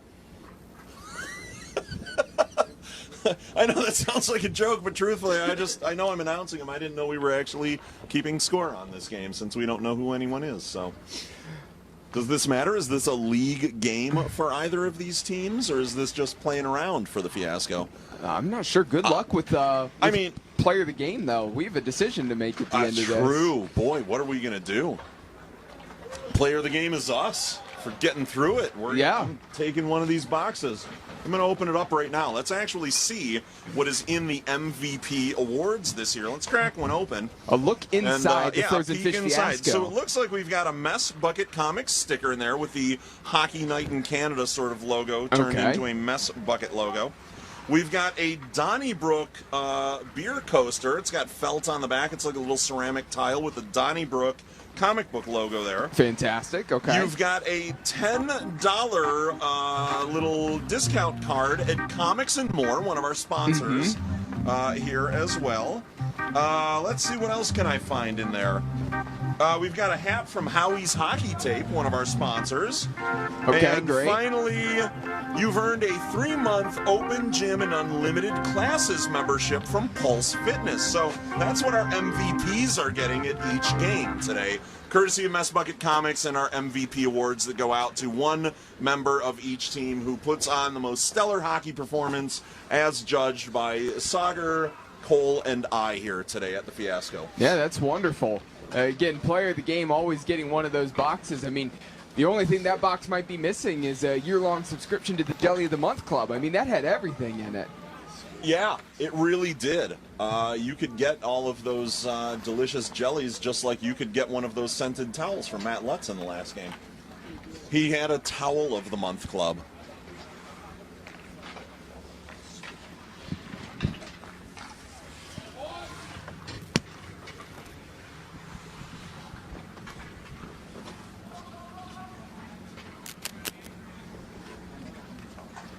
So 15 and a half minutes remaining here in the first half. And right now, Whalers White still maintaining the 3-1 advantage as you're watching, listening on the Frozen Fish Fiasco live stream. Again, you're joining me here live, Cole McDaniel, Vice President of Keon Sports, and with me, Mike Travis, again, PA announcer, and also my color commentator here in this one. And Whalers Black trying to push on the attack and try to get a goal, and that one turned over by number 40, taken away by Whalers White, number 2. Cough, cough, soon to be famous voice actor, cough, cough as well, Cole. Yes. No. Please. Don't give me my accolades until I've earned them, actually. There is something in the works. There's something in the works. We can't really talk about it. You and I have had conversations, and I am NDA'd out of my mind with that project. Yep. So I can't say a lot about it, but there is a project in the works. So. Yeah, which is fantastic. And, of course, once there's more information, once there's more that you can share about that in the future, everybody, they're going to need to be able to watch that and take a look and a listen because, again, your work is going to be out there. That's right. Again, that information will come up here a little bit later, and right now... No, it won't. We are not going to talk about it. It is a non-disclosure agreement that I have agreed to, so I can say nothing about it, except that it is a thing. It is going on. When I say a little bit later, I mean next year's a lot later, when you Frozen actually... Fish Fiasco, maybe. Maybe not even then. I can say this, it is an animated project, and as you know, in animation, it can take up to 2-3 years sometimes for those projects to actually come out and become a thing. So I will have news in the future, and you will be able to see this project later on down the road. But for right now, I can't say anything about it beyond what I've already spilled here on the live feed, which is probably not going to get me in any trouble, I hope. So in a few years, I will be shouting Mike Travis's accolades from the rooftop. Your kids might be watching my work in a couple of years. If you can believe that, Cole. If you and your wife are looking forward to having children, I don't know what your plans are for your family, but if there are little ones on the way, they might be watching Uncle Mike Travis in their favorite cartoon someday. Oh, there was a goal that was scored, Cole, while we're doing that. Goal for Whalers White, and they score again. They're now up 4-1. That's White team. White Whalers goal scored by number 9. That's a hat trick for him out there, folks. You've got a hat you can spare. Don't be afraid. Throw it out there on the ice. He will appreciate it. So number 9 for Whalers White now has a hat trick. Went to number 10 on that goal. Number 10 with the assist. That's 2 assists for number 10 and 2 goals. Excuse me, a hat trick actually for number 9. He has 3 goals and an assist, and there's another goal for Whalers White in transition.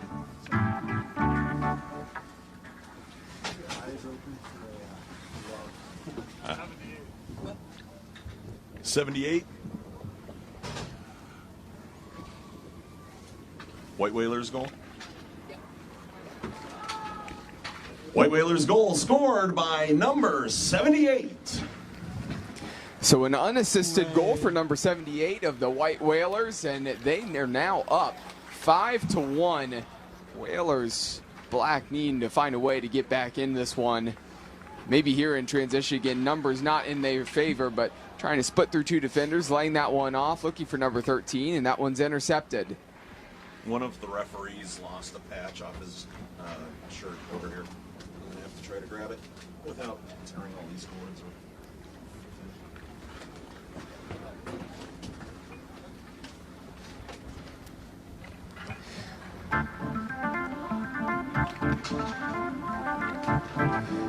In the corner here now with number 78, leaving it for number 17. Spinning and looking for some help. He has number 10 if he can find him instead, trying to wrap that one around. Decided to try to play that one in the middle, and now in transition, here's number 25. I have to tie my boot here behind it.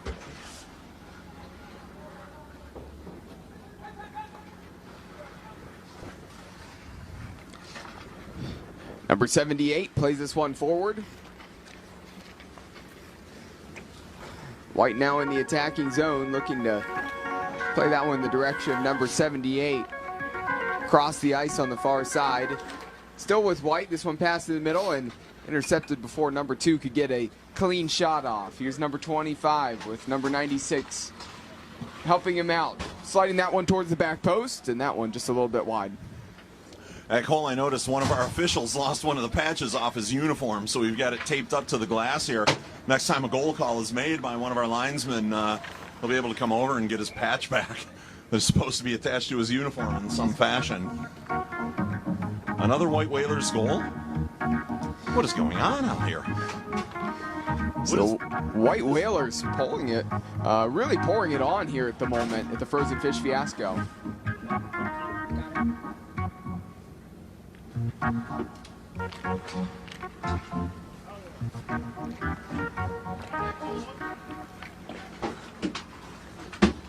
What was it, 11-13? Whalers White team goal scored by number 11. The assist goes to number 2. So a goal for number 11, assist for number 2, and we're under 10 minutes remaining here in this first half. Again, long halves, 2 halves of 40 minutes. Yeah, it has felt long as well. We're still 8 minutes plus here right now, and plenty of hockey left to be played in this one. And Whalers Black are really going to have to try to find a way to come back in this one. The Whalers White team has just been pouring it on. And there's a chance for him there. Skips one by the defender. Actually gets a shot off. Doesn't go right in on net, but the goalie did have to go down and at least respect the effort. Yeah, and a good attempt there, and nearly got the goal, and there's a save trying to wrap that one around number 13. No goal there, and score remains 6-1. So now going to be a face-off coming up, and both of these teams changing their lines.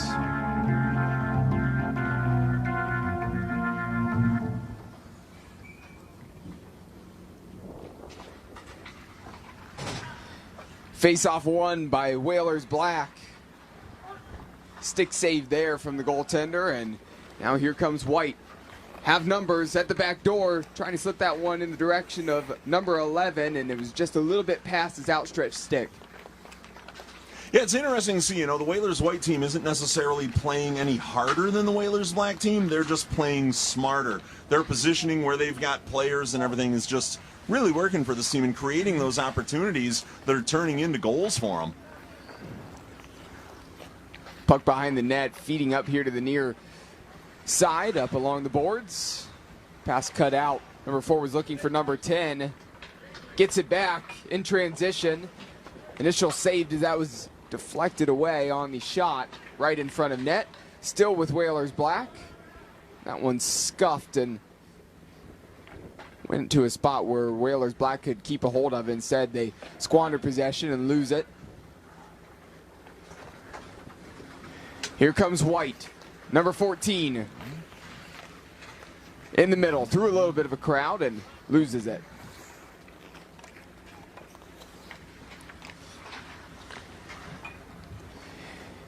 Here's number 6 along the boards on the far side. And that one covered up by the goaltender and face off. He tried to do that all on his own, brought it all the way across the face of the goal, and this goaltender can get down in that butterfly, and there is nothing going. Plus, still reach up and swipe something down out of the air. Whalers Black team is going to have their hands full trying to get one past Whalers White here.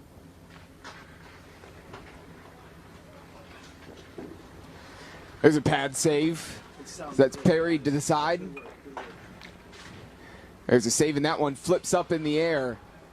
Whalers White deals with that one well. Again, Black getting some opportunities, some chances. They just have not been able to find a way to score goals aside from that first one they got early in the game.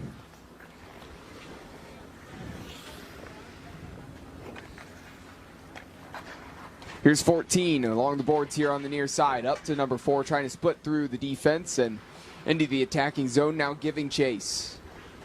Yeah, what's interesting is no sooner had I said that Whalers White was playing smart. Now Whalers Black is doing it, but they're doing it with a lot of breakaway opportunities. They're hanging a guy high, trying to catch the Whalers White team unawares back there on defense, and it's just not working for them with doing that either. It's trying to be smart, but they're saving the legs, but there's always just one guy up there trying to get in on that goalie, and truthfully, that Whalers White goalie is just too good. He's so quick. His reflexes are phenomenal today.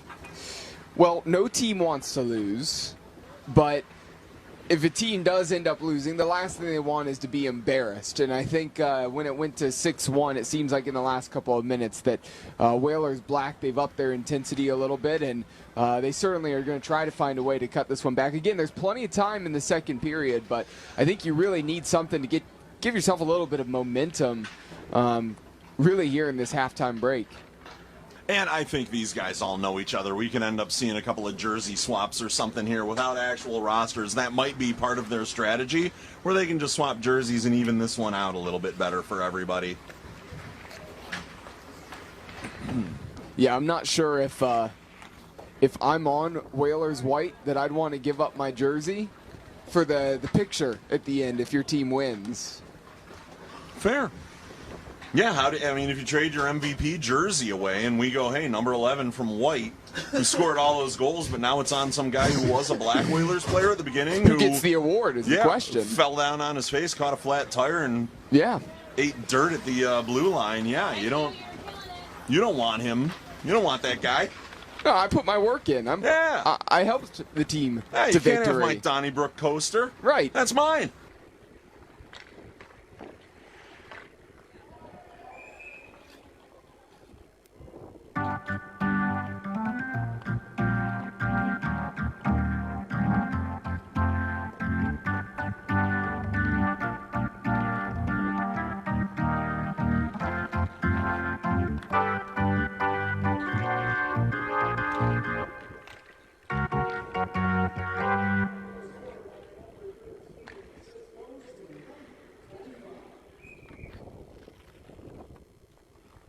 Number 25 with the assist.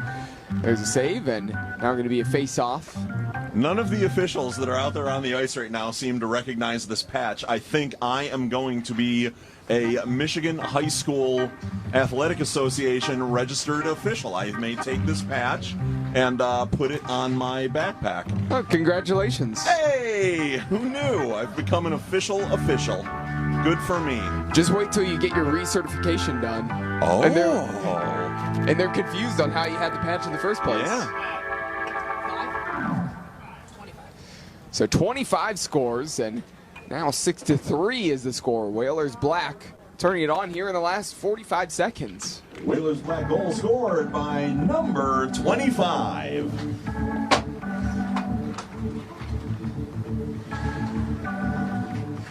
Here's number 96 turning, looking for a teammate, number 25, who just picked up the goal. I'm starting to get paranoid. I'm a little convinced that someone on the Whalers Black team is listening to what I'm saying and then doing everything in their power to prove me wrong after I say it. Because every time I have said something about that team, they have made the adjustment to make me incorrect, and they got 2 goals out of it. Okay. Well, then tell them they're too soft and scared to fight. Hey, you guys are too soft and scared to fight in this game. Bunch of Nancys out there. Now we'll see if your theory holds true. We have a minute and a half remaining in this first half.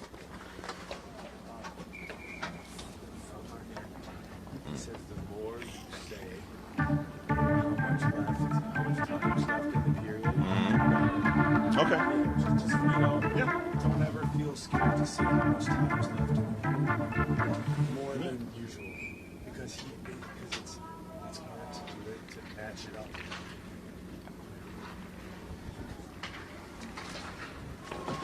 One minute remaining here in the half. 1 minute, less than 1 minute remaining in the first 40-minute half. 6-3 still the score in favor of Whalers White, but Whalers Black getting the goals. Last 2 on a little 2-0 run here the last couple of minutes. If Whalers Black can score a goal here, again, that would give them some great momentum, and very nearly that one slid right across the face of goal. Pulled down by number 6.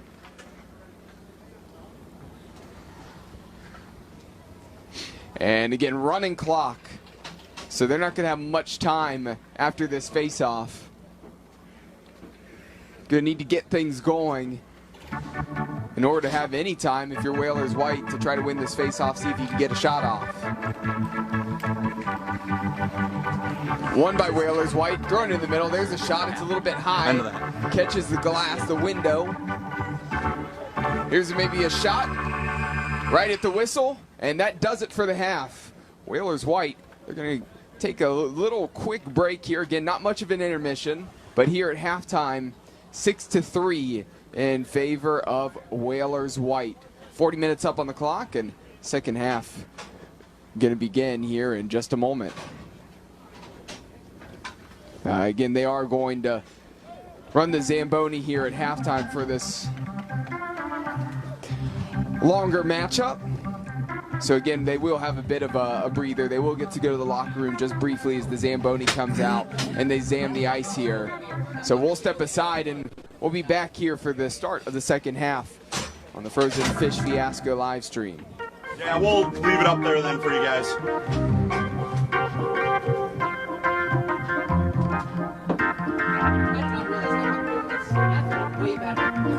I do too, but I'm still hungry. I think I just had a snack. Yeah, that sort of woke up my appetite a little bit more. It was like, yeah, you're hungry, but you're really hungry.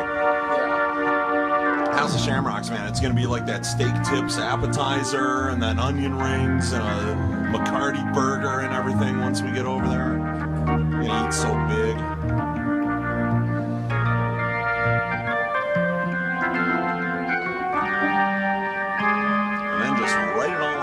Expense report.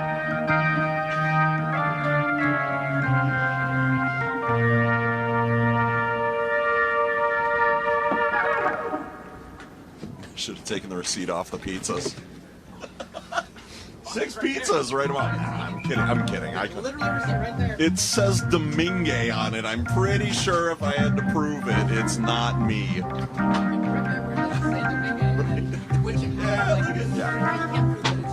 Right. Can't prove it's not.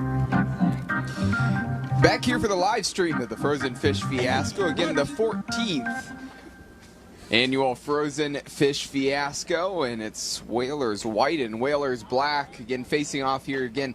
40 minutes up on the clock here for the second half. 6-3 in favor of Whalers White. Cole McDaniel here with Mike Travis again. And the second half is underway. Today's Frozen Fish Fiasco bus transportation has been provided by Detroit Build and Whiskey Kitchen. We're stirring up the kitchen remodeling industry. So for more information, please visit whiskeykitchen.com. Today's Frozen Fish Fiasco bus transportation has been provided by Detroit Build and Whiskey Kitchen. We're stirring up the kitchen, the remodeling industry. For more information, please visit whiskeykitchen.com.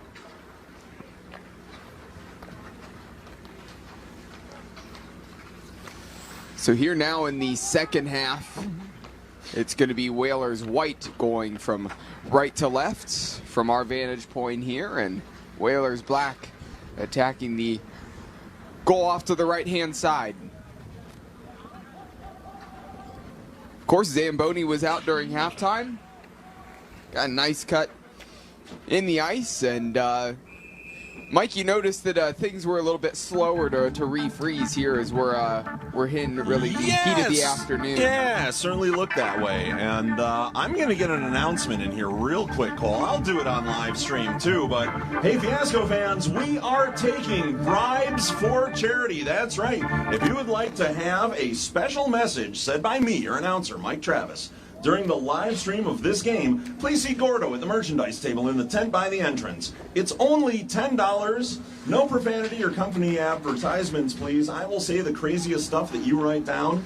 And when you get a chance, Marcus, keep playing that funky music, baby. I'm loving it today. Again, Marcus can't hear us. Doing a great job, but again, this year can't hear us. Last year he could. He could interact with us as broadcasters. He could play music that we would bring up. Yeah, very different atmosphere with Marcus, but this year I tell him to play music. He has no idea I'm talking to him. He's just lost. Poor guy. Oh, I thought you were live. We are. You guys good? Yeah, we're great, Dominic. Here, say something. Hi. Dominic Reggio in the booth with us now, everybody. The guy who helps put on the Frozen Fish Fiasco every year. Dominic, tell the fans what you want to tell them. Thank you for being here today. Did we see any fights in that first game? That's all I remember. The first game, yes. We had one small Tilly in front of the net over here to our left. But it was like half a Tilly, right? Half a Tilly, yeah. No, there was no drop the gloves, thrown punches, anything like that. Slight blood on the lip, that's about it. Yeah. I see. Well, when I grew up, I grew up in the Rocky movies. And if you remember in Rocky 3, when Rocky took on Thunderlips. He had one of Cole's favorite characters in all of the cinema. ultimate male. Yeah, one quote was like, "Oh, charity hurts." Like, I want people to hurt for charity here. That's why I'm here. I agree. I want blood on the glass. I want to see some things happening, and that's why I took on that team. But I understand things happen. They get in the charity mode. I tried to fire him up. I know you guys remember when I had that. We heard the megaphone earlier. Right. But overall, this has been great. It's a beautiful day here at Clark Park. The sun's out.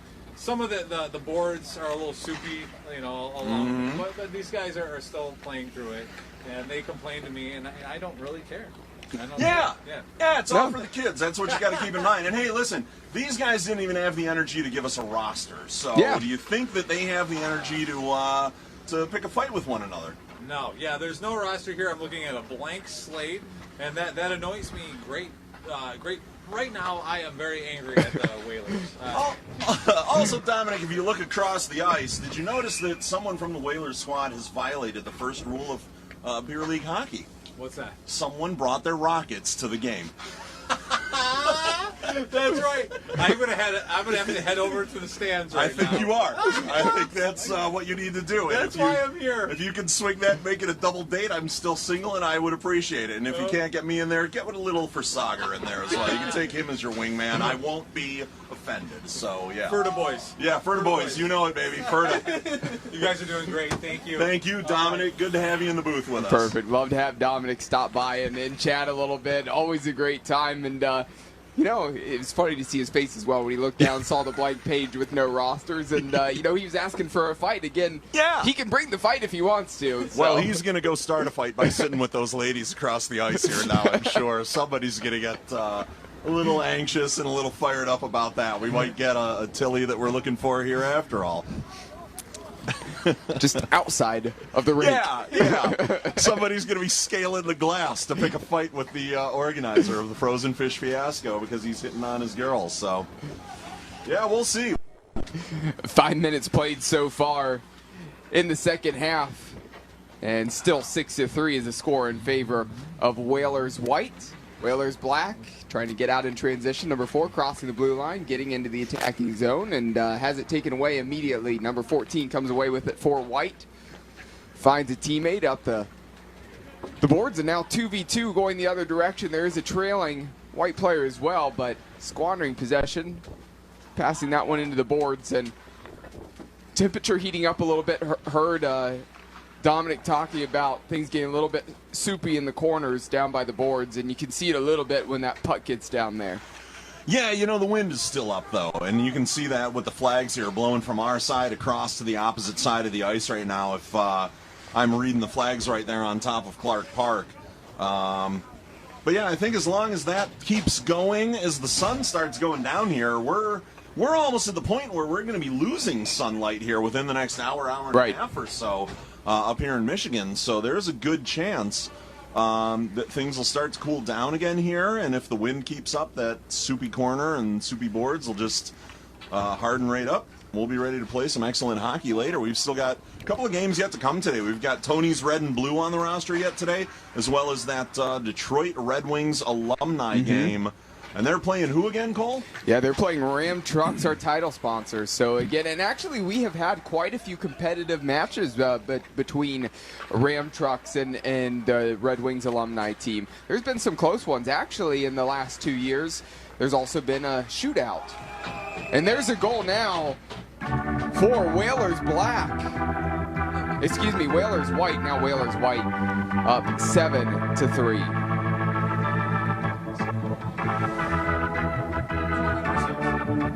So number 6 with the goal. Whalers White goal scored by number 6.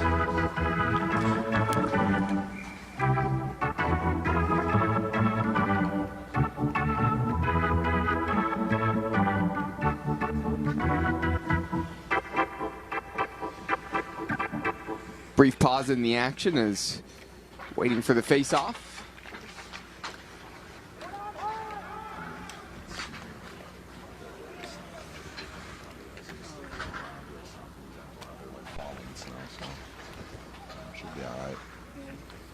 Pass in the middle, dumping that one down, and maybe an opportunity to get a shot off, and a hard shot and the deflection off of the save, trying to follow that one up at the near post, and well done by the goaltender of Whalers White. And honestly, he may end up being a player of the game contender with the saves he's been making. I'm starting to think I don't dislike that choice at all, Cole, and if we had to pick somebody, why not the goalie?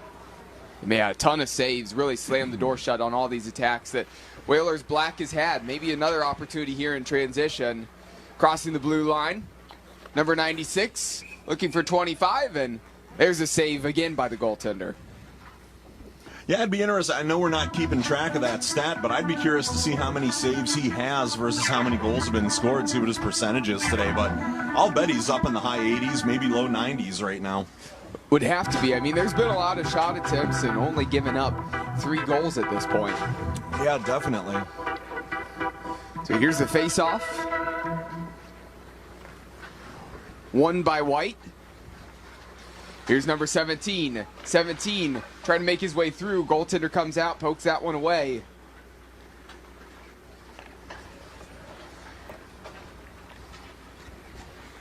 Here's Black again on the attack. Opportunity for another shot, and there's a goal, a finish for number 14. Once again, proving that's what we get when we talk about them. They come back and prove us wrong. They do. Whalers Black goal scored by number 14. The assist goes to number 4. They never responded to what was said, though, about them fighting in the first half. That is the one thing they haven't responded to yet at this point. 30 minutes remaining here in the second half, and White up 7-4.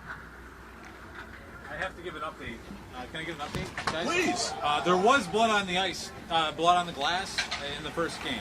I have to. I screwed up in my previous statement.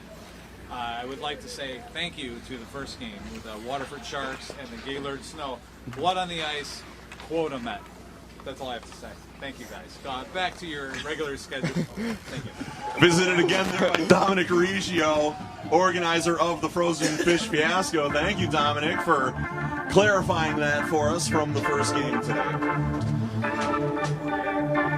And so there's a goal. Yeah, we're all good. Now for Whalers. Black. We're good. What do we got? 17 from 10 and 15. Whalers Black goal scored by number 17. The assists go to number 10 and number 13. Yeah, Whalers Black. That's what I said. 7-5. 7-5, right? Yeah, we're working on it. Got it. There we go. So 7-5 now, as Whalers White is just up 2 goals. And in case you didn't know, Cole, we are coming just inside of about 29 minutes remaining. 29:05 right now on the clock. That's what's remaining in the second half here. 2 40-minute halves being played. We've already gotten through the first one. This is where we're at in the second one. Yeah, time continuing to tick down at this point. Again, in a fairly long game between these two teams. But again, it is a running clock. So again, that does leak a good amount of time. We're not stopping the clock. Things just continue to roll along. Official coming over to get a puck, and the puck pile has continued to dwindle down.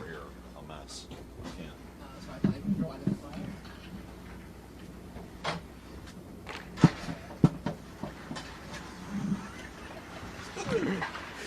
Yes, watch the weird chipmunk work for You're finding your squirrel. a bunch of crap here. Yeah, this is probably the best one. Send that one that way. Oh, thank you.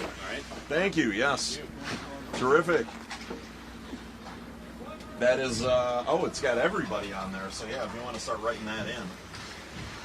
Here in transition. Separated red and blue. Poked away from White. Here's Whalers Black. Number 13, his shot deflected. Yeah, number you gotta go 17. blue, then red, then red. Now number 25 can pass it back to 40. 40's got some room if he wants to fire. Fires that one towards the net. Goaltender with a save takes that one straight to the pads.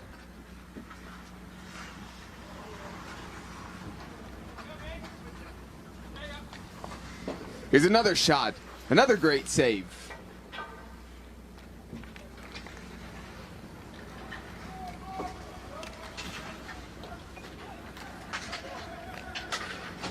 Now at the back post, leaving this one in the middle. Number 6 making a move, getting in and finishing. Goal. And wow, we have a game now. Whalers Black, they've marched their way back. They're now just down 1, 7-6 with 27 minutes remaining in the game. 6-96-25. Whalers Black goal scored by number 6. The assists go to number 96 and number 25. So number 96 with the goal and number 25 with the assist. So a tale of 2 halves as this one now covered up. Whalers Black, they couldn't buy a goal really in the first half aside from the one that they had really early on. Plenty of shots and weren't able to score. And now, again, the goal's starting to flow a little bit more and that could make things actually quite interesting here in the second half. Only down 1, a lot of time left, 26 minutes. See how White responds.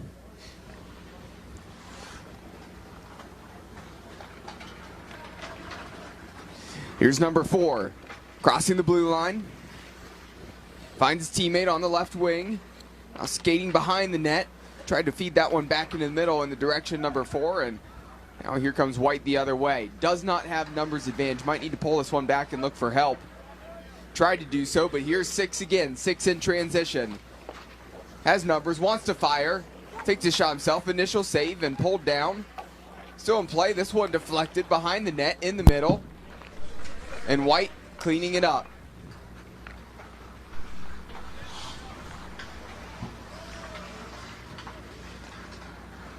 Number 78 fires this one low. Here's number 10. That's off. That shouldn't be going out to the arena, so that's not what that was. Where did that even come from?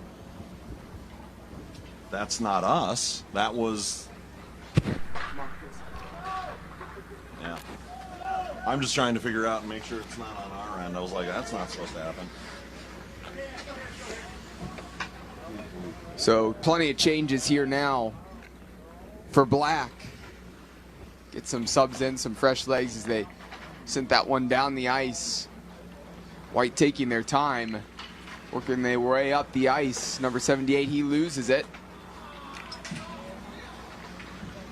Number 2 has that poked away. Now here comes 25. 25 has been dangerous in transition. Has some help behind him with number 13. Wrapping around, firing that shot low. Follow from number 13. Again, door slam shot, no good. Opportunity still right in the middle.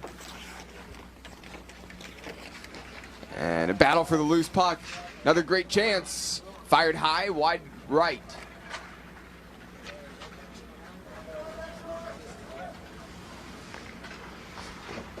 And transition number 2, directly into the chest of the goaltender for Whalers Black. And after quite a decent run of play there, where it was back and forth, bit of a track meet for a few moments. Now a pause in the action and a face-off. 23.5 minutes remaining in the game.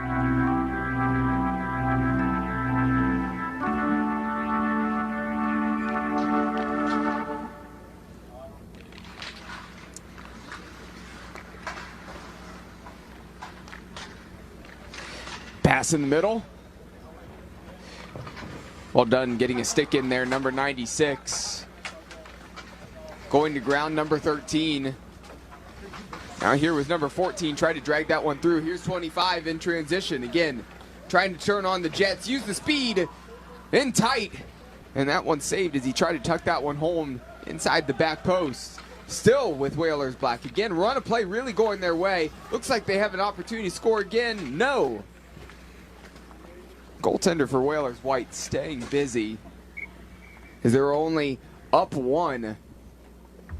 This could easily turn into a tie ball game, and honestly, momentum totally swing the way of the team that's down a goal. Yeah, and with about 22.5 minutes left, it even with that big lead that Whalers White built up, it kind of feels like it's anybody's game still right now. Yeah, maybe not what was expected in the first period, and that's kind of similar to the last game that we had, the second game of the day. Mally Time had a tough first period, and they were down significantly, and then things really changed later on. They ended up winning. Can Whalers Black end up doing the same thing? Here's a pass in the middle, number 9. Lets that one get through to the boards on the far side. Goes and tracks it down, looking to make a move in the middle. Poked away by number 13, but number 3 keeps it in the offensive zone there, and the offensive third for White. Can't keep it down here. 25 out in transition. Really one of the best skaters on the ice here this afternoon. Looking to pass, feeds a teammate, and that one fired and hits the outside of the post. Just about an inch to the right, and we might be talking about a different story. Little slap of the stick there on the ice, number 40 for Whalers Black. Wants that one back because it was oh so close. It's being buried in the back of the net.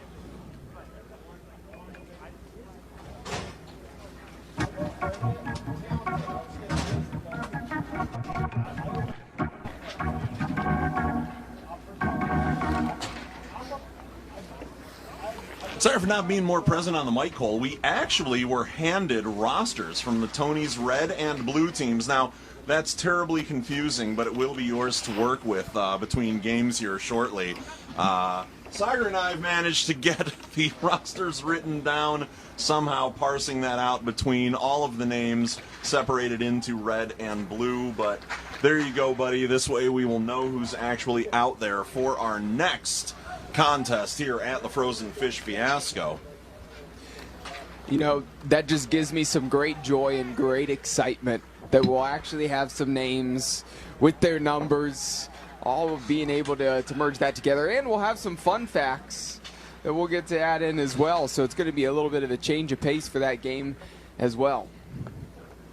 But this one right now, still 20 minutes remaining, so we're halfway through the second half. As this one is tightened up, become a closer, more competitive game here in the last little bit. Still looking for that goal, and there's the finish. Tie ball game, 7-7.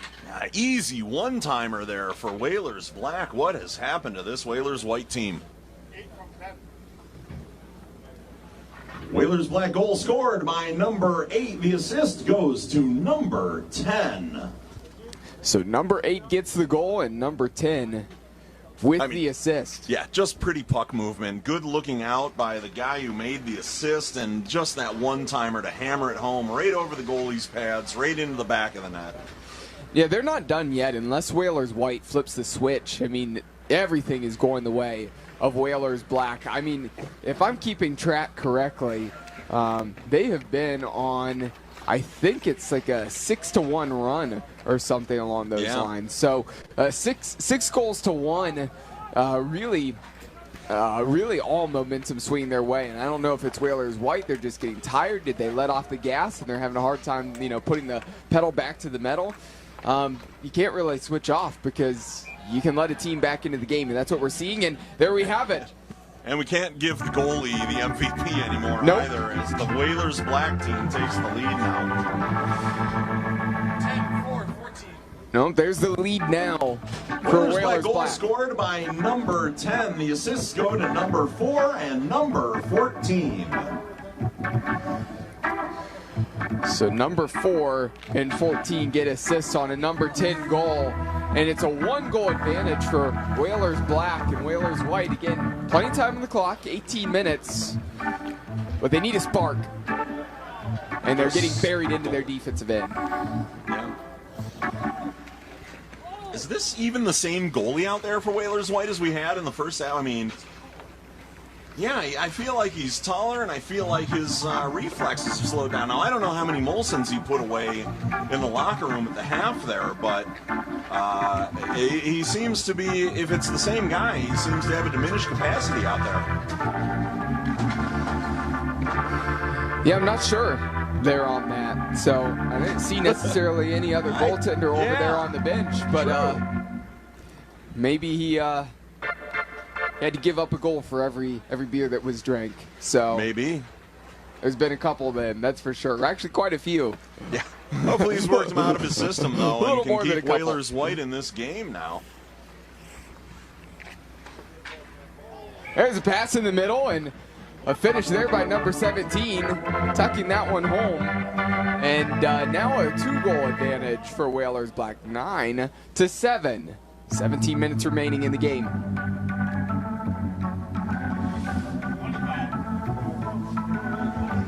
Whalers Black goal scored by number 25. Yeah, the Whalers White goalie is giving up now, Cole. Even with the puck in his end, he's still got his arms across the crossbar. He's had enough of this today. Now just send him on a run forward, see if he can score a goal. Yeah, he's on strike. Maybe he can go and get us some more pizza.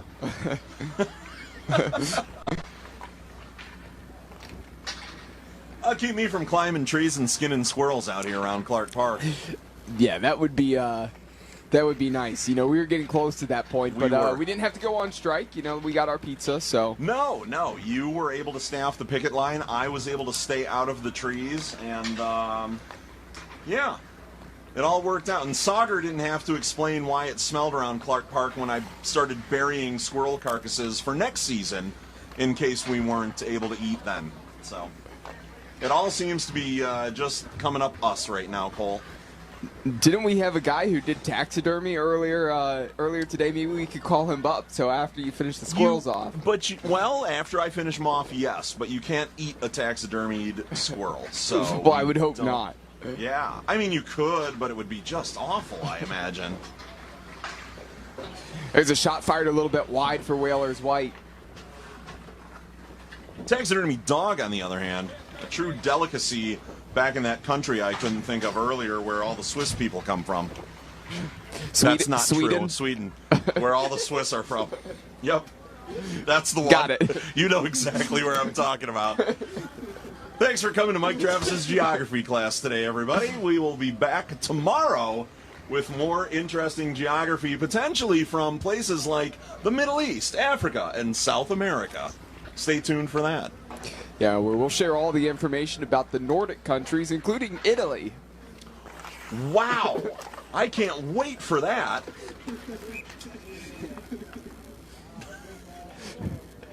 "15 minutes remaining here in the game. I thought Italy was part of New York. What do I know? I think that's Little Italy, not Big Italy. Yeah, but they have so much pizza there. It's got to be Italy. Right? I don't even know why they call it New York. It's just Italy with New Yorkers there. They ship all the leftovers to all the Little Italies around America. Why not?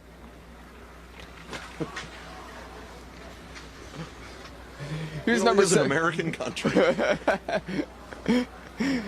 Here's number 78 for Whalers White. Again, he had the puck and ended up losing it there on the attack. Again, that's maybe about one of the farthest times that the Whalers White's gotten forward here in this second half.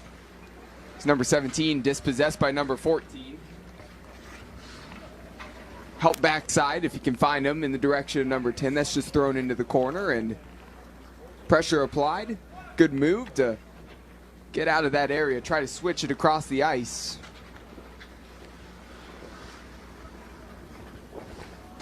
Across the blue line, in the middle, through the traffic, and poked away. Whalers Black now trying to send this one forward. Over to the left wing.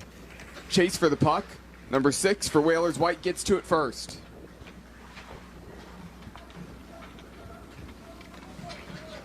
Pass to the middle. Opportunity to shoot. Fired a little bit late. Low didn't have too much pace behind it. Bad save there by the goaltender. Got his skate extended. Now in transition.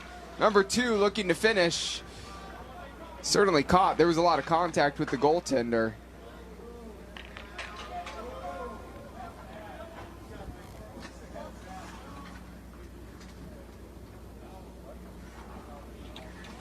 Number 8 Black, 2 minutes for hooking.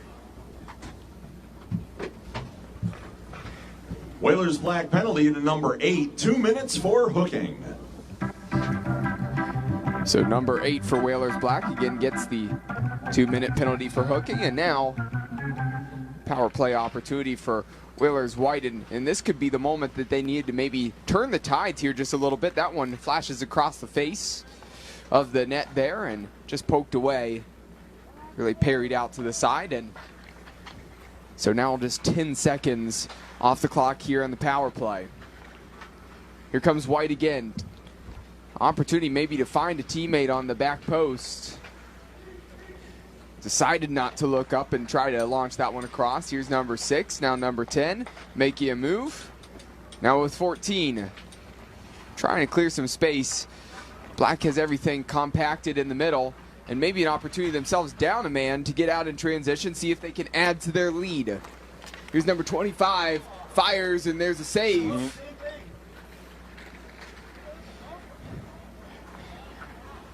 Here's White back the other way. 4v3 advantage. Shot high. Saved by the goaltender. Here comes Black again. And they have an advantage here. 2v1 and whiffs on that shot. That was such a terrible setup, though. What were they doing? He put it up in the air at him so he could bat it out of the air. Just slide it across the ice, baby. Keep your paddle on the pond. Yeah, I think it was deflected initially, but still the swat at it was certainly a swing and a miss. This isn't baseball where we have strike one, strike two, strike three. I mean, opportunity gone. Looked like they were going for trick shots or something out there to get a highlight reel going to put up on TikTok or something. Shot again. Initial save, an opportunity on the other shot, and then it was deflected, flipped up in the air once again. 18 seconds now remaining in this power play, and maybe the last opportunity for White to come away with the goal here. I have 10.5 remaining. Hopefully White can get back into this one. Plenty of time up there, in all honesty, to get 2 goals. With these 40-minute halves, it seems like less sometimes up there, but there's a lot more you can do with it. Yeah, certainly plenty of time up on the clock, but you'd have to think that, you know, you have to really have the run of play going your way. You have to get plenty of opportunities. I mean, these goalkeepers at times, they've been making plenty of saves here and there. So I just think that, honestly, if you want a chance to win this game with the way it's been going, I would assume Whalers White, they need to have a goal really in the next 2 to 3 minutes in order for things to really change. Right now, their concern is not giving up another goal. Well, they're looking a little gassed right now, too. Yeah. That's a concern for them. 2 40-minute halves is a lot of hockey to play. I mean, keep in mind, that's an extra period than what everybody else has been playing. So everybody else is doing 3 20-minute periods. That's 60 minutes. These guys are going 80. They're playing technically a 4th period of hockey. Yeah, that is true. And there's the goal for number 14 for Whalers Black to extend the lead. 14 from 4. Whalers Black goal scored by number 14. The assist goes to number 4. So number 4 with the assist on the number 14 goal. 10-7 is the score.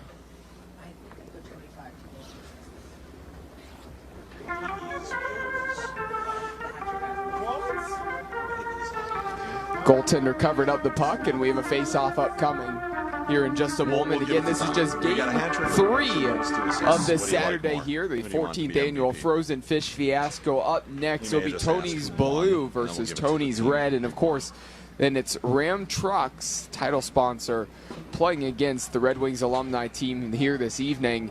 So as this one winds down, still 2 games coming up to finish off the day, but again, there's a goal now for Whalers Black. They score again in transition. Number 4, he tucks that one home, right where Grandma keeps the cookies on the top shelf.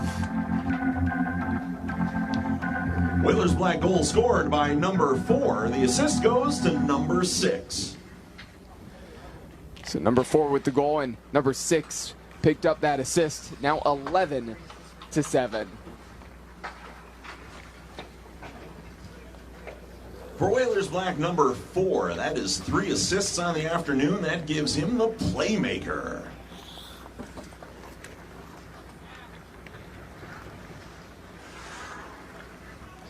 So number 4 for Whalers Black has 3 assists today. So he has a playmaker to his name, and he now had just picked up that goal. So a goal and 3 assists. Productive day for number 4. That might be the one to go with, too. Besides 2 goals, 2 assists, getting the 1 goal and a playmaker, that's... I mean, they both get the same number of points on the stat sheet. You know, each thing you do is a point. An assist is a point, a goal is a point, but sometimes the playmaker is better than getting the goal if you get that award, or a hat trick is better than a playmaker kind of a thing. At least we got some options. Somehow White brings it back in the next 7 minutes. Well, if that Whalers Black not done yet. Gets another goal or something. He's up there. He was the one who just got the pass there. They're watching him though. Here's number 4 trying to get to this one again. Certainly a player of the game candidate.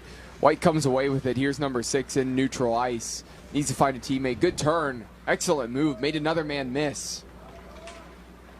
Just couldn't get the final product and get beyond to number 8. Now out in transition. Looked at number 4 on the backside. Again, might be open and just a little bit past his outstretched stick. Again, could have tucked that one home, and that would have probably sealed a player of the game award if he picked up his 2nd goal with already having a playmaker. So we continue to play on, 11-7. 6 minutes remaining here in this game.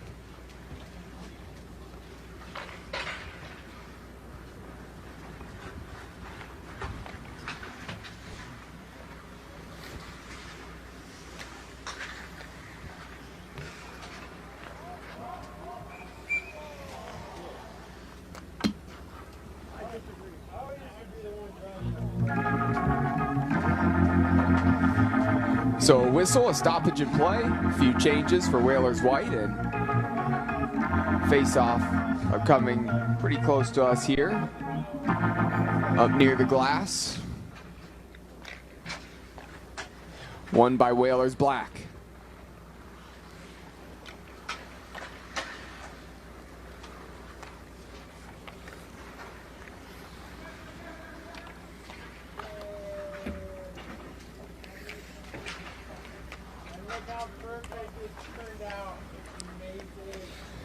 Here's the feed to number 5, leaves it for number 17. Here's 40 working it all the way around. Now just tossing that one into the corner. In the middle, in front of goal, taken away by number 78. Turning on the Jets, trying to get out in transition. Has number 17 at the back post. This one leaks through to the near side corner. That 10.5 minutes has become 4.5 minutes, and I'm just not sure Whalers White can get back into this one at this point, Cole.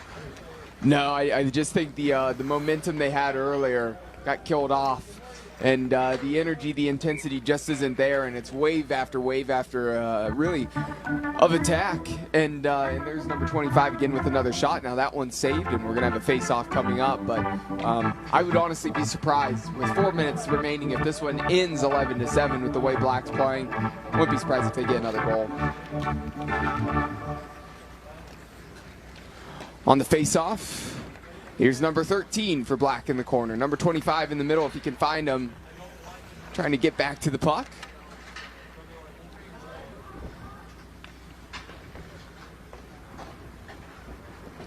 Here's number 40 crossing the blue line. On the attack. Cutting inside looking for some help. Spinning. Maybe has a man in the middle, and there's a save with the glove for the goaltender for White.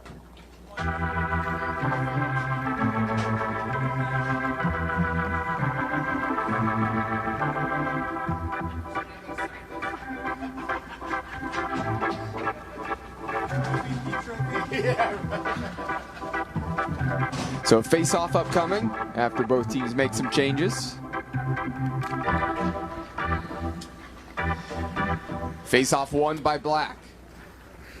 On the left wing, number 4 was trying to get to that puck, and here comes White the other way in transition. Maybe get a goal. They haven't scored one in a while, and that one's saved. And Black able to pick up the puck. Across the ice here on the near side, number 10 cutting inside, looking for some help.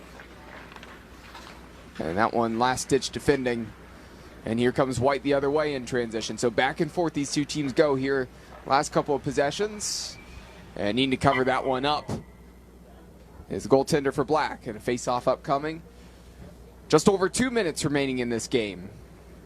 The third of 5 games today.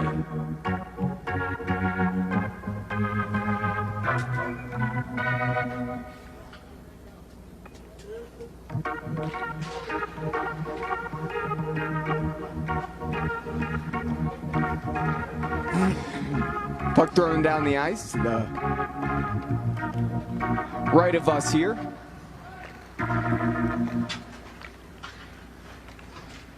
Again, even though this game is really all but over at this point, again, White's still going to try to find a way to score another goal, and it doesn't appear like Black has let off the pedal at all. They're trying to still score another goal here on their foes.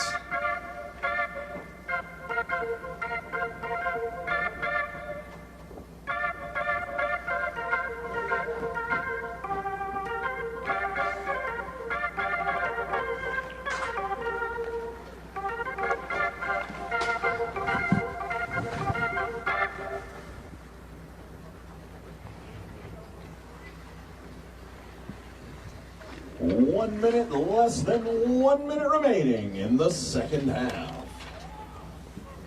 So there's a call from Mike Travis again announcing 1 minute remaining here in the half. Of course, this was 2 halves and 40-minute periods, and so this was going to do the game here, finish things up. Unless anything changes in the next 30 seconds, it's going to wrap up 11-7. We'll have all the post-game festivities, so of course make sure to pay attention here on the live stream. Don't go away as the red carpet will be rolled out, the trophies will be presented, the bucket will be kicked. So again, make sure to stay tuned here. That shot from point-blank range up and over the crossbar. Probably should have finished that one off. 14. MVP, Soccer. What do we got? And with 5 seconds left, this one passed back. And that's going to do it for the game. So game 3 ends with a Whalers Black victory, 11-7 over Whalers White. 2 goals. For myself, Cole McDaniel, I'm going to step aside. 2-2 Black. And we'll be back prior to the start of the 4th game today.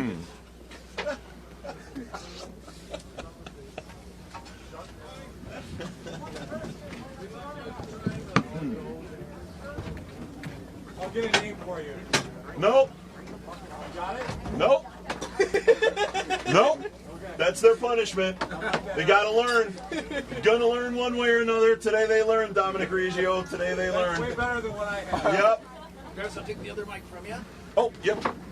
There you go, Greg. You're gonna learn today. You've been famous. Yep. Gonna learn today. Folks, the final score of the Whalers White versus the Whalers Black teams is Whalers White 7, Whalers Black 11.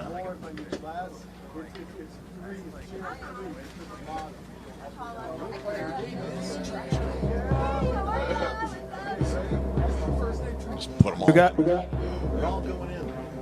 All right. Uh-oh.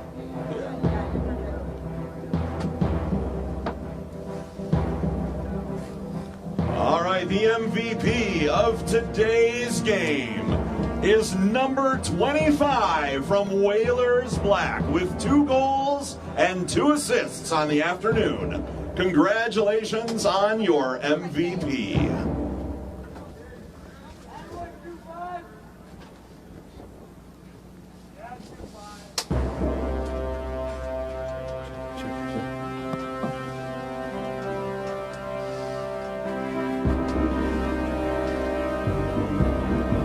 Your MVP award is brought to you by Mess Bucket Comics, everybody. Mess Bucket Comics, an independent comic book distributor here, comic book artist here in Detroit, Michigan. Make sure you check out messbucketcomics.com. Fuck me, I just watched Tommy's. He's fine, he knows I know. All right. Ba-ba-ba.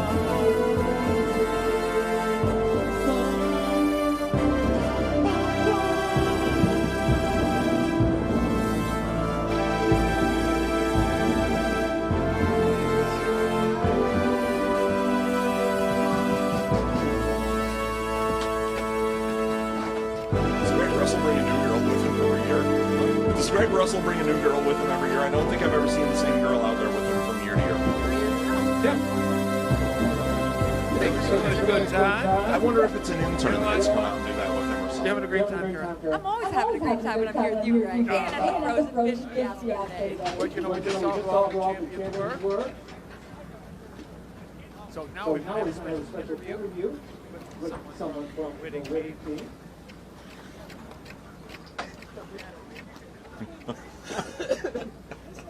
Whoever's left, let's bring somebody over for me. So happy to have you here. Tell us a little bit about the win. Good time with the boys. Doesn't really matter who wins. We just all like to get together and have a good time. So it's fun being out here with everybody. Thank you guys so much for putting it on, and everybody this is part of this behind the scenes. We all have a great time with support here. So thank you very much. I know your Facebook page. So yeah, you guys take care. Take care. Thank you.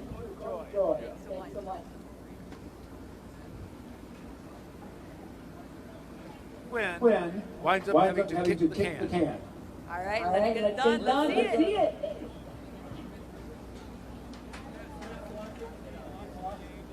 All right, we're here with Matt's lost the game, but that's okay, because I can bucket, right? Disappointing loss. And they got to kick the bucket. There we go. He shoots, he scores. Not the game, but here you go. You guys. She's brutal. Killing him. Get her, girl. Get her. All right, are they done out there? I don't want to walk out. I might have my head's cold. I have a really great hat for you right here. Oh, wow, thank you. It's a Frozen Fiasco piston-colored hat. I feel so warm now. We're out here in our winter wonderland here today. That's for sure. Did you see how quick this thing worked? If you want one, just come on down here to Clark Park and you can get your own Frozen Fish Fiasco Detroit piston color wool hat. And hopefully look this good.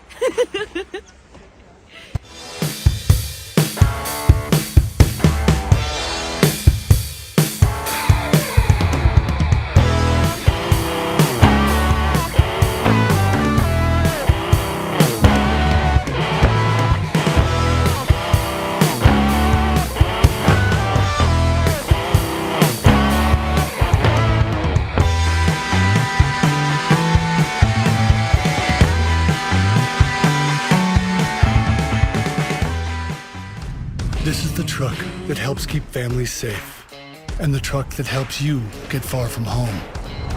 This is the truck of the outdoors, the early adopters, and the rising generation. This is the one more truck owners are switching to. This is what it means to be a Ram. Now with 2.9% financing for 72 months, get an average $10,207 in finance savings on our most popular models. Getting up every morning to go out to do a hard day's work, that didn't just begin. We have been relentlessly weaving this fabric since 1938. And it hasn't been easy.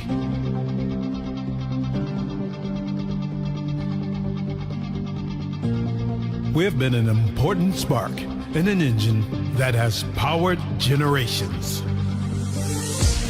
Today, UAW Local 600 spans 4 sectors. We have 45 autonomous units. There are over 30,000 active and retired members. And guess what? We make a difference in our communities too. UAW Local 600, a history to be proud of, a tradition to carry on. Since 2012, Mess Bucket Comics has been an independent comic book publisher bringing you a variety of genres, ranging from superheroes to pro wrestling to sports-themed graphic novels like the following. The Arcane Awakening is a graphic novel trilogy where God's army, the Ministry, and Lucifer's army, the Demonic Blight, battle each other one last time for Earth and humanity, winner take all. Mojo, a popular general of the Ministry, is a descendant of Jim Morrison and speaks in all lyrics by the Doors, while Ravager, a general of the Demonic Blight, is a cannibal demon that was inspired by the writer's ex-girlfriend. Donnybrook is a comic series about a semi-pro hockey league featuring real-life stories from former professional athletes. The fictional teams in the series are owned by 4-time Stanley Cup winner Darren McCarty, Major League Baseball all-star Brandon Inge, Hollywood actor from the Clerks movie franchise Brian O'Halloran, and pro wrestler Rowdy Roddy Piper. Rowdy Roddy Piper, the Kilted Avenger, is a 54-page graphic novel featuring WWE Hall of Famer Rowdy Roddy Piper as a talk show host by day and vigilante by night. Roddy fights off the evil Ruth S. Heel with the help of Hacksaw Jim Duggan, Mick Foley, Tony Schiavone, and many others. Finally, Darren McCarty, Life's a Grind, Enjoy My Truth, a 150-page graphic novel. Mess Bucket Comics dives into the highs and lows of Darren McCarty's exciting life story, as well as provide untold tales of the hockey legend. Get these books, exclusive signed merchandise, and up-to-date information at MessBucketComics.com, and follow us at Mess Bucket Comic on Facebook, Twitter, and Instagram. You know, great design is not a luxury. It doesn't matter where you come from or who you are or or what type of kitchen we're creating, it's still going to be unbelievable. How Whiskey Kitchen came about is I saw a need for a place that sort of broke down the barriers of the overwhelming experiences that a lot of people had in creating a kitchen. The idea of wanting a new kitchen, just the idea of it is stressful. Our team has created a process where we hold your hand through the entire experience. The first step in the process is having a consultation so that we can get to know you. We want to make sure that we design a kitchen that's custom to you and unique to your needs. So in order to do that, we have to make sure we truly understand our clients. When you walk in, you won't see hundreds of cabinet samples and lots of visual clutter on the wall. You will see functional kitchens that will spark ideas. We understand that the process can be really overwhelming and it can give people anxiety, and we want to make sure that you feel as comfortable as possible. Once we understand your needs, we go to work designing and collaborating as a team to create your ideal kitchen. Our software program allows us to integrate the actual choices that you've made into the program so that you can visualize what the new kitchen is going to look like. Our process is intentional to ensure you're proud of your kitchen and enjoy a great space for entertaining and cooking for friends and family. You know, everybody deserves to have a great kitchen, but everybody also deserves to have a great experience in creating that kitchen. And that experience doesn't start with the first demo team that comes in. It doesn't start with the first time you can cook on your new kitchen. It starts with the process, and our job is to make this experience as simple and easy and stress-free as possible, and that's really what we want to do. If you're considering a new kitchen, come on into our showroom and let's get started.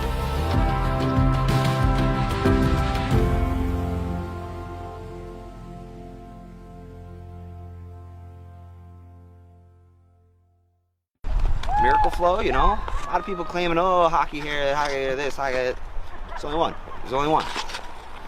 You know, I'm out here since 2016 selling the finest salad dressings for your salad, you know? Sure, okay, yeah, you got the salad, but we got the dressing. And I mean, it's as simple as that. I mean, a lot of people have considered us the Paul Newman of hair care products, in the sense that, you know, we're just the best. You know what I mean? So to be considered, you know, the Paul Newman of our own respective salad dressing is just, I mean, to say it's anything in our honor would be ridiculous. So I mean, that's obviously huge, you know. I mean, obviously we understand we're no Hidden Valley Ranch, we get that, but we're out there.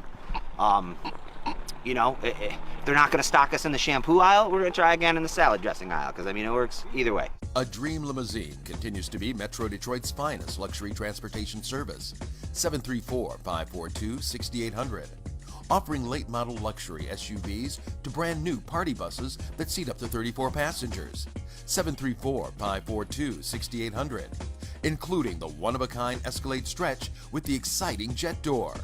Call 734-542-6800. That's 734-542-6800. A Dream Limousine. Since 2012, Mess Bucket Comics has been an independent comic book publisher bringing you a variety of genres, ranging from superheroes to pro wrestling to sports-themed graphic novels like the following.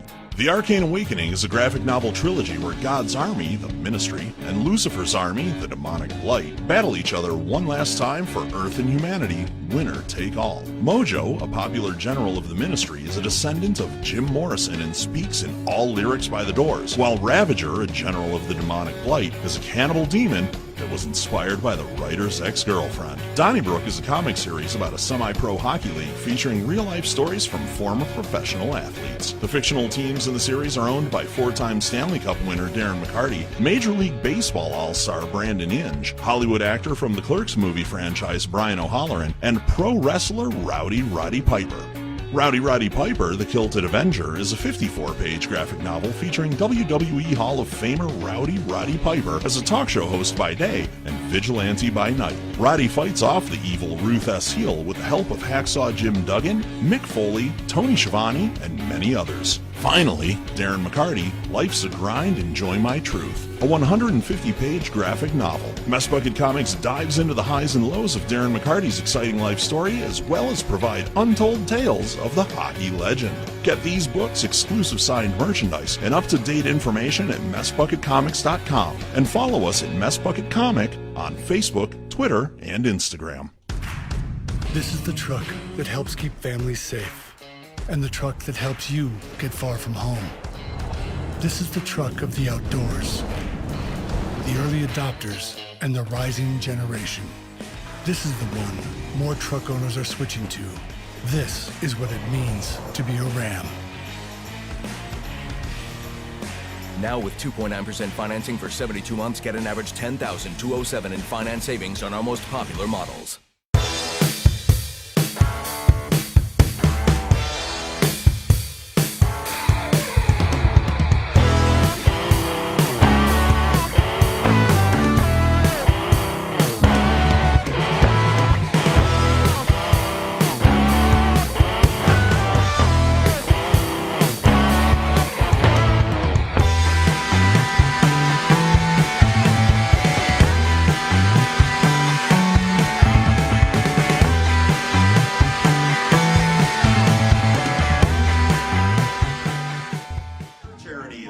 Chirps for Charity. If you'd like to have a special message said by me or Cole McDaniel, your play-by-play announcer, during the live stream of this game, please go see Gordo at the merchandise table in the tent by the entrance. It's only $10, no profanity or company advertisements, please. Just write down what you want us to say on the live stream, and we will say it. If I like it enough, I will actually say it out loud right here at Clark Park Arena. But again, no profanity, no company advertisements, and we will chirp for charity for you, everybody. Prepare yourselves for that. Again, just go see Gordo in the merch tent, and we will be getting Tony's Red versus Tony's Blue underway in just a moment.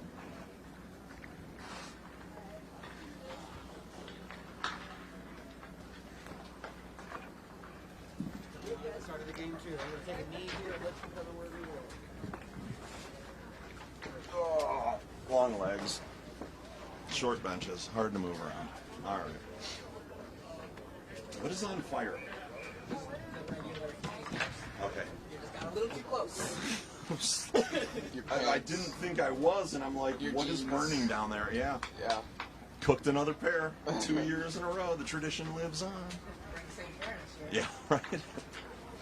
Burned through. I was worried about so much cold air blowing up those jeans. It's the issue. It's like I burned a big enough hole in them. I do not want to have to suffer through that again. So.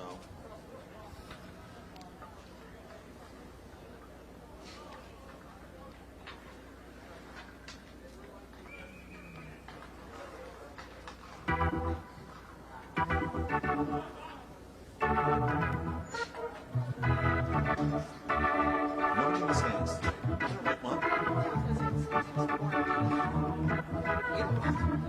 Yeah, the weather's better. Like last year, there were more people here. I don't know. Maybe this weekend in February is bad for people. Who knows? I know my parents were going to come up. They're in Cancun right now. Missed them by one weekend. Come back next weekend. And we're underway in the first half of our Tony's Red versus Tony's Blue game here at the Frozen Fish Fiasco. First whistle. We'll make that first announcement too. Game 5. Excuse me, actually no, Game 4. As you know, things are starting to blend together here at this point as we're getting later into the afternoon. But Game 4 of the Frozen Fish Fiasco, again the 14th annual Frozen Fish Fiasco. Again, I'm Cole McDaniel. Mike Travis here with me as well. The Frozen Fish Fiasco is brought to you by our title sponsor, Ram Trucks. Visit your Metro Detroit Ram truck dealer today. Today's live stream is brought to you by Mess Bucket Comics, a Detroit, Michigan-based independent comic book company. Learn more at messbucketcomics.com.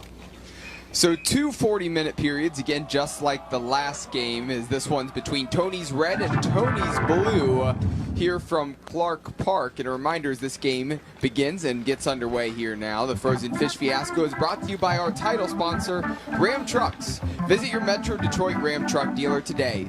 Today's live stream is brought to you by Mess Bucket Comics, a Detroit, Michigan-based independent comic book company. Learn more at messbucketcomics.com. Yeah, go buy a Ram truck and then fill it with copies of Donnybrook from Mess Bucket Comics. You can just order those off the site and buy your Ram truck at your favorite Detroit Metro Ram truck dealer and just stuff your truck full of comic books. Sounds like a good investment. Yeah, I think it will be one day. Yeah. Why not?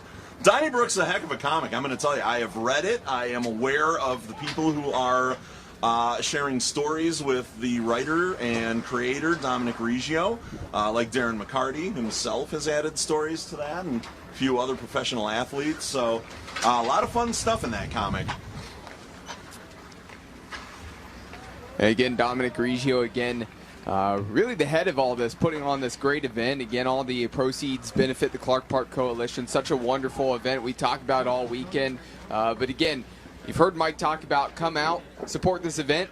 But again, this is something where if, love seeing these players out here playing, love seeing fans in the stands, but, certainly other ways where you can get involved. But we do appreciate anybody out there watching and listening live. Again, we're going to be here with you really all weekend as we have plenty of games left. Again, 11 games on the slate this weekend. So again, mentioned this is only game 4, so there's a lot still coming up. Again, rest of the day, there's still the Ram Trucks Red Wings game here tonight, and then we have 6 games tomorrow, so really running all day.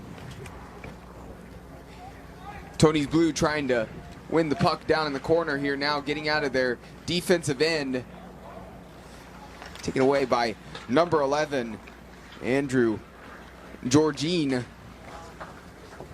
Here's Blue, back the other way, crossing the blue line. Looking at the back post on the pass. Sending this one forward in transition. Here comes Tony's Red. Tony's Red trying to score the opening goal, and door slammed shut by the goaltender.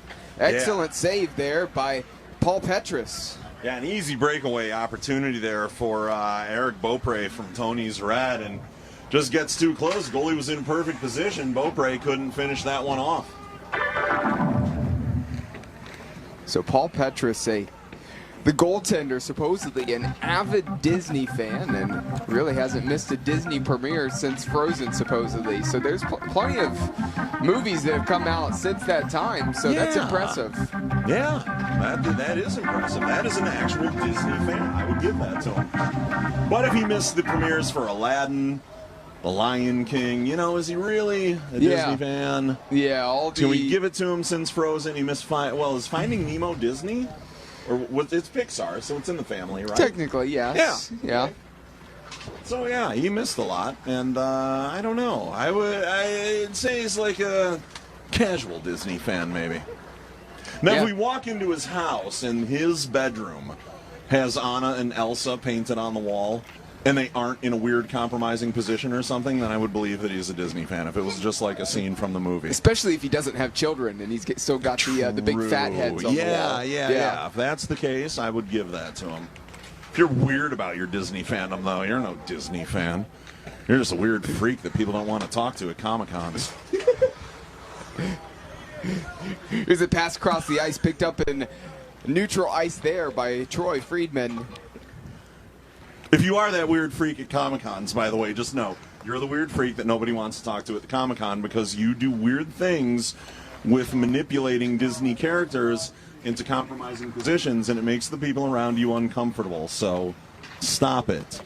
Mike Travis is just trying to help you out here on the broadcast. I am. And wear deodorant when you go to the con, too, everybody. It's super simple. It's very effective. It's cost-effective as well, and you'll make more friends if you smell like you care about other people. Here coming the other direction, crossing the blue line on the attack, looking for that feed towards the back door, and that one just slips a little bit wide. It appears at this point, first couple minutes into this game, as we played 6 minutes so far, Tony's red probably has a little bit more of the attack at this point, but both teams still feeling each other out. And again, it appears to be a child there of number 78 on the blue team, Sean Parent, waving at the little kid through the glass. Yeah, he's trying to see over the stands. I'm guessing that might be Mrs. Parent and Sean's little one over there. Yep. Absolutely adorable. Maybe checking out Daddy, coming out to hang out at Clark Park, see Daddy playing. Who knows? Maybe one day Sean Parent's little one over there may be out here playing on this very ice, doing exactly what Daddy's doing out there, playing hockey for charity, celebrating all that is the Clark Park Coalition and making sure that the programs that they provide for the children of Detroit can continue because of events like this, the Frozen Fish Fiasco. Yeah, we haven't seen too many kids out here yet today, but again, this game actually appears like there's some in the stands. So, well, we've seen the Brother Rice kids running around doing, you know, what they do here. They're volunteering and helping out as part of this event. So they've been getting the red carpet out onto the ice after games. They've been carrying the mahi-mahi that Dominic Reggio caught, had taxidermied, actually, and they have been carrying that out on the ice for the teams to hold for the photo, and they've been bringing out the championship belt as well to present to the winners. So they're doing good work out here so far. And they were holding down the booth for us when we got here today. So if not for them, these space heaters wouldn't have been on when we got here. It's true, they were already warmed up. Yeah. So that is something I'm thankful for. Yes. So thank you, students from Brother Rice. You're doing God's work, I guess, as Brother Rice is a private Catholic school. I think we can say that. And donating their time. I mean, come on. That's amazing. They pass it off to the far side and puck given to number 23. It looked like maybe an opportunity on the offensive end. Sorry to cut you off. No, listen. Might be a goal coming. Yeah. I would have been far more selfish, but then I was a public school kid, so we weren't compelled to do service like some of the Brother Rice kids maybe. Who knows? I hope none of them are here on punishment, though. That would break my heart. I want them to come here out of the kindness of their hearts and help. It's like, Bill, you've been suspended. You have to come in for Saturday school. And by the way, we're just going to ship you off to the Fiasco to turn on space heaters and move red carpets around all day. They tried to find the coldest event they could, so they felt the punishment. And they're like, yep, we're sending you to the Frozen Fish Fiasco outside. If the nuns aren't allowed to hit you on the knuckles with rulers anymore, that feels like something they might do, is send you to a frosty event as punishment for something that you would have done in the classroom that was unbecoming of a Brother Rice student. I'd buy that. I'd go in for that. If I was a nun, I'd participate in it. I don't think I can be a nun, though. Next career path. Maybe. You could be a nun. Well, if voice work doesn't go, that will be the next career that I transition into. I will become a nun. It's either Hollywood star or none for Mike Travis. You heard it here first on the Frozen Fish Fiasco broadcast. Here in front of the net, again, that one poked away, and Tony's blue trying to work this out of the defensive half here, but it's being held up right now. Possibly an opportunity for Tony's red to come away with this puck, but almost a stalemate there in the corner. Very confused by number 13 for Tony's blue. He's wearing red pants, and it's throwing me off. Yeah, a little bit difficult with all the stripes here for these teams. Honestly, I don't know if I'm watching hockey or rugby in some ways with all the stripes on the jerseys. Yeah, the Tony's red jerseys here are a bit reminiscent of the Ottawa Senators jerseys of years past there. Not quite with the logo on the front being like the Senators logo, but certainly the jerseys have that Senators feel to them. Coming back and collecting that puck is Kevin Voss. Sends this forward and has a few teammates on the attack up the other way. Several changes for Blue as they get a couple fresh legs out onto the ice. Tony's blue, by the way, we mentioned the Tony's red jerseys. Tony's blue are patterned after the Toronto Maple Leafs jerseys. They also have 3 stripes on the arms, stripes across the bottom. Senators are basically a black, white, and red striped jersey. In transition, door slam shut on that shot. Petrus with the save.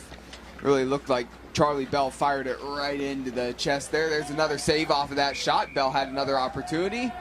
And there's the opening goal. Tony's Red takes a 1-0 advantage.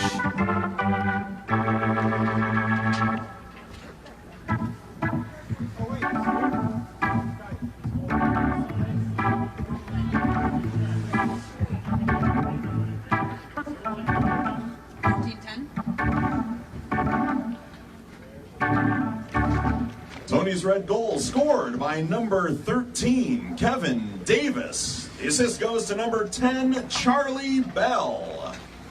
Number 13, Kevin Davis with the goal, and number 10, Charlie Bell with the assist. And Charlie Bell, Mike Travis, I have to point this out. Charlie Bell, apparently the biggest Joan Rivers fan in the world. I don't know if anybody could be a bigger fan of Joan Rivers than her daughter, Melissa Rivers. Melissa was all about her mother before Joan died. Now, since Joan's death, maybe he has taken over that top spot. Melissa has moved on. You don't see her on television anymore. She's not really doing anything, so maybe I could believe it. But up until recently, I would say it was Melissa Rivers, and I'm not sure I'd agree with that stat. But if he still has, if we go into the locker room and he has his Joan Rivers fan club card with him, and it's laminated, I will believe his story. If it's not laminated, it's out. If it's Casual laminated, fan. it is. He's like the Disney fan over there, just casual fan. Yep. Yep. Got to have that membership card and fan card laminated. Otherwise, you are just a filthy casual. That's a fair requirement. 27 minutes remaining here in the first half. With that 1-0 advantage, and maybe an opportunity to make it 2-0, and there it is. Yeah, another 2-0. breakaway opportunity there for Tony's Red, and this one they capitalize on. That's the second time we've seen someone just get away and streak up ice. Yeah, Charlie Bell in transition. He didn't score the last time he got out on the break, and that time in open ice, he finished it off with the goal.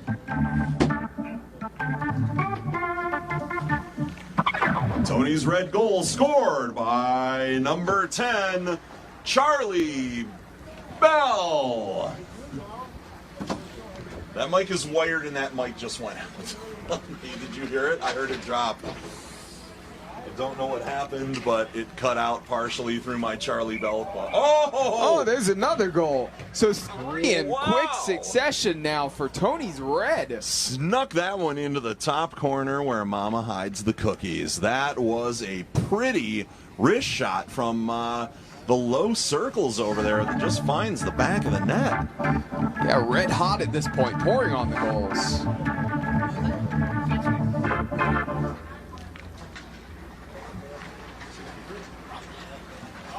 Tony's Red goal scored by number 63, Will Bromley. So number 63, Will Bromley, actually comes away with the unassisted goal there. So credit to him. He can shoot, he can score, but supposedly he can't skate. They say he's still learning how to skate. Now, that one I would flat out disagree with right off the rip. Based on what he just did there, it looks like he skates just fine. He scored that tough goal at a weird angle, hides it in the back corner right past the goalie. I'd say that skating, shooting, that's everything you need to be a player at this level. So good to him, kudos. So Will Bromley, when you listen to this game back at the House of Shamrocks, you better talk to your teammates about that one and say, see, I can skate. Again, you showed it on that goal. And make them buy you a shot of Jameson or Jack or whatever your whiskey, tequila, or bourbon of choice is, whatever. Very fair. Yeah. We played 15 minutes so far here in the first half. And really, this is one of the only times Tony's Blue has found themselves on this end of the ice. Again, not sure how these teams were divided up or what the deciding factors were, but gotta say right now, it's looking like Red certainly has the advantage. You're fine. I'm sorry. I'm just trying to move around as my legs and everything gets stiff. I'm just kind of starting to rock a little here. Played up against the boards in the direction of number 13, Kevin Davis. Here's Bell. across the face of the net there. Ryan Walker had the initial shot, and that one was parried on the save. Bell tried to follow it up. Now here's Tony's Blue the other way. That one deflected on the pass there from Sean Parent.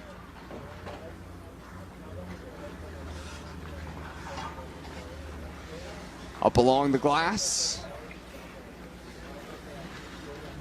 Slowing this down, backing out, looking for some help. This one gets behind Bell. Bell able to get back to the puck. Still fighting to corral now what's a loose puck at the moment. And it looks like Tony's Blue maybe have an opportunity to clear their lines, getting out of the back. Instead, taken away. Turning shot from a tough angle. Saved initially. Here comes Tony's Blue the other way. Crossing the blue line. Kind of left that one behind him. Anthony Hallett able to re-corral that one. There's the big deflection. It popped up straight in the air, and Tony's Red trying to go the other way.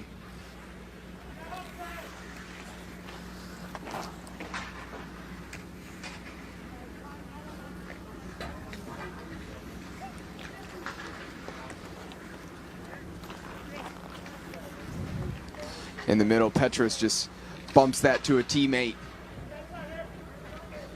Doesn't stay with Blue very long. Worked back all the way into the defense, and a couple slower minutes have been played here in the last, really last 2-3 minutes. Things have slowed down. Maybe an opportunity for Red to score again. And on goal, trying to slide it past the near post towards the upper corner. Yeah, it was a pretty little backhander that he used to try to sneak it in that top corner, but goalie was there, just didn't go for him. Another shot fired, and heard that clang off of the glass behind the net. Just another miss there for Red.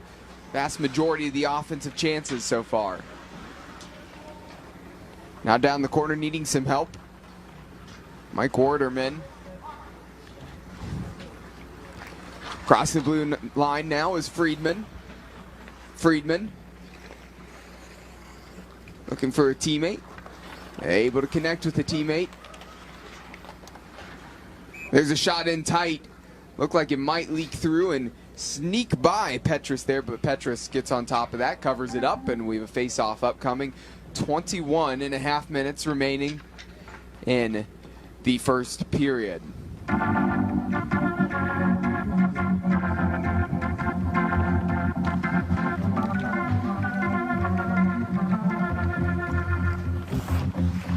That face-off won by Blue, and Joe Mattis was the one trying to get that one out. Now here in transition, Blue jerseys, if they can keep skating quickly, they have a numbers advantage, really 4v2 at the moment.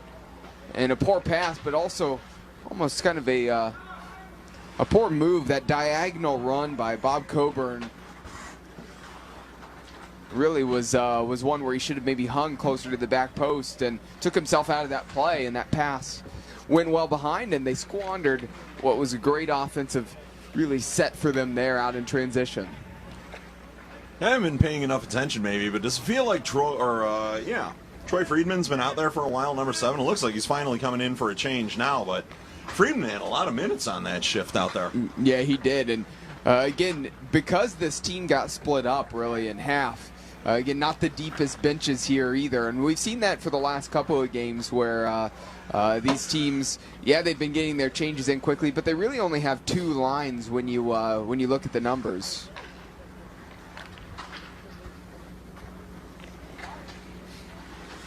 Yeah, Tony's Red coming out with 11 players today. If you were to field a whole team, you could have both sides come out with 11, red and blue. It's 22 players. You can carry a 20-person roster with 2 goalies on it, so you got 18 people. Yeah, they just have a couple of healthy scratches, but all 22 of the Tony's players are out here today. Half red, half blue, as you mentioned, Cole. And again, it's for charity. It gives these guys an opportunity to do something beyond practice. It's like a nice big scrimmage for them. Here in transition, maybe another opportunity for Red to score. Trying to slide that one in low at the near post, and initially saved. Another opportunity, and that one covered up by Petrus. Face-off upcoming, and opportunity to make a couple changes. Both of these sides will do so. Number 23, Mike Waterman, back in for blue. number 4, Eric Beaupre, known as Good Eric. Funny enough, Eric Beaupre, they call him Good Eric, and so that means something else. So you had to go down the roster and look for another Eric, and unfortunately for number 55, Eric Wallstrom, they call him the worst player in the league. But is he bad, Eric? No, they didn't call him bad Eric. They just called him the worst player in the league. I guess that's pretty bad, but if there's a good Eric, the antithesis of a good Eric would be the bad Eric, or the anti-Eric. Maybe that's what he is. Yeah, I just feel like the worst player in the league would be an anti-hockey player. He's the anti-Eric. Right. Yeah, I'll take that. I like that. No, I'm with you, though. Has he done anything today, though? I mean, is he proven himself to be the worst player in the league so far? Well, there's the worst player in the league. The goalie goes to hit the puck away and drops his stick on the ice instead. And the defender has to give up his stick so that the goalie has something to use while Tony's Blue is attacking down there. Well, that's number 30 goaltender Mike Taccio, and his team didn't let up on him either. The fun fact on him is they said he leads the league in turnovers. So based on what I just saw, that I agree with, Cole. That is a fact that is not funny. I believe that is true. I swear that is a fact, certified fact about Tony's Red.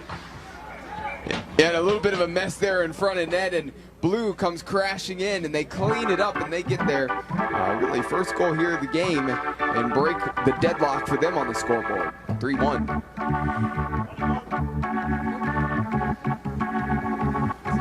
Tony's. I got no microphone here for the PA system. Switches on. Tony's Blue score. Nothing. This mic is dead. Maybe? Yeah. I've got no PA mic. So on right that now. Goal, number 21, Stephen Hibbert scores. Scrap it. We're not going to use that one.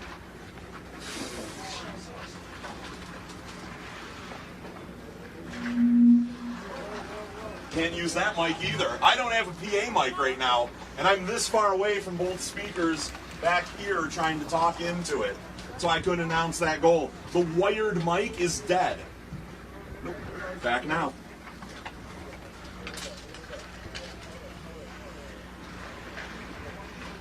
Tony's Blue goal scored by number 21, Stephen Hibbert, earlier.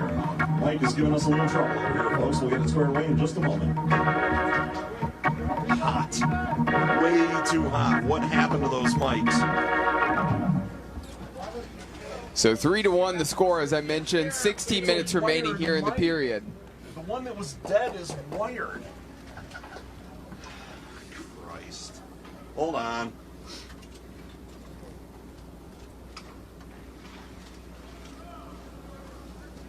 That's the dead one, maybe, potentially.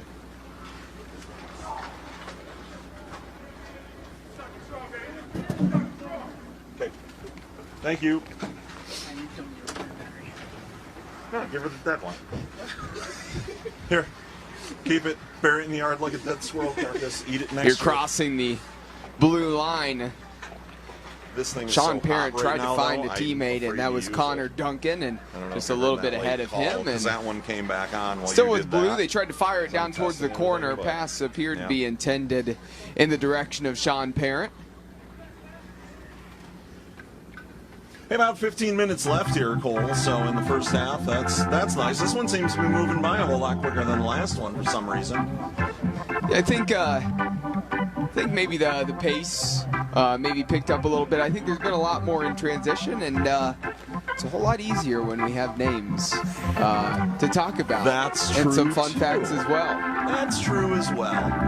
Wow, who'd imagine that just getting your roster turned in to Dominic Reggio on time so that the live stream could talk about you and your team could make this sport so much fun.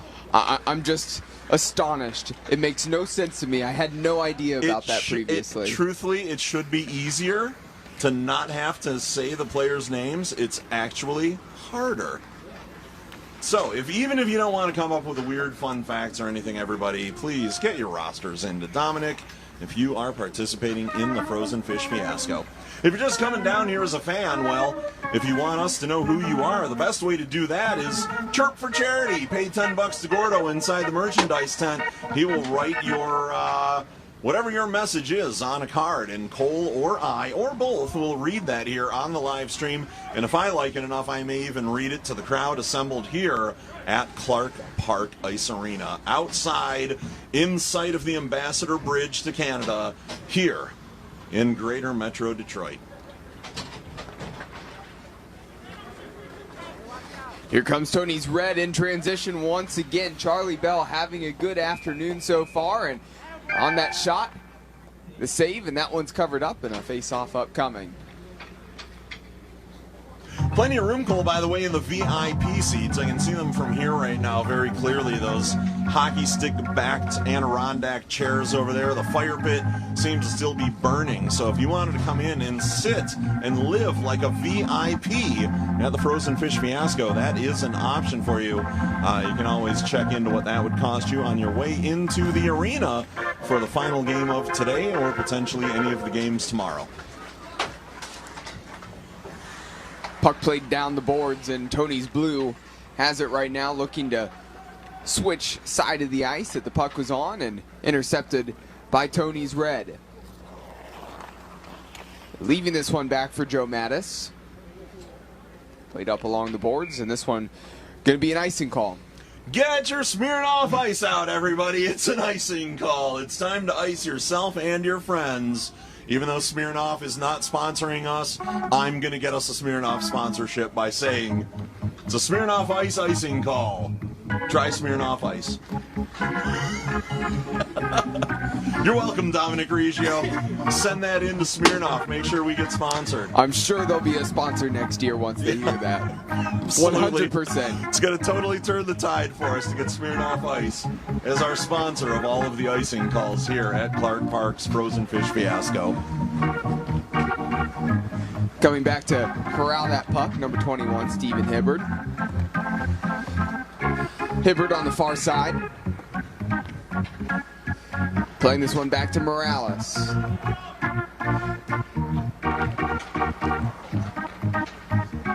And Morales actually played college lacrosse at Michigan State University.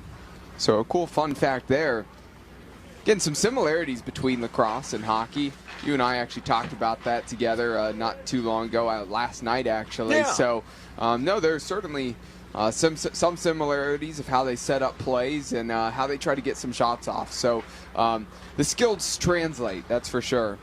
Absolutely, and both great Canadian sports as well, you know. I mean, just developed by, I believe, wasn't lacrosse developed by the native cultures up here in Canada?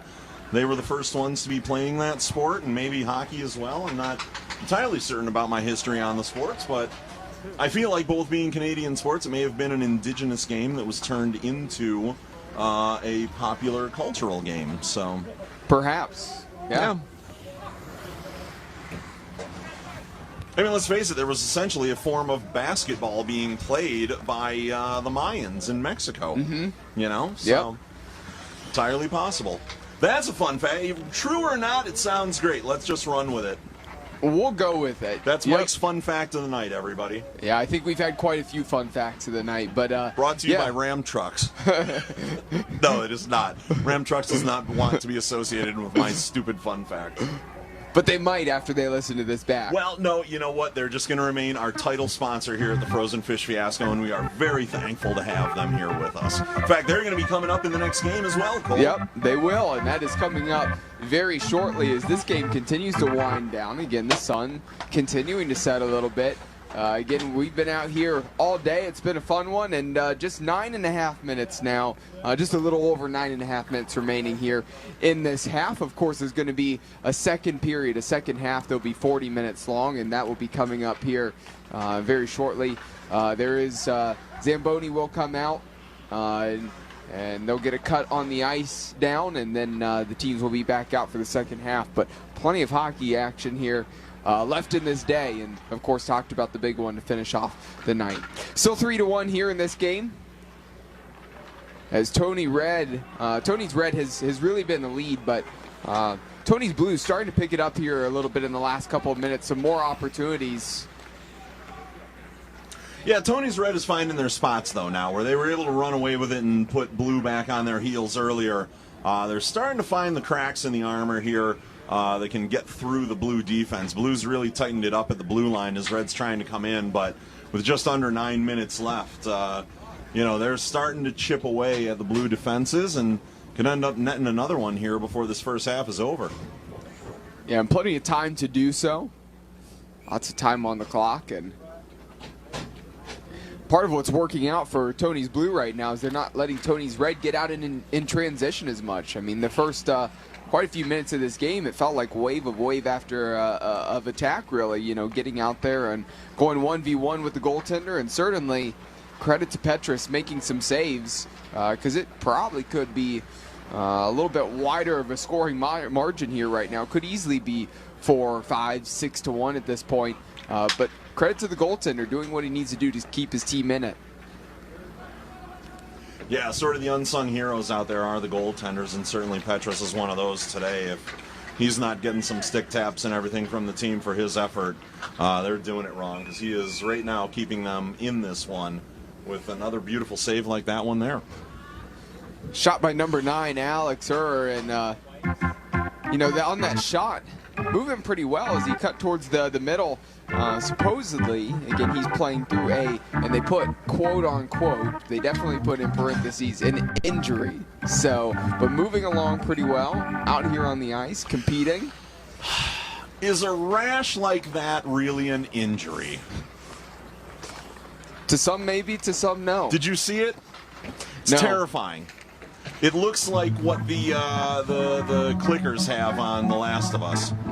It's coming right up his leg, right on his inner thigh. I don't know how he got it, but I don't think he was bitten by a clicker, so I don't know where it came from. But if that's the injury they're talking about, I'm sure it's hard to skate with in the pants. Under nothing, 7. Nothing, Cole? Nothing there. Nothing. That's okay. Sponsor Howie's Hockey Tape is happy to hear that one, though. Thank you, Howie's Hockey Tape, for sponsoring this year's Frozen Fish Fiasco. We love the hats that you've provided in the MVP boxes. Thanks so much for being a part of that. Yeah, we haven't had really any injury reports we've had to do, or never really done any injury reports. That was our first one, and not the common injury that we hear about if we're talking about a rash here on the broadcast. So I think we'll just let it be, because I don't think the people want to hear about the rash too much. I think if it prohibits your ability to skate, it is an injury. So, yeah. Picking this one up in neutral ice, crossing into the attacking zone here. Maybe opportunity to fire a shot, looking towards that upper 90. And Sean Perrin just fires that one up a little bit high, and again, looked like it took a little bit of a deflection. Still, Tony's Blue with the chance. See if they can score here. Excellent last-ditch effort coming across, getting a stick in there. I believe that was number 11, Andrew Georgine, who poked that one away and disrupted what was a great possibility, great attack for Tony's Blue, but maybe not done yet. They can find a teammate here on the near side, number 97. Sean Riopel was wide open. Yeah, where Tony's Red has been trying to play a lot of finesse hockey, it looked like, in their offensive zone and everything. Tony's Blue is doing a lot more grinding down here in their offensive zone, going against Tony's Red, and really forcing Tony's Red to work on this. There was a skate that went through the cage of the Tony's Blue player. That's number 8 down there, Brian Jalapa. We'll make sure he's okay. The other player's stick, it looked like, got up inside his cage, went right through there, and he is in a world of hurt right now. Give him some time here. Yeah, and hate to see that as instantly the Tony's there. Red player knew what had happened, and Jalapa went right down to the ice and everything. So they're sending some folks out to take a look at him, make sure he's all right. No blood or anything yet that I've seen. Seriously hoping it's just a bruise up there into the eye socket. Hopefully nothing was broken or anything, but it did look like The end of a stick got up inside his visor, inside his cage there. Sort of stuck there, it looked like, as he was going down to the ice. So keep an eye. It looks like he's sitting up now finally. So that's good news. We'll wait. We'll hear a few stick taps, I'm sure, once he's back up and on his feet. Looks like he's there now. And they're going to be getting Jalapa back to the bench here. Both players from Tony's Red and Tony's Blue. He's actually headed off the ice. It may not have even been something up with the helmet. It actually looks like he's got a leg injury here, Cole.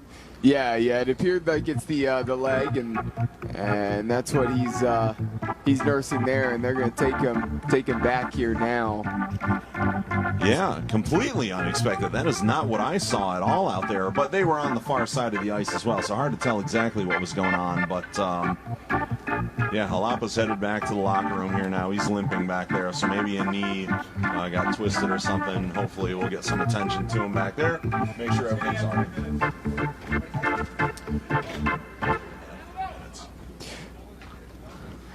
So it appears like that's actually going to do it here for this this half. They're going to end it, and they're going to add 3 minutes in the second half here.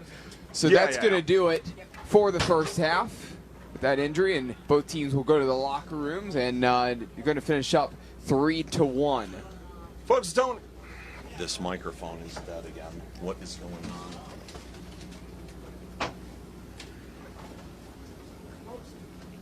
Folks, hello. Hey, do I have a microphone that can hear me in the arena? Do I have a single microphone working? Both PA mics, even the wired one, is not working in the arena. Again, it's twice this game right now. So again, we'll step aside here on the live stream for the Frozen Fish Fiasco as we move to halftime. Again, that 3-1 lead for Tony's Red over Tony's Blue.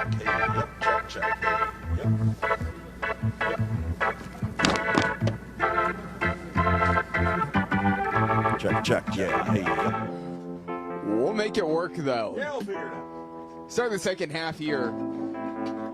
Fourth game of the Frozen Fish Fiasco here for 2023, the 14th annual event here at Clark Park outside in downtown Detroit.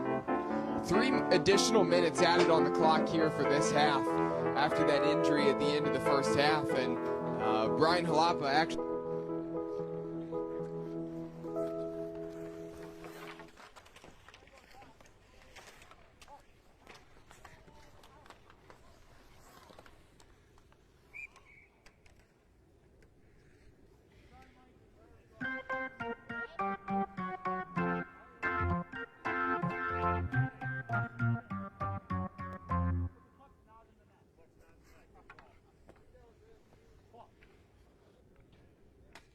stiff boots. You know, I've got mine here in the booth, and I know you guys can't see this. We don't have a camera on us, but I'm going to hand this down the line, guys. Go ahead and see if you can twist that hockey boot. That is a stiff boot. It's not actually something you could really twist your ankle in. Yeah, there's not going to be really any movement in there. No. So 2 minutes for embellishment to Brian Jalapa for, I don't want to say he faked an injury, but he certainly made that twisted ankle look a whole lot worse than maybe it was. You know, and the initial fun fact his team gave on him is that he apparently was too scared to play in the A-League. I don't know, maybe rumor has it that there's more twisted ankles in the A-League. Well, maybe there are, but even if there aren't, he's a heck of an actor, and I was convinced there was something really bad going on with him, so who knows? You know, we were talking about setting up, see if anybody wanted to go back with you to California. Maybe Brian Jalapa is actually the perfect candidate to join you in California. Yeah. Well, we got a goal scored here. Tony's Red has come out. They've gotten a goal again, number 4 for Tony's Red. That goal is going to Eric Beaupre, actually. Yeah, so the good Eric with a goal, and now Tony's Red leads 4-1, and just a little over 40 minutes remaining here in this half, as again there were those 3 additional minutes that we left off at the end of the first half due to the injury. Everybody went to the locker room, and now we pretty much cleared the time that was added on, and down to the 40 minutes. Again, this was going to be a game of 2 40-minute periods. So cover up on the save there as that shot was coming in low and not a ton of pace behind it. And about to be a face-off here in just a moment.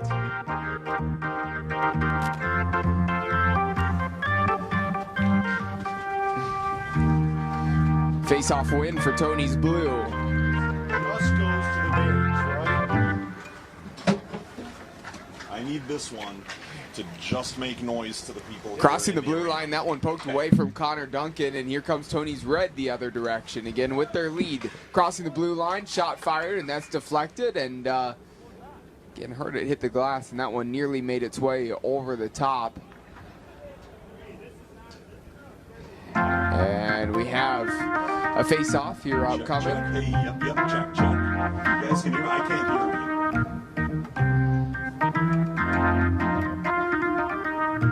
Check. Hello, Clark Park. Hey, there we are. We are back, everybody.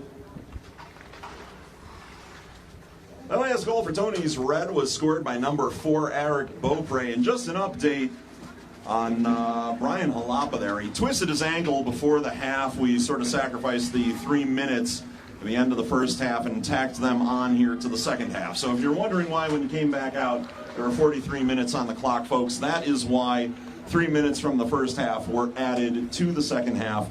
We sacrificed those to make sure that Brian was okay. Here in transition, opportunity for Tony's Red, and unable to score there, trying to slide that one past the goaltender at the near posts. Here comes Tony's Blue the other direction, cutting in. We can get to the middle of the ice, create a better angle for the shot, and no shot. Last-ditch defending, getting the stick in there, and back the other way. So yeah, now we've got the crowd all caught up. Crowd's all caught up on how everything else is going. I couldn't tell if that was... We've got singing. Jorg, I think, Adam is testing the mic now to make sure that Natalie can hear him on the live stream and in the PA system here as well. So hopefully all of our microphones will be working again here before we get to our last game of the night, Ram Trucks versus the Detroit Red Wings alumni. But plenty of time on the clock here yet. We're just under 38 minutes right now. And ticking down to 0 in the second half of Tony's Red versus Tony's Blue. Yeah, that we are. And we just started the second period, so a reminder that today's Frozen Fish Fiasco bus transportation has been provided by Detroit Build and Whiskey Kitchen. We're stirring up the kitchen remodeling industry. For more information, please visit whiskeykitchen.com. Today's Frozen Fish Fiasco bus transportation has been provided by Detroit Build and Whiskey Kitchen. We're stirring up the kitchen remodeling industry. For more information, please visit whiskeykitchen.com. Pass up the ice. Skating and trying to catch up to this one is Hibbard. And then if I give it to Monica to do the goaltender. Perfect. Thank you, Jorg. Beats him to it, and Taccio. Just out of nowhere, they just both went down. So good, baby. That's what I love to hear. And now here's the pass in front of the net, and again, then the shot blocked and deflected away. Here, Tony's Red still has it, up 3 goals. 36.5 minutes remaining here in the game. Here's the switch to the far side of the ice. Just working around, controlling some possession. All right, baby. Being a defender, crossing the blue line into the attacking zone. Tough angle to throw that one across in front of the net and covered up by Petrus. So we're all good. We're all good. So changes to the lines for both of these teams. Announce their roster? Just the starting lineup. Oh, just these guys here with the tick marks. Got it. Done deal. Face off on the Who's far in right net? side of the ice. Hey, is Won Eddie by starting out? Tony's Blue. Or Bowman. They're starting 5. Who's your goalie? Hallett trying to make a move. Yeah, I mean, all right. And Hallett, actually the emergency backup Usually they goalie start for with the Eddie and team, switch trying to them get over, something so done I'll- on the so attack. I'll go Has it with that, taken and if away I'm from wrong, him. Here I'll comes make Tony's the Red the other way. Kevin Davis leaves it off for Alex Irer. You can write that in. And that one covered up with the glove of Paul Petrus.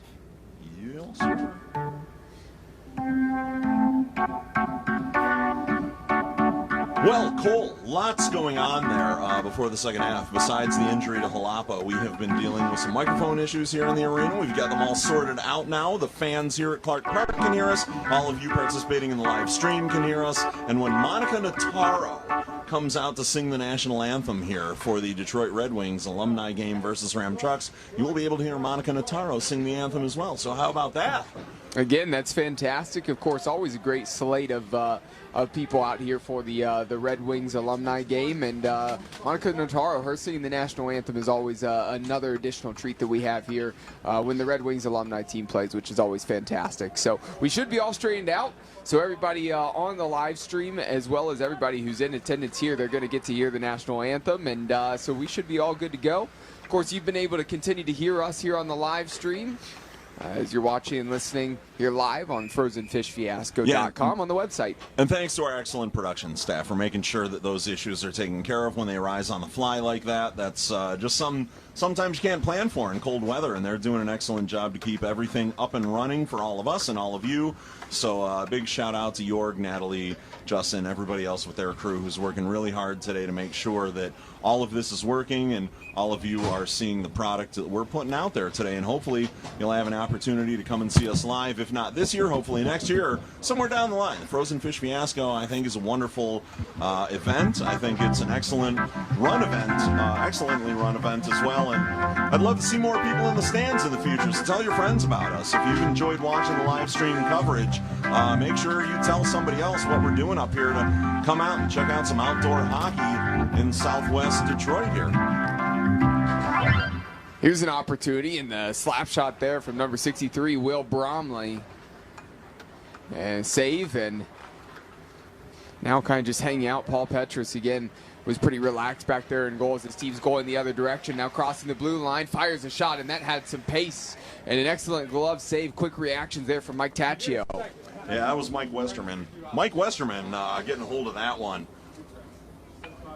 And he's going to be like, why did the PA announcer say my name? I grabbed the other mic there for a second. But Westerman gets that shot off, and a sneaky little wrister with a block there went through. So, yeah, the battle of the mics. Yeah, Mike Westerman again with the shot, as you mentioned, but Mike Taccio in goal again with that save. Yeah. Crossing the blue line here on the attack again. Tony's Red looking to add on to their lead. 32.5 minutes remaining left in this game. Now down in the corner, Friedman has it back. He's put in a lot of minutes here in this game, as you mentioned in the first half. Had a long run out there for a while. Pass back, and it just happens to get by Wallstrom. Trying to chase this one down is Hibbard. They've got to be careful down at that end. During the intermission, they were fixing the ice along the boards behind the net there and over in the one soft corner. In earlier games, we were hearing from Dominic Reggio saying it was a little soupy against the boards in a couple of spots. And even with the sun going down, the air cooling off, there were still a couple of soupy spots out there that they were filling with some snow and making sure the Zamboni had a chance to run over it and try to freeze it back up again. Here in transition, opportunity 1v1 and just poked away by Petrus. Smart play as Bromley was in on him, and now an opportunity for Tony's Blue to go the other direction. After the great defensive stand from their goaltender, and that one covered up by Taccio on the other end. Face-off upcoming.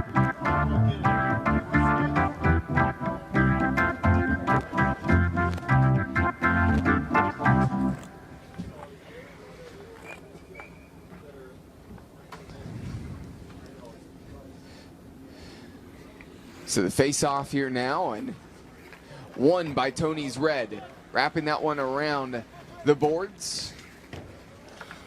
Getting back to that one, Kevin Davis. Finds a teammate.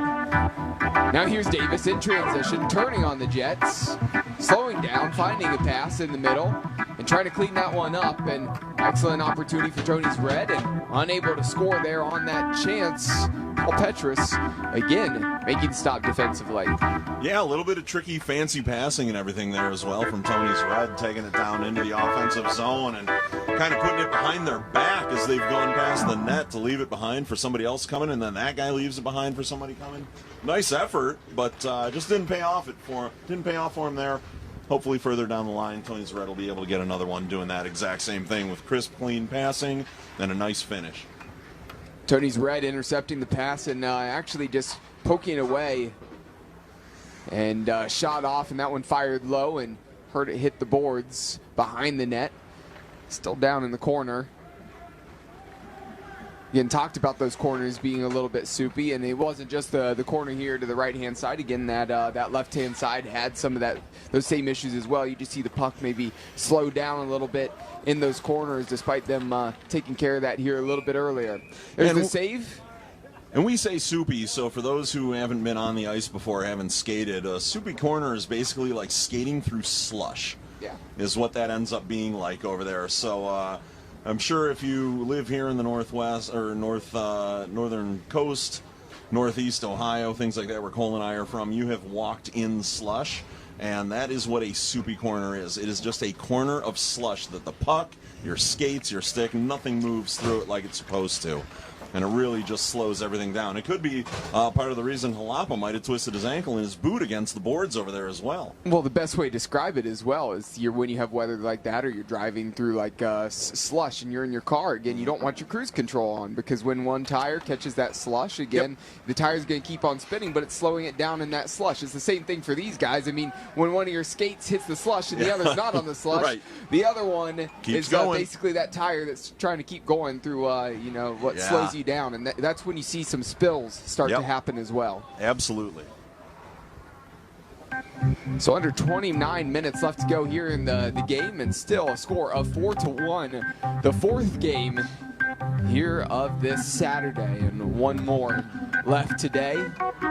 Mike mentioned the sun setting, going down. Again, that wind is still stayed fairly consistent throughout the day. Again, had a steady breeze. But now that felt like it's there was a big hole here. sun's going down, all of a sudden. we're seeing temperatures start to go down a little bit here again. So again, maybe you might not see as much in those corners, with those soupy corners like we talked about. And maybe once the Zamboni's out there again, you'll see the water, refreeze here a little bit faster as well as we get to the nightcap. Friedman turning. Looking for a teammate in the middle. Instead, going to pass it over to the near corner. And from the left corner, gets that one back. Friedman trying to follow. Here comes Tony's Blue in transition, trying to turn on the Jets. Dropping the shoulder.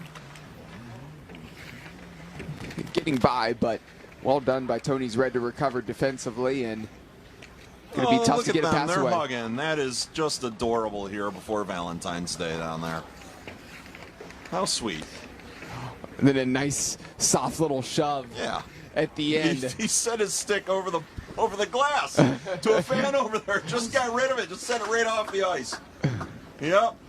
F you and your stick. You're not allowed to have that. That's a lucky souvenir for some delighted fan out there. And he gives it away to you, a young lady who's just walking it away now. That is hers, and she is taking it with her. My gut feeling is that stick is coming back to the bench.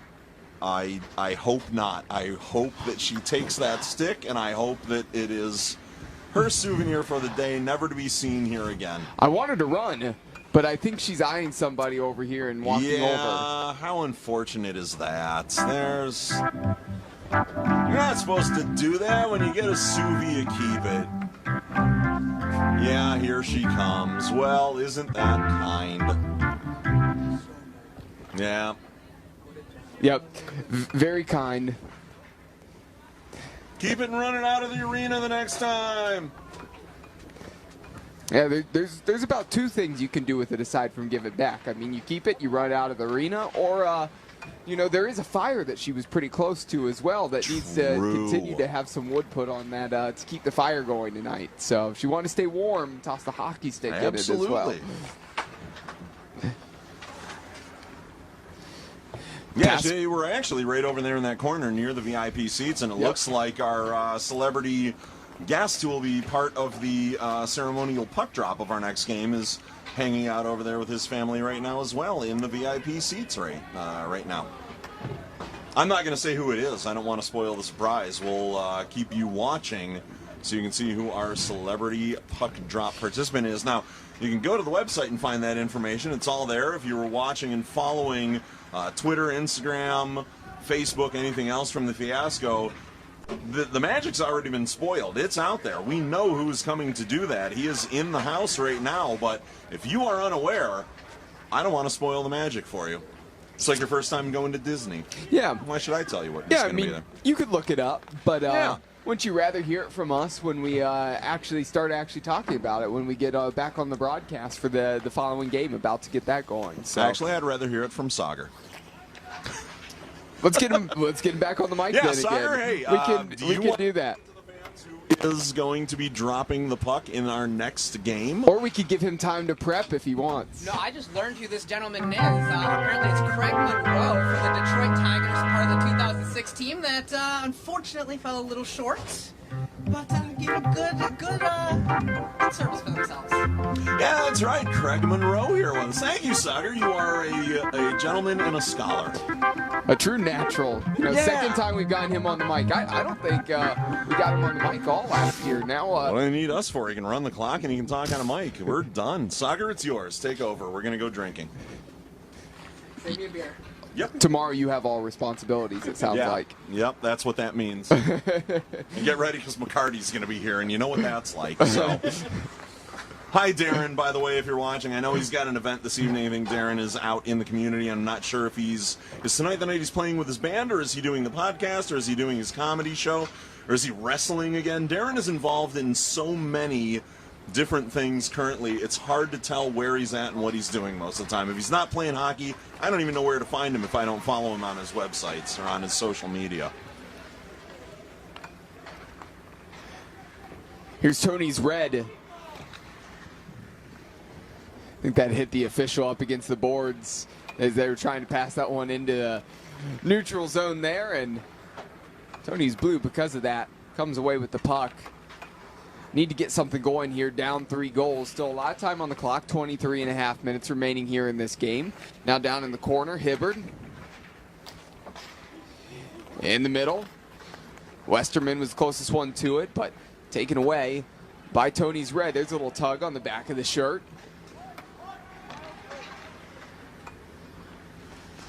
Eric Beaupre maintains possession of the puck. Dishes it to Friedman.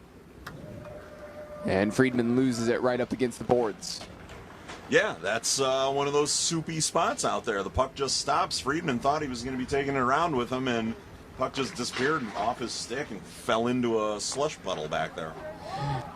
Great pass, and the shot was initially saved, and then that one just flashed a little bit wide there from Friedman. Here's another opportunity, and a glove save for Petrus.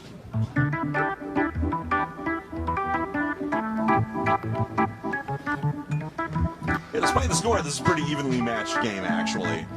Yeah. You know, Tony's came out early, got those first few goals, but since then it's been pretty mellow, pretty back and forth. Yeah, Tony's red jumping out initially, getting those goals early, and since then things have evened up. You know, maybe a little bit of these guys wearing down a little bit here in the second half as well. We've seen a bit of that with some of these longer games. Again, those 2 40-minute periods, again, extended. It's almost like having a fourth period, as you mentioned, because, again, you're playing 80 minutes then in this one. Here in transition, hard shot, and that one nearly was buried home in the top corner. Flashed a little bit high and wide by Kevin Davis. Yeah, nice rising stick save there. Just getting that arm up, and keeping that upper corner blocked with the stick and the glove, and or blocker, excuse me. Just a nice job by the goalie there to keep that one out of the net.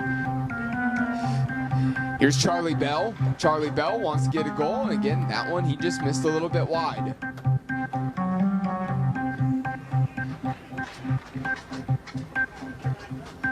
"21 minutes left to go in the game." Crossing the blue line, number 78, Sean Parent. Yeah, Parent, they were looking to use the defenseman as a bit of a screen, but the goalie had him taped all the way. Knew exactly where that puck was coming from, was able to get the leather on it, keep it from getting behind him.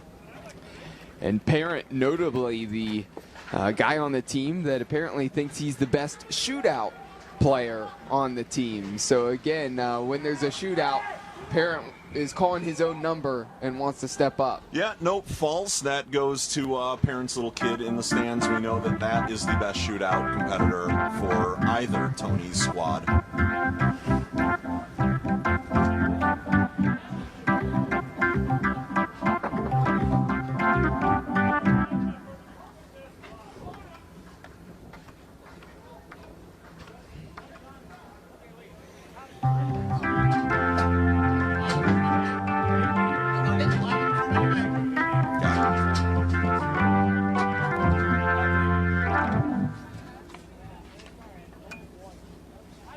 Tony's red penalty to number 11, Andrew Georgine. 2 minutes for too many men on the ice. As you're serving it, they give it to you. So number 11, Andrew Georgine here in the penalty box for 2 minutes. Fans want to know who's sitting over here, Andrew. Yeah, bench liner, served by.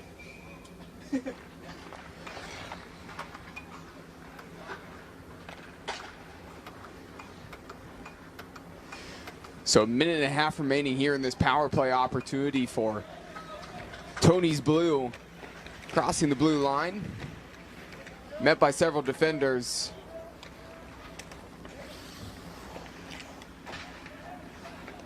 Maybe an opportunity to play this one back, get a shot off. There's a shot and really parried away there on that save from Taccio. Fired into the middle again, takes a hard deflection, and cleared out by Tony's Red.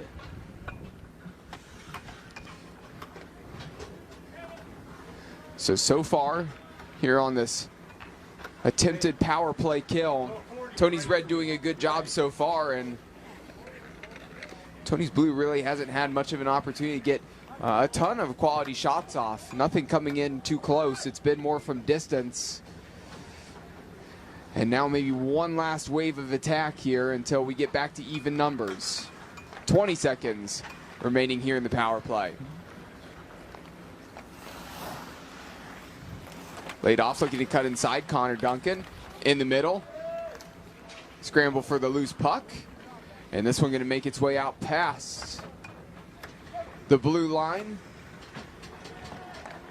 And back Tony's to full Red strength. returns to full strength.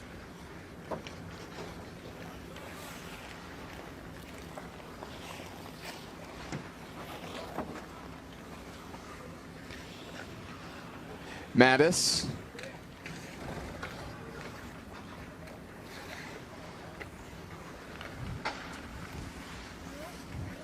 Parent. This one takes a deflection, gets down into the corner. Still Tony's Blue has it at the moment. Fed into the middle, intercepted. Red jerseys up ahead, an opportunity in transition, but tracking back. Well done defensively by Bobby Morales. Here is Morales to the back post, and not any clean contact there on that shot. It was a wide open shot. Didn't even put that one on frame.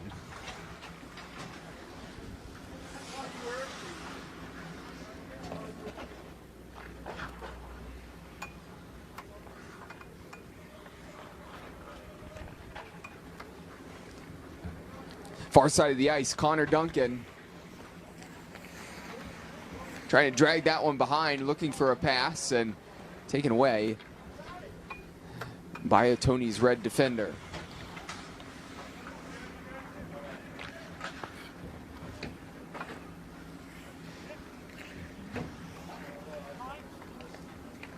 .5 minutes remaining here in the game.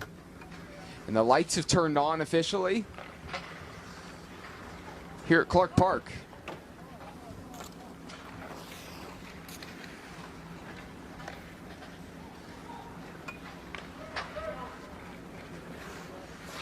Parent wants a shot. That one misses wide right. Stephen Hibbard closest in the area, and he gets to that puck. Finds a teammate in the corner. Checks back in the middle, and if he could have controlled that one, maybe an opportunity to fire a shot off instead. Here come red jerseys the other direction. Maybe an opportunity for Tony's Red to extend their lead. No. Good look on the pass. Just a little bit ahead of Will Bromley, and he wasn't able to get a stick to that puck. And Still 4-1. Yeah, Wallstrom had a nice chance there coming down the ice with that, and when he went to look across, I couldn't tell if he got him a little too far ahead, a little too far behind there on Bromley coming, but they missed that connection, and what could have been a great opportunity ended up being a squandered chance there by Tony's Red. But if they get another goal here, it's just padding that lead. They're up 4-1 with, what do we got here, Cole? About 15 minutes left in the game. So yeah, a lot of time left, but I mean the way momentum's been going, Tony's Blues really going to have to turn it on here in the next 15 minutes to manage to tie this one up or manage to come away with a win.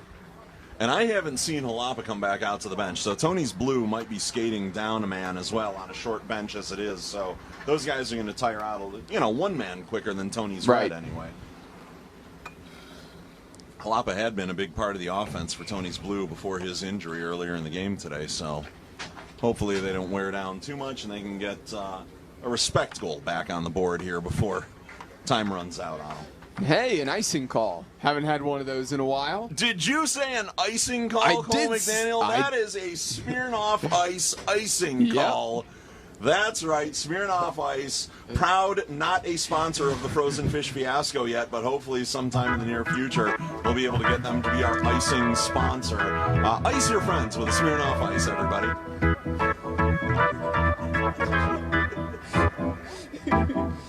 14 minutes remaining here in the game.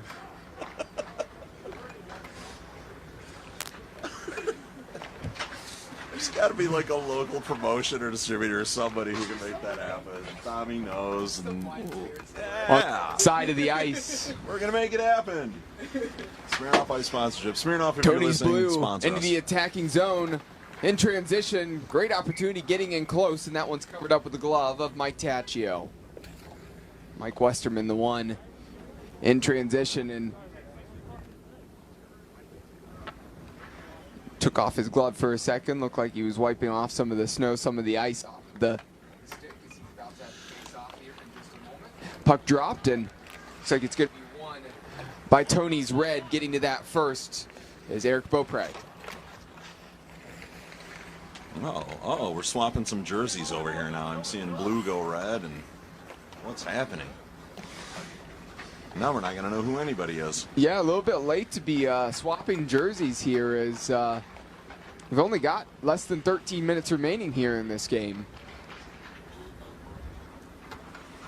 I'm just not even going to try to figure out who that is out there. We're going to have to keep an eye on the red number, but let's see. Once he's got the jersey pulled over here, number 6 red, and that would be Ryan Walker.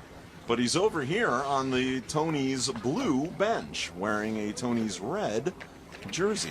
What is Ryan Walker, if that is your real name, up to?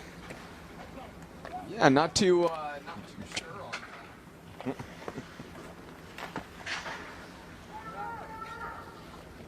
You know, if that is in fact Ryan Walker, I gotta say, please, next year when you're back, have a better fun fact than wearing a new pair of skates. Oh. Not the most fun fact I've ever read. I'm going to tell you, that's one of those ones that we hand off to Sagar so that he gets experience on the mic pole. Yeah, no offense, Sagar, but you're doing a great job. But that's one of those fun facts you could have read, buddy.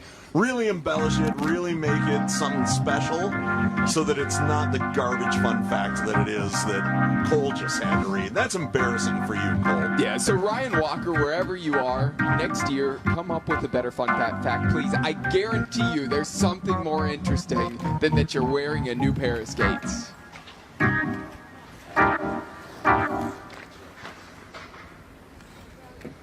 Maybe he'll put on a new pair of panties next year. That's a fun fact Sagar wants to read, too. And there's a goal. In transition, the goaltender comes out. Paul Petrus just being to it in the deflection, and that one flicks up in the air and goes into the net. And little high five at center ice between Wallstrom and Georgine celebrated. I don't have a number 12 red. I don't either. We have a 12. 13. Gotcha. Tony's red goal scored by number 10, Charlie Bell. The assist goes to number 13, Kevin Davis. A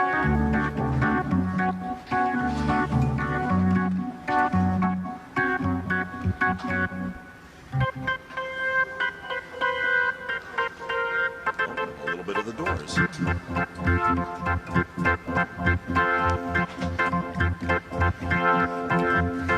Getting Marcus Concernicus, making me feel like we're maybe at a little bit of a carnival right now with this music. Well, I mean, it's a Doors cover, but yep. Mark is obviously a fan. And if you know anything about Dominic Riggio and Mess Bucket Comics, his books, The Arcane Awakening, actually feature a main character known as Mojo, who speaks only in Jim Morrison quotes. Okay. So, yeah, the Lizard King himself channels himself through Mojo, and Mojo speaks only in Jim Morrison from the Doors quotes. Okay, fantastic. Fascinating book, and this can actually be announced. The Arcane Awakening is going to be released here as a motion comic in the future. I think we can say that. I don't think that's a secret anymore. But yeah, soon you will hear the vocal stylings of myself, Brian O'Halloran, some other actors and voice actors have taken part in that and will be portraying characters from Dominic's first series, The Arcane Awakening. Excellent. No, Yeah. happy to hear that. And if it was still a secret, it no longer is. Mike Yeah, I Travis broke has the made news the here. announcement. Because you know what? Dominic didn't have me sign an NDA, and we're at the point where he's starting to release info about it anyway. So I'm glad to be able to share that. And Dominic, this is a great place for us to do it, so you're welcome. And then I'll bring him over here, and I'll tell him to do it too. And he will. After he asks for Absolutely. a fight. Because again, still none in this game. Right. What is going on? You know, we need to bring some bloodthirsty clubs up here. Nobody, you know, especially like the Whalers and the Tonys teams, they're all friends. They're not going to try to hurt each other, even though they already took out one guy's ankle just by clubbing him like Tanya Harding out there on the ice. But, yeah, or they clubbed Nancy Kerrigan. It was Tanya Harding who did the clubbing. Correction there, I guess. You know, I'm just going to say it here on the broadcast because I want to see a little bit of heat, whether that's brought this weekend or whether it's brought next time we see some of these teams back next year. I'm going to say it now. I'm starting to think you guys are soft. I'm going to say this. They're soft, and I'll go a step further. Let's get them out of here. Let's bring in hungry teams who don't know each other. Let's get some of those teams to come up from Northeast Ohio. Let's get some of those... you know, the old Barons teams and everything that have grown up and played against some of, you know, the Bell Tire and Honey Baked Hams teams up here in Michigan. Let's get them to come up here and challenge their old rivals when they were kids. See if we can get into a couple of scrums here as adults. Just let off some steam for the weekend. Here comes Tony's Red in transition 1v1 with the goaltender, an opportunity to score, and maybe a little too fancy. Decided to wait too long to pull the trigger and poked away by Paul Petrus. Out the back door, trying to get a shot off and unable to do so. Here comes Tony's Blue the other way, down 4 goals. And just about 7 minutes left to try to get any of those 4 goals back. We were talking about getting a respect goal here for Tony's Blue, and with 7 minutes you should have enough time to do it, but just never know, Cole.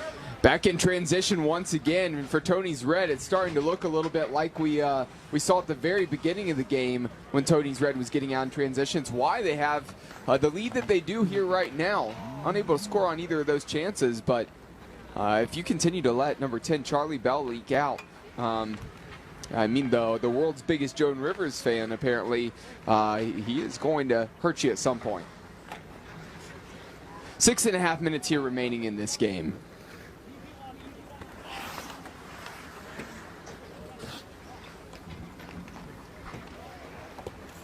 Passed up along the boards. Now looking to go 1v1. Number 13, Kevin Davis, cutting in.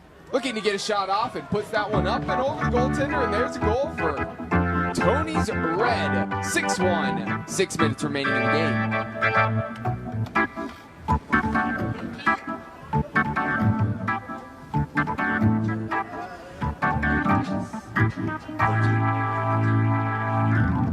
Tony's Red goal scored by number 13, Kevin Davis. So right now, number 13, Kevin Davis, as he picks up that goal, Kevin Davis here at the moment, he has 2 goals and an assist to his name. Charlie Bell himself also has 2 goals and an assist. So really a deadlock here probably between those 2 guys, really looking at that MVP award, and we still have 5.5 minutes left to play. So, one more involvement. Oh, there it is, the respect goal. I think Tony's Blue snuck one in. There they did. They did score a respect goal, and they get one back. 6-2 now's the score. But mentioned as I was finishing my point right before that goal, again, one more involvement between either Charlie Bell or Kevin Davis might assure them an MVP award. Tony's Blue goal scored by number 21, Stephen Hibbard. So number 21, Stephen Hibbard with a goal. And interesting enough, Stephen Hibbard uses 2 bottles of Tiger Balm per game. Now, maybe Tiger Balm is what you need, Mike Travis. For that rash we were talking about earlier. Yes.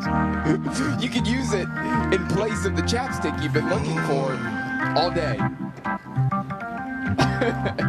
Yeah, maybe. It might work. It might work. I don't know if I want to use his Tiger Balm. I don't know what he's using it for. I don't think it's for chapped lips. But speaking of which, if you come out here, Mike Travis does need some chapstick. Yes, Mike Travis does.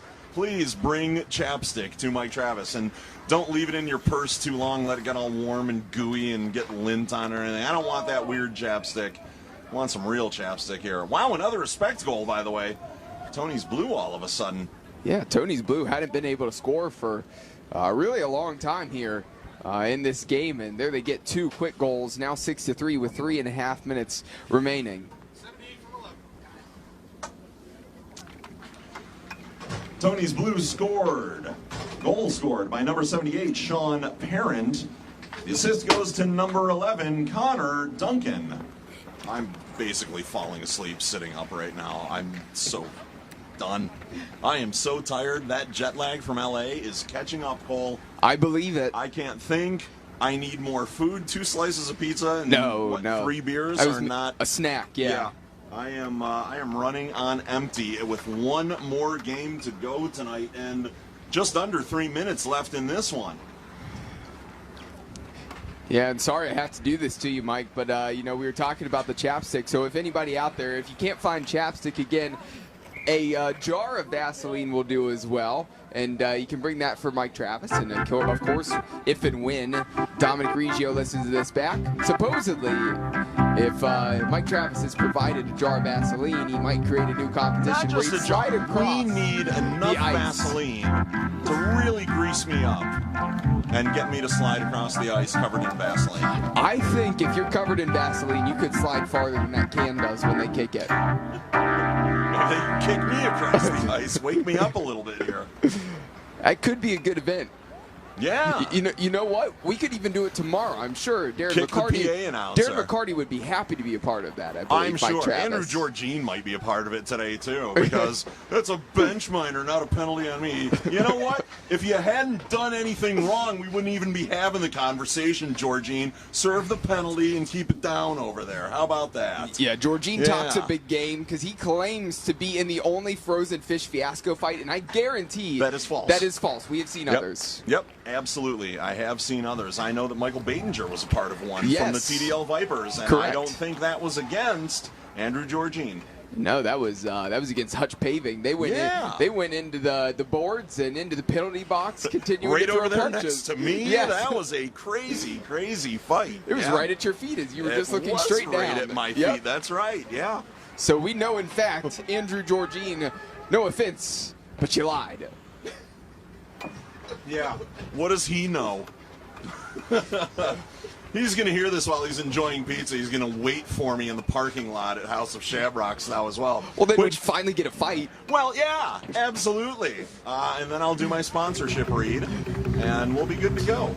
And sorry, Mike, but Dominic's going to be no help because he's wanting to see blood. So, yes, regardless of whether it's you or anybody else. Yeah. I'm not looking for help. There's a goal for Tony's Red. Again, goaltender was out and pulled. Extra skater out on the ice and empty net. And finish there for Tony's Red, now 7-3. I'll just say this. I'd like to see all of Andrew Georgine's talking done with his skills on the ice, not with his fists in a parking lot. I think he's above that. Did we get a number there? No. Can I grab the wireless and give it to Greg? Maybe number 10 on red? Maybe? All right. Well, on that last goal for Tony's Red, the officials gave that one to us here at the booth. They said that was from number 10, Charlie Bell. Now, if that was the case and Charlie did get that last goal for Tony's Red, that would be a hat trick for Charlie Bell, everybody. Congratulations to Charlie on his hat trick. Well done out there. So number 10, Charlie Bell gets the goal at the end. That's a hat trick. Andy has an assist already on the game. And there is a Tony's Red victory, 7-3 in the fourth game today of the Frozen Fish Fiasco. Game 5 going to be coming up next between Ram Trucks and the Red Wings. I'll be back with you here before the start of the fifth game.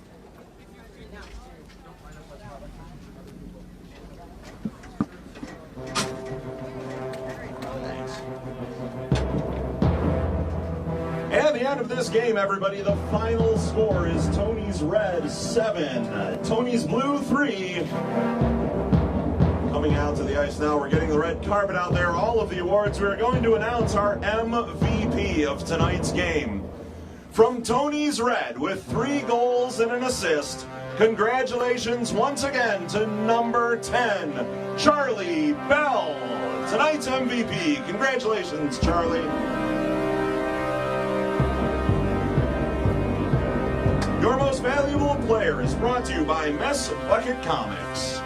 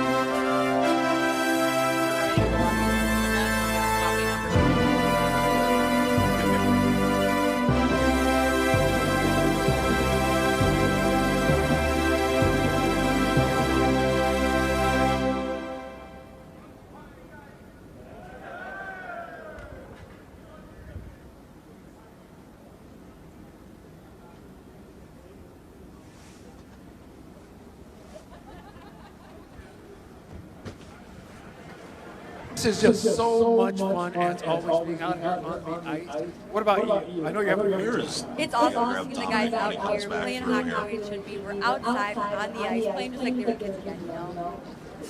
You know what? They're playing better than the kids, because when I was a kid, I tried to play hockey. I wound up in the net more than the puck. Well, I can't even ice skate, so they're doing a lot better than I am already. So this is great. All right, we got Andrew coming over here now. All right, here he is. End of the hour. How are you? Good about yourself. Good. Tell us about the win. We're going to let Charlie talk. He's the MVP. Just have one quick thing to say. Mattis had a lot of stuff to say after the draft about how good their team was, how Rockville drafted me. And I just want to say Mattis should have worried more about crushing waters before the game instead of crushing all those fucking Hungry Howie's pizzas.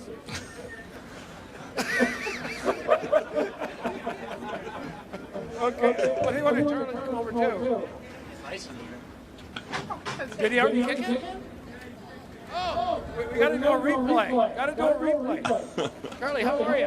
Good, how about you? Oh, congratulations on the MVP. I appreciate it. This is the third one. You know, big players start winning big games. My back's getting a little tired from hearing everybody, but Andrew drafted a real great team. Blue should be embarrassed. They should just go home, cry, think about this one.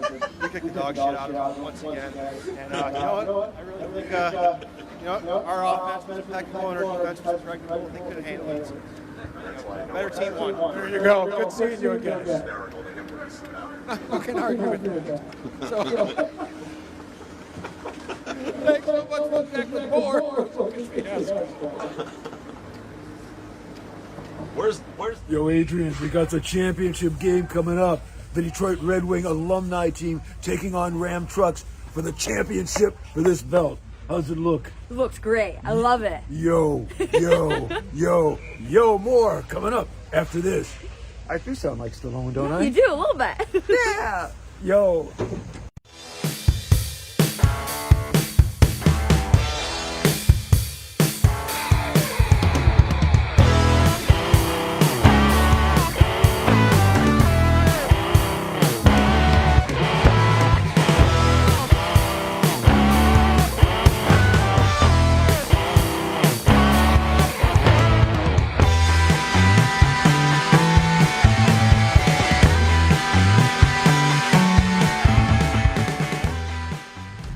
This is the truck that helps keep families safe, and the truck that helps you get far from home.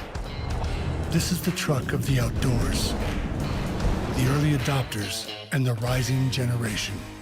This is the one more truck owners are switching to. This is what it means to be a Ram. Now with 2.9% financing for 72 months, get an average $10,207 in finance savings on our most popular models. Getting up every morning to go out to do a hard day's work, that didn't just begin. We have been relentlessly weaving this fabric since 1938.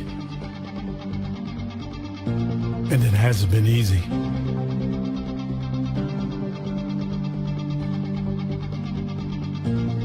We have been an important spark in an engine that has powered generations.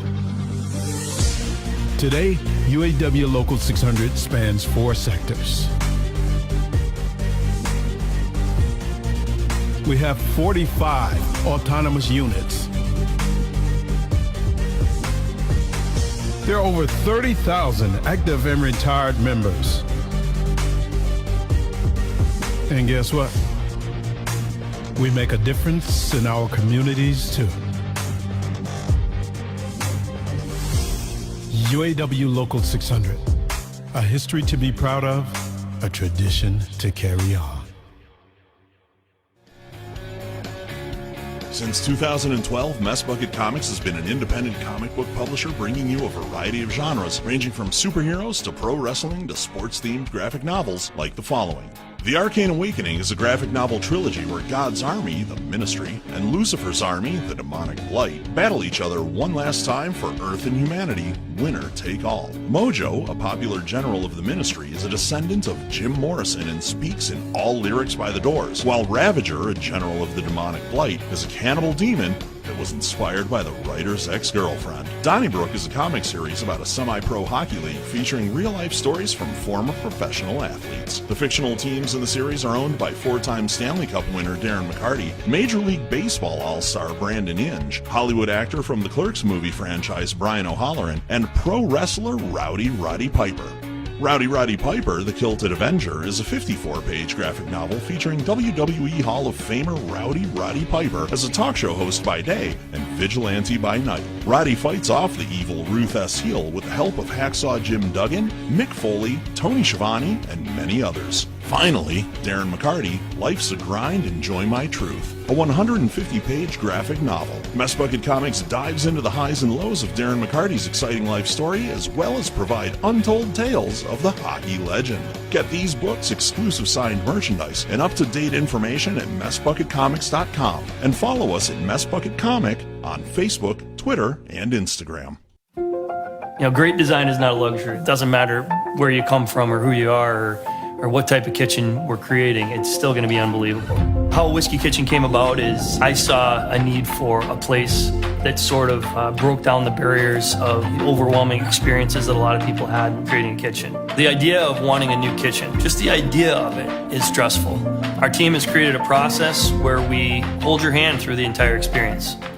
The first step in the process is having a consultation so that we can get to know you.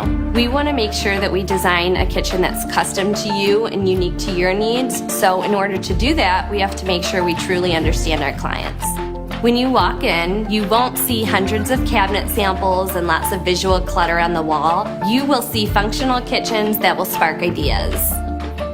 We understand that the process can be really overwhelming and it can give people anxiety, and we want to make sure that you feel as comfortable as possible. Once we understand your needs, we go to work designing and collaborating as a team to create your ideal kitchen. Our software program allows us to integrate the actual choices that you've made into the program so that you can visualize what the new kitchen is going to look like. Our process is intentional to ensure you're proud of your kitchen and enjoy a great space for entertaining and cooking for friends and family. You know, everybody deserves to have a great kitchen, but everybody also deserves to have a great experience in creating that kitchen. And that experience doesn't start with the first demo team that comes in. It doesn't start with the first time you can cook on your new kitchen. It starts with the process, and our job is to make this experience as simple and easy and stress-free as possible, and that's really what we want to do.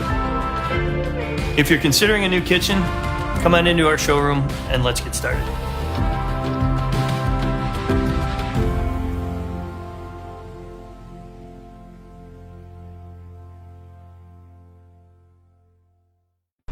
Miracle Flow, you know, a lot of people claiming, oh, hockey here, this, hockey. There's only one. There's only one.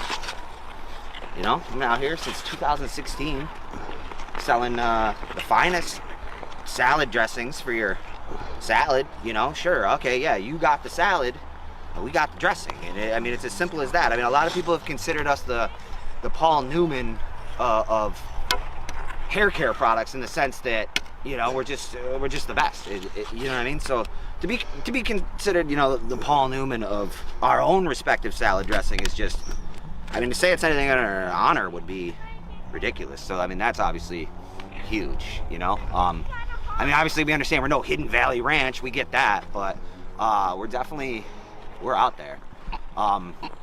You know, if they're not going to stock us in the shampoo aisle, we're going to try again in the salad dressing aisle, because I mean, it works either way. A Dream Limousine continues to be Metro Detroit's finest luxury transportation service. 734-542-6800. Offering late model luxury SUVs to brand new party buses that seat up to 34 passengers. 734-542-6800. Including the one-of-a-kind Escalade Stretch with the exciting jet door. Call 734-542-6800. That's 734-542-6800. A Dream Limousine. Since 2012, Mess Bucket Comics has been an independent comic book publisher bringing you a variety of genres, ranging from superheroes to pro wrestling to sports-themed graphic novels like the following.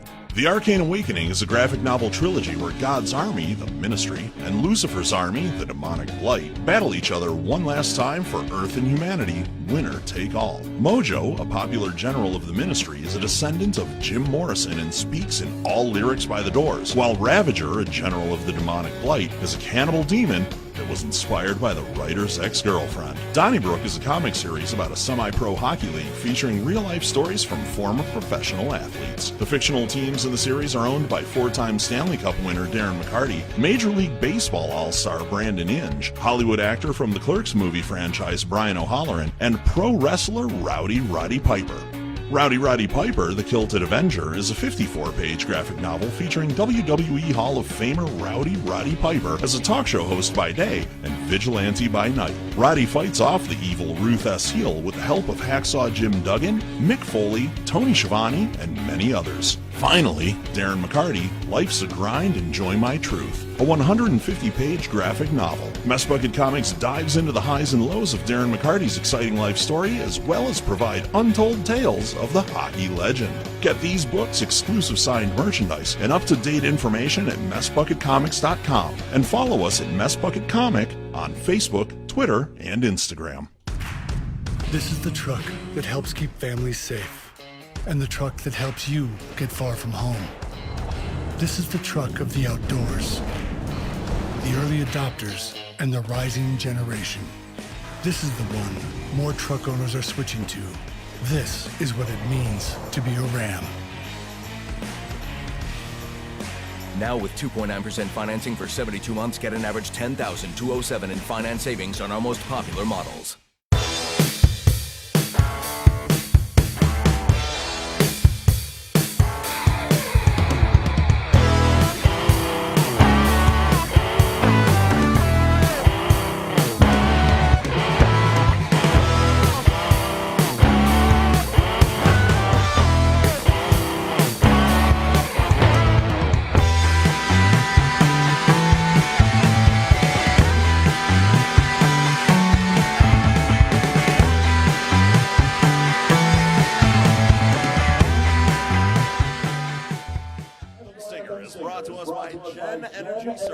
serving all of Metro Detroit and the Midwest's fueling needs. For inquiries, please check GenEnergyServices.com or call 1-855-GEN-FUEL, that's GENFUEL.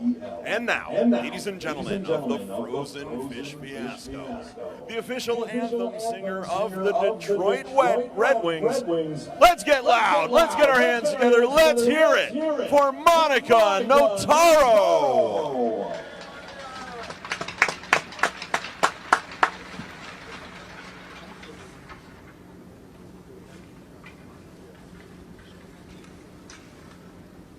Oh, say, can you see by the dawn's early light what so proudly we hailed at the twilight's last gleaming, whose broad stripes and bright stars through the perilous fight.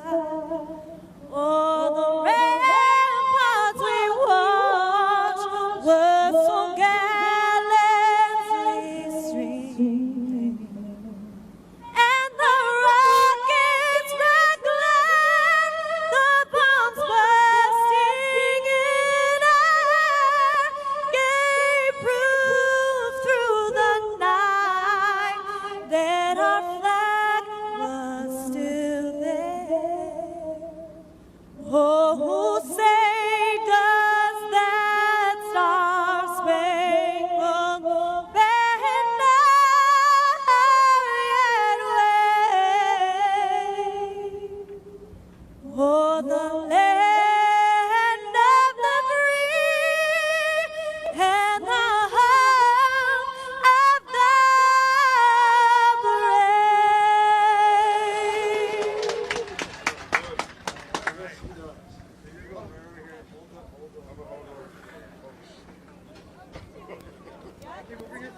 You don't have to do that.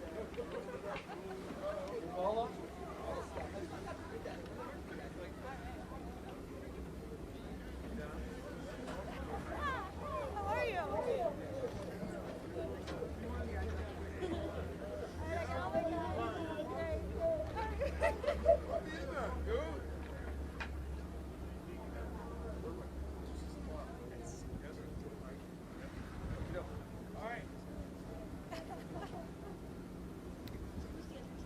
Nice. Get all the angles. All right.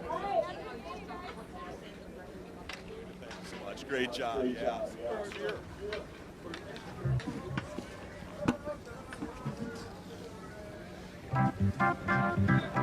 Frozen Fish Fiasco. We need to get the captains from the Red Wings and Ram truck out here with me at center ice. Gentlemen, it looks like you're here. Welcome.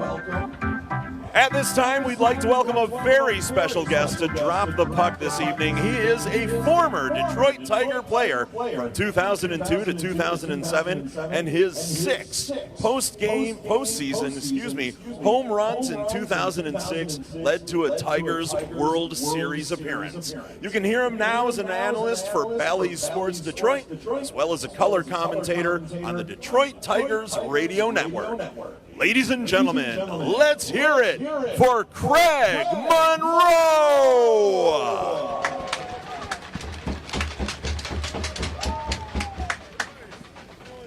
I'm doing good. I'm on the ice. I'm a baseball player on the ice. Here we go.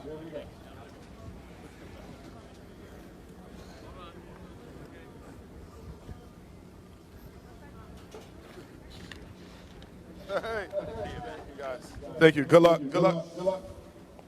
Thank you very much. Excellent job.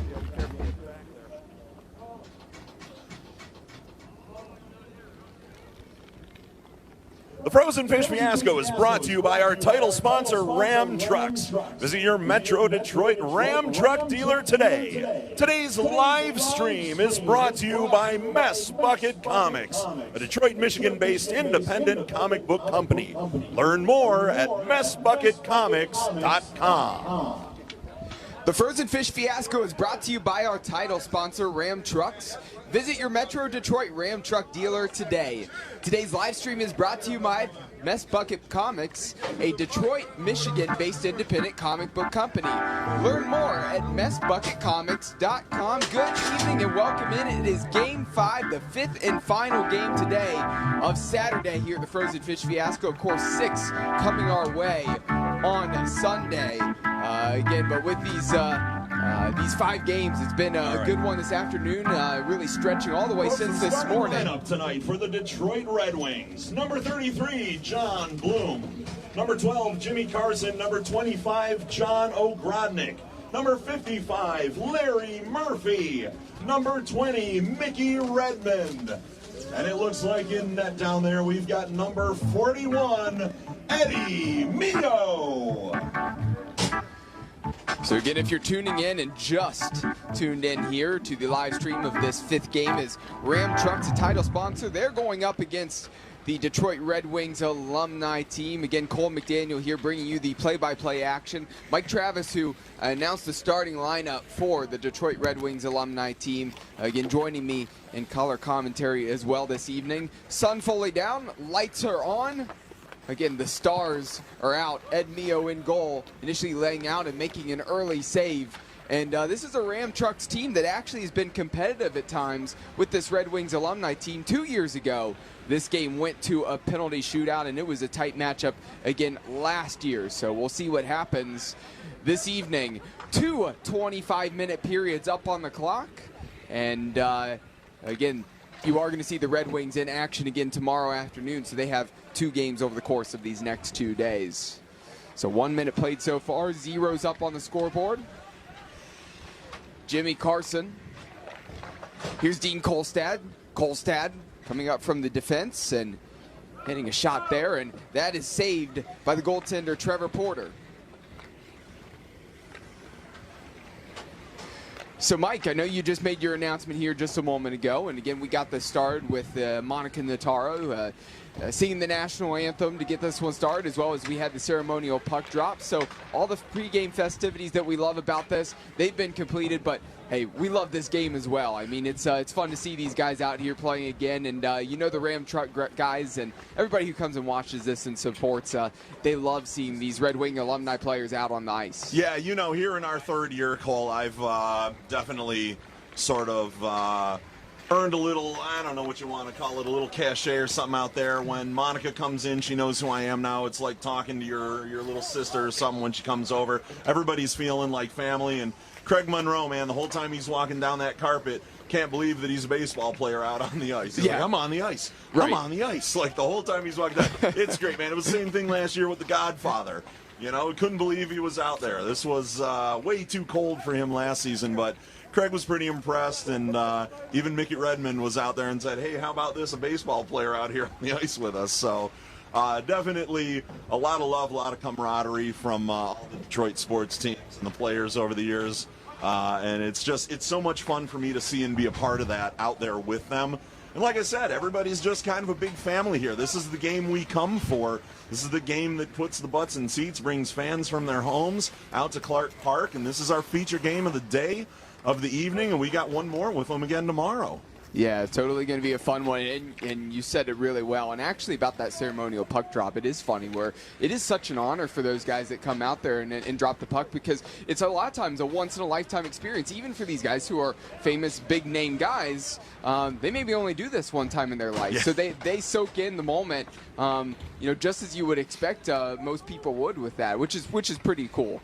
Yeah, absolutely, and you could see, you know, the thing I love and that I've learned to appreciate most is when some of these, you know, big tough guys, sports players, athletes, and everything else get reduced to children again when they get to do something that's so fun. And the smile on Craig Monroe's face said it all, man. He was just so happy to be out there, have an opportunity to actually walk out on the ice and drop that puck with those guys out there. Wish both teams good luck, and you know, it's a lot of fun, man. Everybody we've had come and drop the puck has just been a lot of fun to have out there with us, and just so appreciative of the opportunity. And and also just having the time of their lives when they get to do this. And the deadlock is broken on the scoreboard with 4 minutes played so far, and actually an unmarked jersey out there. That means that Thad Zott, who is supposed to be on the Ram Trucks team, actually, you see the green socks, he scored there on that shot there. So opening goal for a guy who would switch teams here coming into this. From Hamilton. Red Wings goal scored by Thad Zott. The assist goes to Trevor Hamilton, wearing number 11 out there tonight. So Trevor Hamilton, number 11, credited with the assist, and that's a cool moment for Thad Zott getting to be on the Red Wings alumni team, getting the opening goal here of this game against his team, Ram Truck. Yeah, Thad, the defector, let's say, from Ram Truck tonight, put another body over there for the Red Wings. He has an unmarked jersey, and he's out there skating with the legends of the Detroit Red Wings. And again, just, we were talking about Craig Monroe's appreciation, the opportunity to be part of this. Imagine Thad Zott's joy in knowing that he's going to skate with his, childhood heroes from the Red Wings. Yeah, absolutely. And so Thad and Todd Zott on opposite teams here tonight. They come from Zott Dodge. And actually, interesting thing about Thad, who just scored the goal, supposedly, again, he test drove one of the first flying cars in the world, and it was a viral video that actually has over 7 million views. I'm not going to question it. That's a cool story. I think so, too. Oh, what are we doing out there? We're roughing up the Red Wings now. Jimmy Carson just gets put on his back out there by the Ram Truck team. Yeah, a little smile there from Jimmy Carson as he got laid out. At least there was a bit of remorse as well from Ram Truck. We'll see how long that lasts, though. We said coming into this that this is the game that, we haven't seen much with fights today. We're like, this is the game that there isn't a fight. Well, if that keeps up, maybe it is. Yeah, we'll see if Jimmy Carson wants to drop the mitts out there and start a Donnybrook in front of the net or something. Get a little revenge against Ram Truck there, putting him on his back. Carlo Ramita left it for Craig Wolonin. This one up against the boards, looking to pass this one back, and it's wrapping around behind the net. Dave Bavol's going to track that one down. Ram Truck trying to get out of their own end as they find themselves down a goal.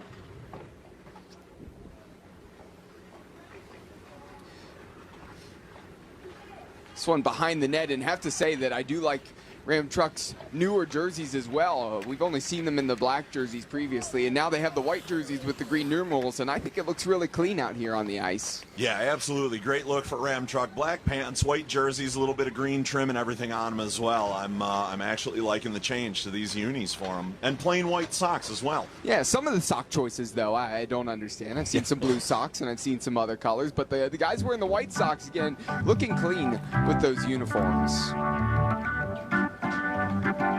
Quick stoppage of play here. Looks like both sides are going to change it up. We'll get right back to the action in just a moment. Yeah, I believe there was a goal there. Oh. Well, that's why there's a stoppage. Didn't even see the goal happen down there. Yeah, snuck that one in. Well, I'll tell you, it is kind of a dark corner, actually, trying to look down that way. Also, I've got the Red Wings photographer here. He's got the big sports camera with a big lens on it, sort of blocking my view a little bit as I try to look that way. But who was that goal again? Red Wings goal was scored by Thad Zott. The assist goes to number 45, Paul Weber. Yeah, I think that goal was actually, I thought I heard him say it was from Karen, Sergei Karen, I thought got that goal there. And I believe Weber had the assist, so number 45, Paul Weber, credited with the assist. I know that's correct there on that. Yeah, I didn't hear what they said, so I don't even know if Zott was out there. If they got it corrected, we'll get it corrected. We'll make it later on. And that's just kind of what happens in the booth sometimes, as we get further into the games. We're used to the referees coming to us with numbers a lot of times, but sometimes when they come to us with the players' names, we hear different things. There's a very tiny hole that the referees speak to us through. It's only about, what, 2.5, 3 inches in diameter, maybe? And now 1/3 of it is taken up by an XLR cable that is just taped there. Not really connected to anything, just taped outside. Right. For we don't know why. And there's also a Michigan High School Athletics Association patch still taped to it. So Ram Trucks, they respond, get a goal back, and now it's 2-1. Just under 16 minutes remaining here in the first half. Ram Trucks goal scored by number 18, Steve Galasso. The assists go to number 16, which I actually don't see on the score sheet, and number 19, Austin McKenzie. Bangton, Austin. So number 18, Steve Galasso with the goal, and number 19, Austin McKenzie credited with the assist. And you know, this is an interesting interesting bio for the guy who got the assist in Austin McKenzie. Apparently, he says he used to be fat, he's afraid of girls, but he loves hockey. Okay. I didn't know I was playing in tonight's game. He may have stolen your bio, Mike Travis. Yeah, really? What? Was I supposed to be out there? My skates are still over here behind the bench. Maybe I'll throw them on, grab a Ram Trucks jersey, and hop out there. Give me Thad Zott's jersey. I'll fill in for him. So that was the goal, very much needed for Ram Trucks to make sure they stay in this game, keep it close, 2-1. Now here comes Weber in transition, fires that one, trying to creep that one in the back corner, and that one just fires just a little bit wide. Ram Trucks looking to clear their lines, get up the boards, finding Joe Sikora. Pass in the middle, and that one's taken away, sent all the way down the ice, back behind the net, and going to clean this up is Scott Summers tracking this one down. Summers turning, finding Nick O'Donnell. Here comes Doug Pickens. Doug Pickens in on goal. There's the shot. Ed Mio gets the initial save.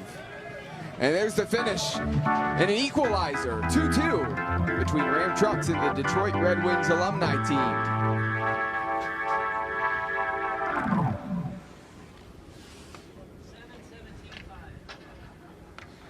So number 7, Matt Mahalik, credited with the goal. Ram Truck goal scored by number 7, Matt Mahalik. The assists go to number 17, Nick O'Donnell, and number 5, Joe Sikora. Sikora, excuse me. Jesus, I gotta write those down. I can't keep them. So number 7, Matt Mahalik, as I mentioned, with the goal, and the assists credited to number 5, Joe Sikora, as well as number 17, Nick O'Donnell. And Matt Mahalik, credit to him, quite the bio for him as well. He was a second-round pick for the Plymouth Whalers. He is also supposedly a master settler in the game Catan. And by the way, he's single, ladies. Valentine's Day is coming up. Another one trying to get a date. You know what? The Rockets were here earlier, buddy. You missed your chance. Some idiot from an earlier team brought his girlfriend to the game. If you were here, you could have taken her, but nope. You lose, sir. Good day. Yeah, that's almost been a theme just because this event's around Valentine's Day. We see guys dropping in that they're single multiple times in their fun facts. Listen, Cole, you tried to get me married off today, and I certainly appreciate it, but at the same time, I haven't seen anybody really knocking down the walls here at Clark Park to get at me, so I'm not really worried about it. And again, they'd have to move out to L.A. I'm not back this way that often, so. Yeah, I mean, they still have till Monday to think about it. Like I said, maybe they'll start coming in droves as of tomorrow. So we still have time to think about that one. We can only hope. Bring chocolate. I like cherry cordials. Right. That's where it's at. Way to my heart. Just over 11.5 minutes remaining here in the first period. 2-2 still the score as it's all knotted up. Face-off coming from the far side of the ice. Won by the Red Wings alumni team. And that one into the glove of Trevor Porter. And the goaltender, Trevor Porter, a 4-time Michigan State champion with the Allen Park Huskies. Kolstad fires this one into the middle and deflected. Last off of Ram Trucks, and it finds its way to the corner. Red Wings still have it at the moment. Kolstad's still a giant in skates out there. Look at the size of that guy. Looks like he's about 7 feet tall out there. Yeah, the skates certainly add to the height, but already a big guy. Big guy. Just a commanding presence on the ice, and there's a goal to put the Red Wings up 3-2.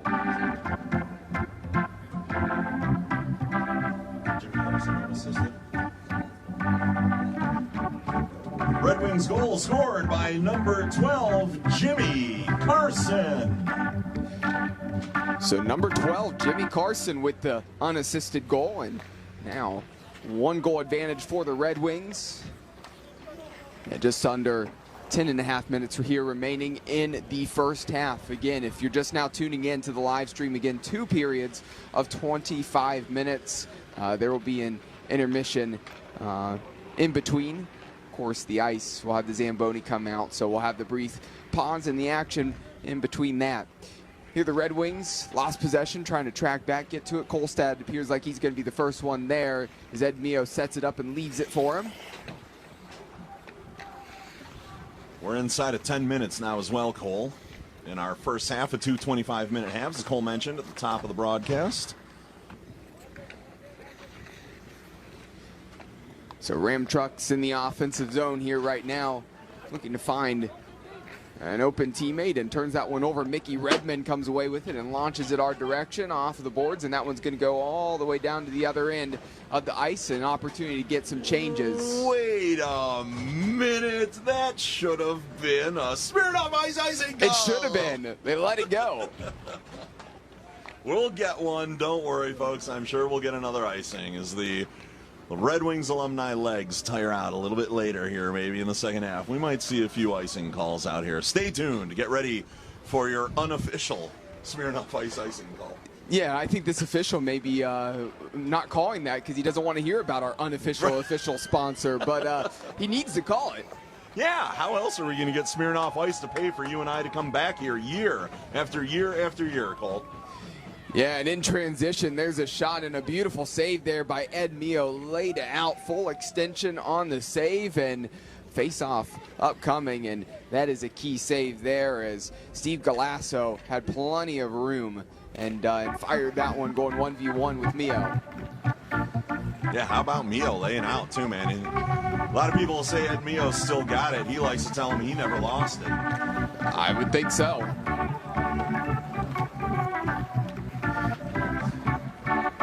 Wolinen finds Karin and in the direction of Weber, and that one just gets under the stick of Weber, and Ram Trucks comes away with the puck. Doug Pickens tried to send that up along the boards. Now here's Weber. Has Wolinen in the middle.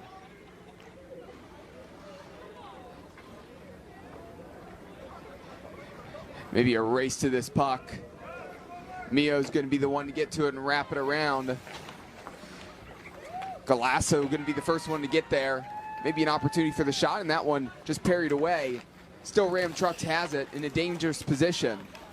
Back across the middle, and oh, that would have been a great spot. Jeremy Chaney slipped between his legs there. If he could have gotten his feet sorted out, fired that one right in front of the net.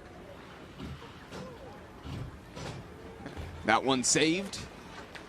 Here come Ram Trucks the other direction. Crossing the blue line. And Mio covers that one up.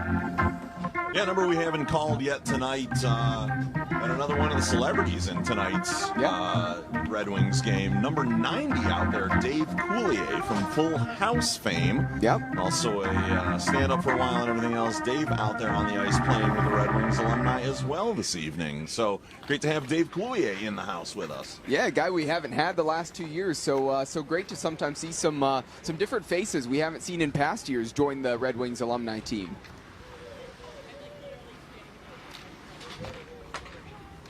Good hockey sense by Dave, too. Look at him. Gets right in there, goes right to the back door, waiting for that opportunity.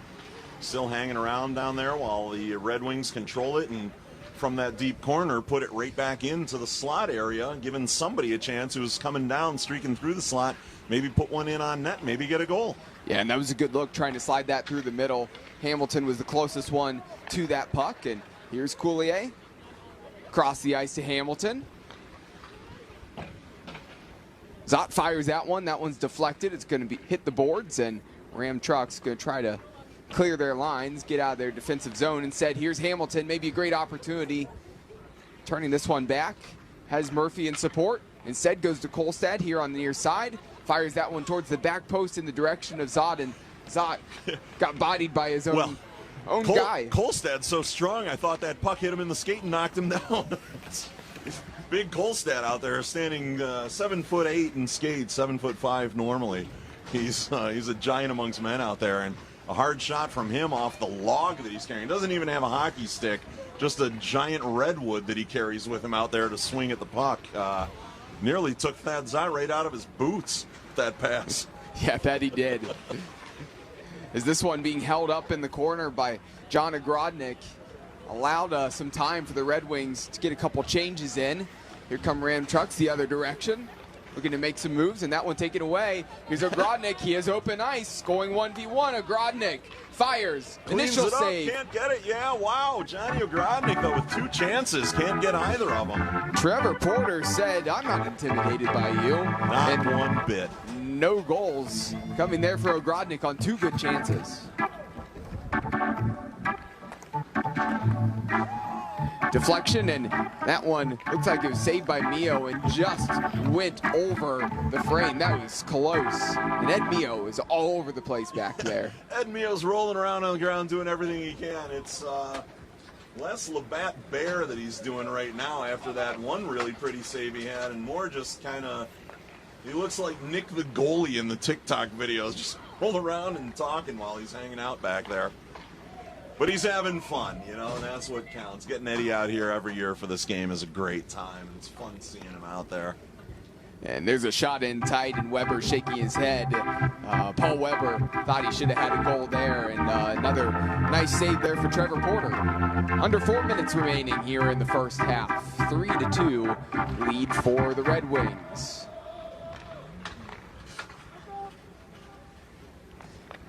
Well, and then backing this one out, finding Weber. Weber pushing that one ahead, and it's going to go down into the corner. Tracked down by Scott Summers. The famous X-Man? No, not quite. The fun fact there for Scott Summers, and I was going to have to give him some flack tonight. You know, as sweet as this is, Scott, I know it says that you love your wife, Michelle, dearly, okay? As a married man, I can say that's Her sweet. name is Jean Grey. That is your wife, Scott Summers. Don't deny it. But, Scott, I got to say this. For your fun fact, whatever you did, why are you making me do your dirty work and apologize for you with cheesy stuff here for your fun facts during your broadcast? Yeah, you know, hey, but here's the thing.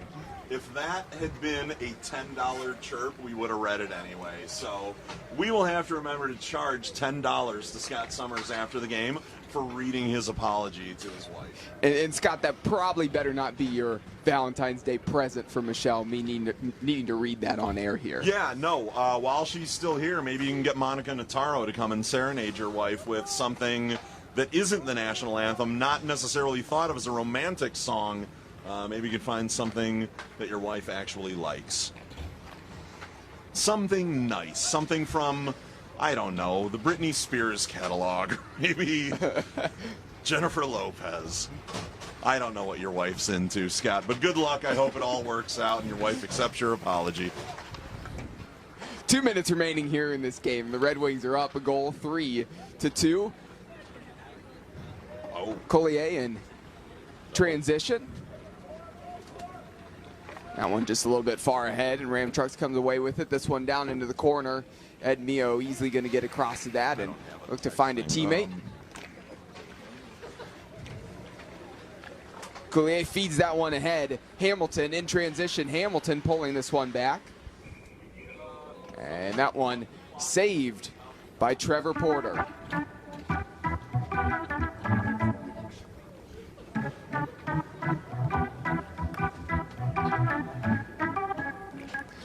So a face-off upcoming, and again running clock.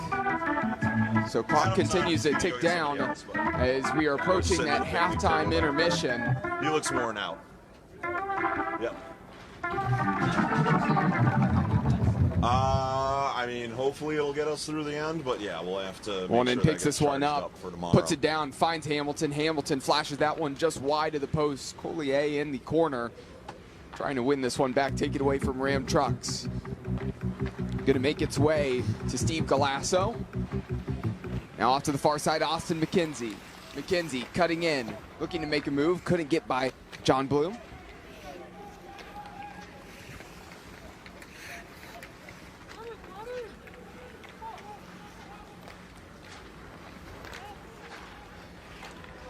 An opportunity for the Red Wings to break in transition. Ogrodnik wasn't able to score the last time in this position, and able to score this time. Gets one that time. Yep, nicely done by Johnny Ogrodnik out there. Big number 25. So now a 4-2 advantage. 15 seconds remaining in the half.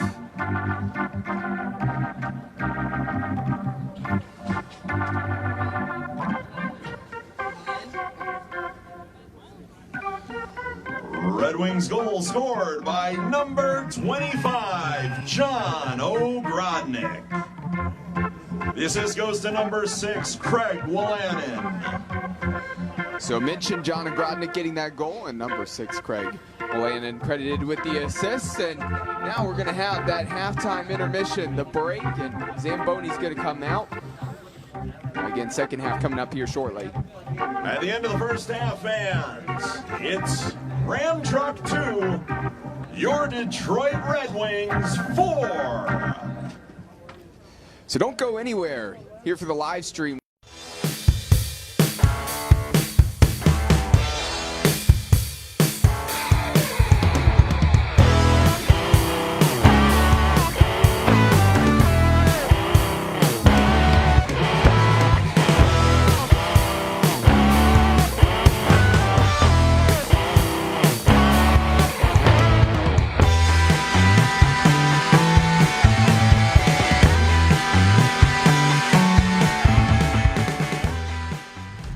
This is the truck that helps keep families safe, and the truck that helps you get far from home. This is the truck of the outdoors, the early adopters, and the rising generation. This is the one more truck owners are switching to. This is what it means to be a Ram. Now with 2.9% financing for 72 months, get an average $10,207 in finance savings on our most popular models. Getting up every morning to go out to do a hard day's work, that didn't just begin. We have been relentlessly weaving this fabric since 1938. And it hasn't been easy.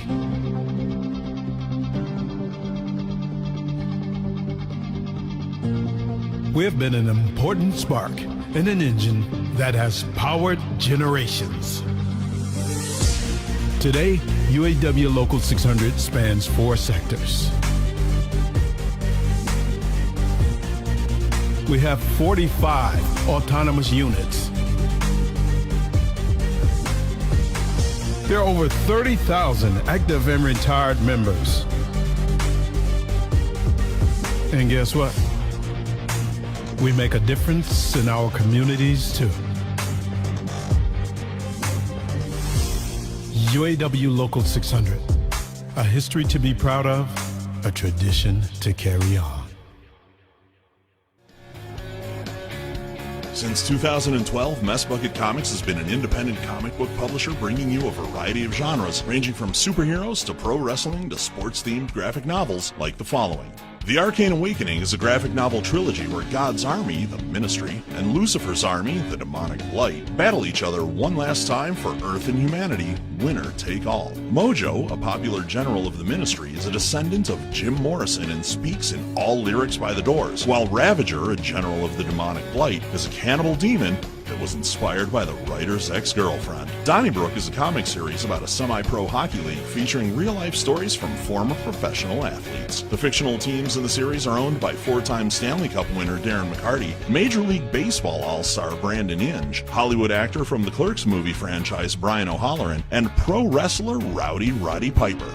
Rowdy Roddy Piper, the Kilted Avenger, is a 54-page graphic novel featuring WWE Hall of Famer Rowdy Roddy Piper as a talk show host by day and vigilante by night. Roddy fights off the evil Ruth S. Heel with the help of Hacksaw Jim Duggan, Mick Foley, Tony Schiavone, and many others. Finally, Darren McCarty, Life's a Grind, Enjoy My Truth, a 150-page graphic novel. Mess Bucket Comics dives into the highs and lows of Darren McCarty's exciting life story, as well as provide untold tales of the hockey legend. Get these books, exclusive signed merchandise, and up-to-date information at messbucketcomics.com, and follow us at Mess Bucket Comic on Facebook, Twitter, and Instagram.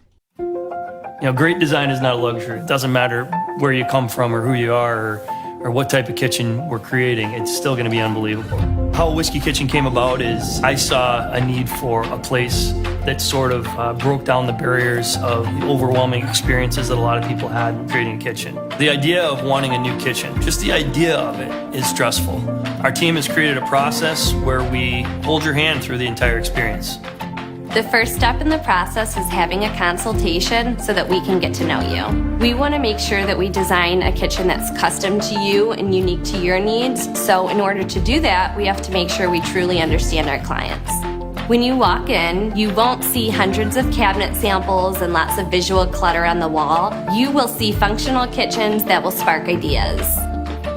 We understand that the process can be really overwhelming and it can give people anxiety, and we want to make sure that you feel as comfortable as possible. And once we understand your needs, we go to work designing and collaborating as a team to create your ideal kitchen. Our software program allows us to integrate the actual choices that you've made into the program so that you can visualize what the new kitchen is going to look like. Our process is intentional to ensure you're proud of your kitchen and enjoy a great space for entertaining and cooking for friends and family. You know, everybody deserves to have a great kitchen, but everybody also deserves to have a great experience in creating that kitchen. And that experience doesn't start with the first demo team that comes in. It doesn't start with the first time you can cook on your new kitchen. It starts with the process, and our job is to make this experience as simple and easy and stress-free as possible, and that's really what we want to do. If you're considering a new kitchen, come on into our showroom and let's get started.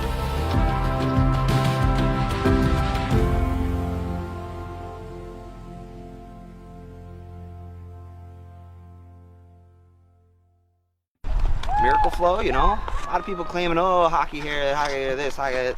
There's only one. There's only one.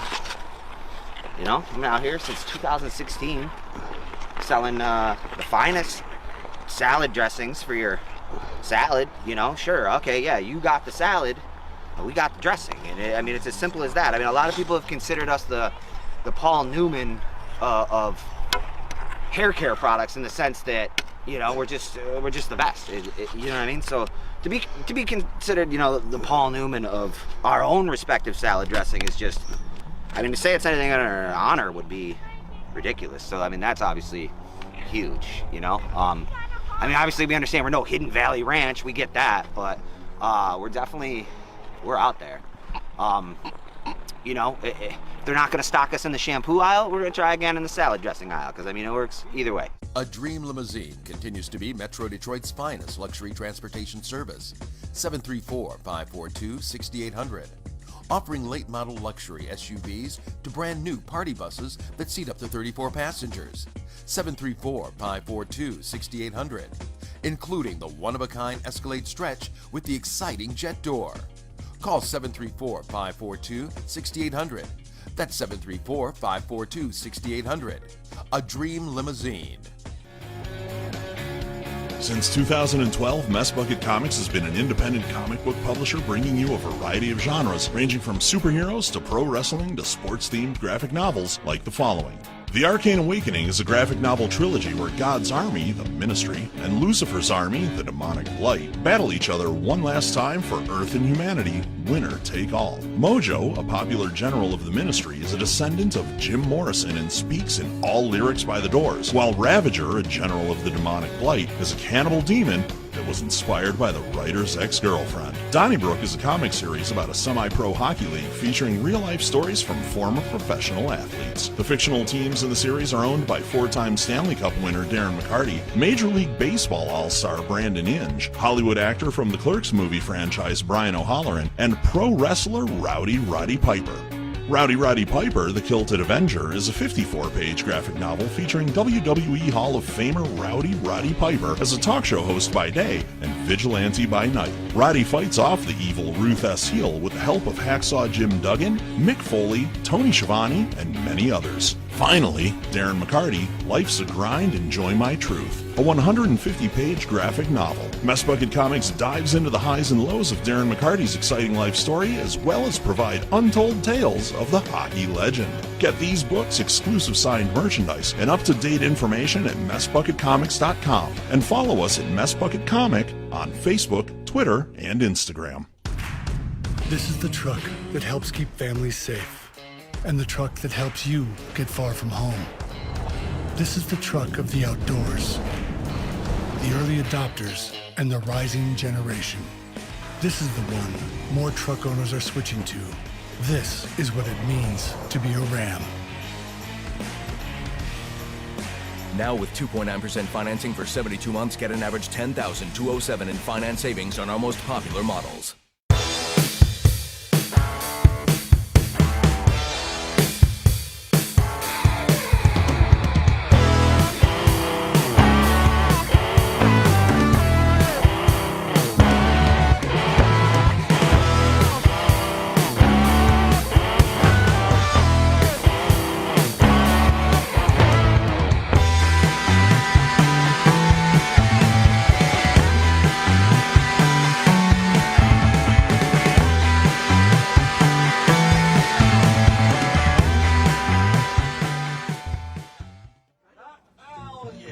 Sometimes they would just make a whole tuna salad and pack it into the gelatin, and then flip it over with a little gelatin in to hold it together, and then you would eat that like tuna salad with Triscuits. Right. And it would hold the consistency. Well, because you're putting it out as an appetizer. So people can take a slice of it. Yeah. Fans, today's frozen fish fiasco bus transportation has been provided by Detroit Build and Whiskey Kitchen. We're stirring up the kitchen remodeling industry. For more information, please visit whiskeykitchen.com. Well, back here on the live stream here for the Frozen Fish Fiasco, the fifth and final game of this Saturday, the first day, the opening day of the 14th annual Frozen Fish Fiasco. And right now, the Detroit Red Wings alumni team holds a 4-2 lead over Ram Trucks, a title sponsor. And I want to get the second period started off by mentioning that today's Frozen Fish Fiasco bus transportation has been provided by Detroit Build and Whiskey Kitchen. We're stirring up the kitchen remodeling industry. For more information, please visit whiskeykitchen.com. Again, I'm Cole McDaniel here, bringing you all the play-by-play action. Mike Travis, PA announcing, as well as color commentary, and this has been a fun one. Again, it has been competitive. We talked about earlier that the last 2 years previously, we've seen Ram Trucks actually give the Red Wings alumni team close competitive matchups, and in this one so far, Red Wings have an advantage. The run of play has been going their way mostly, but a couple times in transition, the Ram Truck team leaking out in transition, getting out and finishing, scoring a few goals. So again, close still in this game. Certainly an opportunity for Ram Trucks to see if they can end up walking away with a win here. 25 minutes up on the clock as we're about to start the second half. Now Ed Mio was in goal for the Red Wings in the first half, and would assume that the day is done now for Mio. I believe that number 35, George Bowman, now going in net.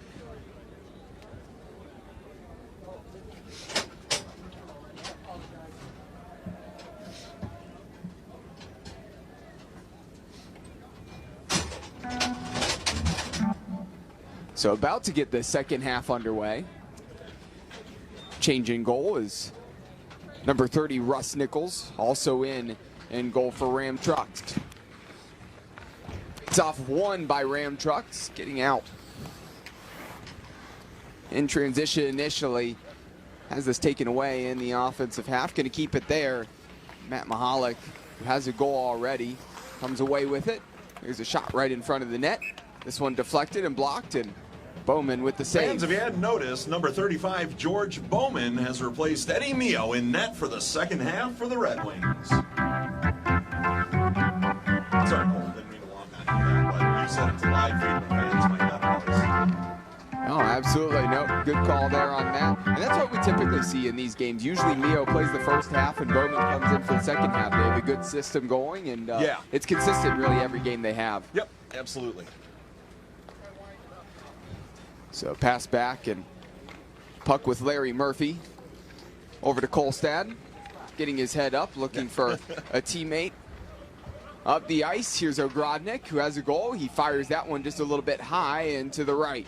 Yeah, man, hit the crossbar with that one. And Johnny's really putting something on those shots, too. He's going after it. He's been one of the most prolific shooters so far tonight for the Red Wings. Has already converted one into a goal, but he keeps taking those shots, making things happen. Ogrodnik's going to find himself with another one, possibly a hat trick tonight. Well, sometimes when you're a goal scorer, regardless of the sport we're talking about, it never leaves your blood.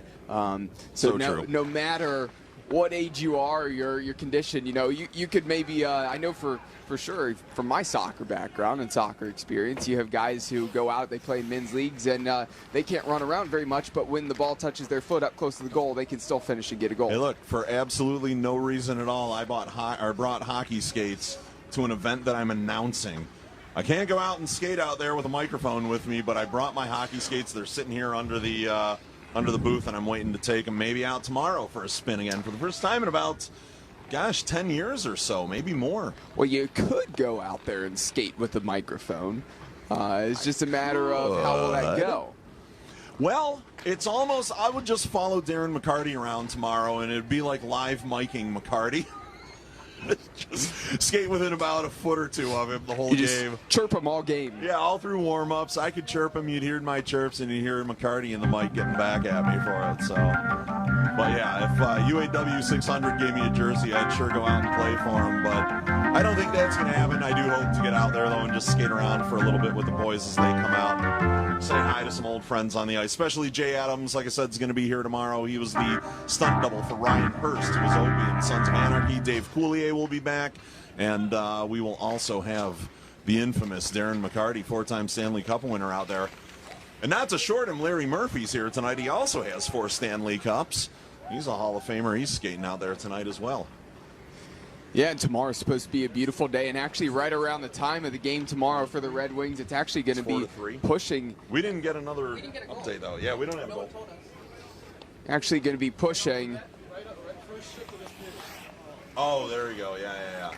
About 38 degrees, almost 40 degrees. So a little bit of confusion here right now with the scores table. So I wouldn't have it up there unless we've got it on the score sheet. Yeah, we don't have it. We got that one, though, so now we can put it back up there. All right, we'll check with them.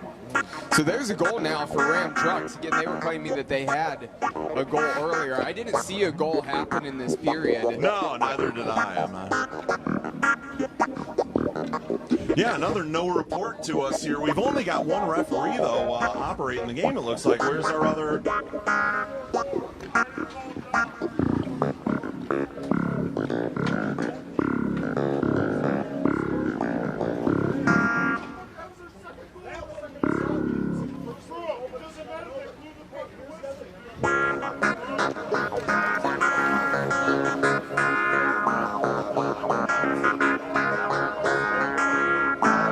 So right now, again, Ram Truck saying it's 4-4 here right now.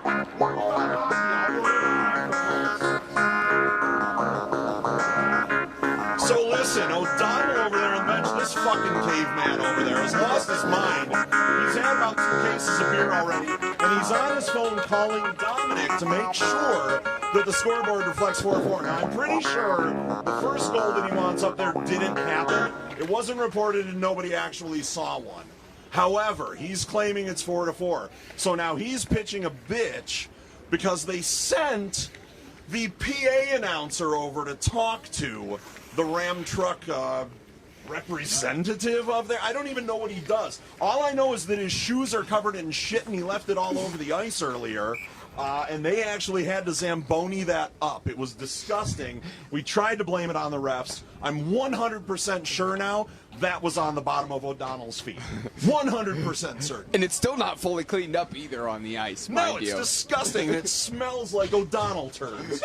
I don't know what to tell you about it. I think he shit himself right through the bottom of his pants, and it came out on the treads of his shoes.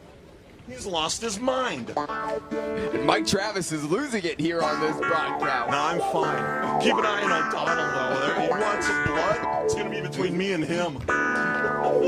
We talked about fights. We're going to scrap here, O'Donnell and I. All day, Dominic Riggio has wanted fights, and it really hasn't happened too much. I think we got one brewing here. Here's the interesting question. All things aside with O'Donnell, and Ram Truck has been an amazing sponsor. We love having him here every year. I'm just picking on him for fun's sake. But in truth, coming back out in the second half here, we only have one ref on the ice. And after the goals, he's not coming over to report to us what's going on. So if we miss a goal, we don't have any way to verify what the actual score is because we don't have anyone coming over to us at this point to report to us what's going on in the game. So if we missed a goal with our own eyes, chances are good it didn't happen. Now that last one, I can verify Ram Truck for sure has a third goal. We watched that one go in behind Bowman. But the one that they're claiming they have before that, I did not see happen. I think the one they're talking about was a shot that Bowman saved, and it looked like it nearly slipped into the goal, but he reached his glove back and covered it up. Right. It resulted in a face-off. Yeah. Was it a face-off here or down there? It was down in the far Oh my God, side. how many O'Donnells do you people have over there? We've only seen 3. What are there, like 6 of you? Tell your mother it's a vagina, not a clown car. There should only be 1 of you.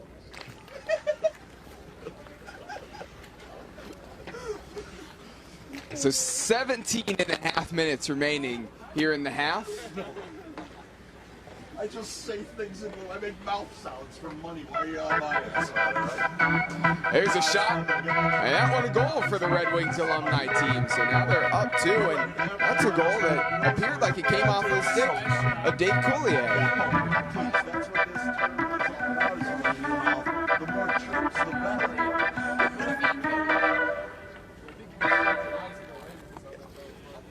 Oh, did we check with him on that one? There we go. Did he clear it? Okay. All right, so from the official now, let's hope this has everything taken care of, Cole. We have a score of 5-4 up there on the board right now. Originally it said 4-3, now it says 5-4. So, hey O'Donnell, you happy? Look at the scoreboard. Is that better? All right, baby. So now after the goal, You're welcome. Red Wings alumni team just up a goal fine, yes. over Ram Truck. You're welcome. And there's another goal for Ram Truck to now knot it up, 5-5. All right, who got that one? And is the official going to come over and tell us? Nope. Well. Nope. Ram Trucks goal scored by a Ram Trucks player. When the official comes over and gets us those numbers, folks, we will report that to you. Yeah, and the official having a hard time getting out of the way of that puck as the puck hits him, and hopefully the official realizes that, again, he needs to come over each time to let us know who scored. So, again, we'd like to give credit to whoever that was on Ram Trucks that was credited with the goal. And there they score again. So, hopefully, again, we can get credit on this goal as they now take a 1-goal lead over the Red Wings alumni team.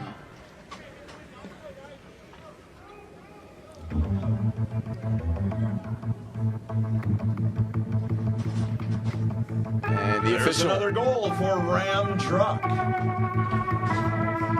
and the official staying in the center of the ice, still not coming over and letting us know here on this.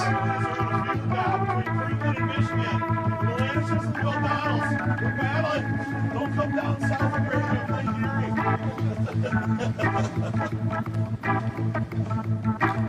So under 15 minutes left to play, and the Red Wings alumni team down a goal.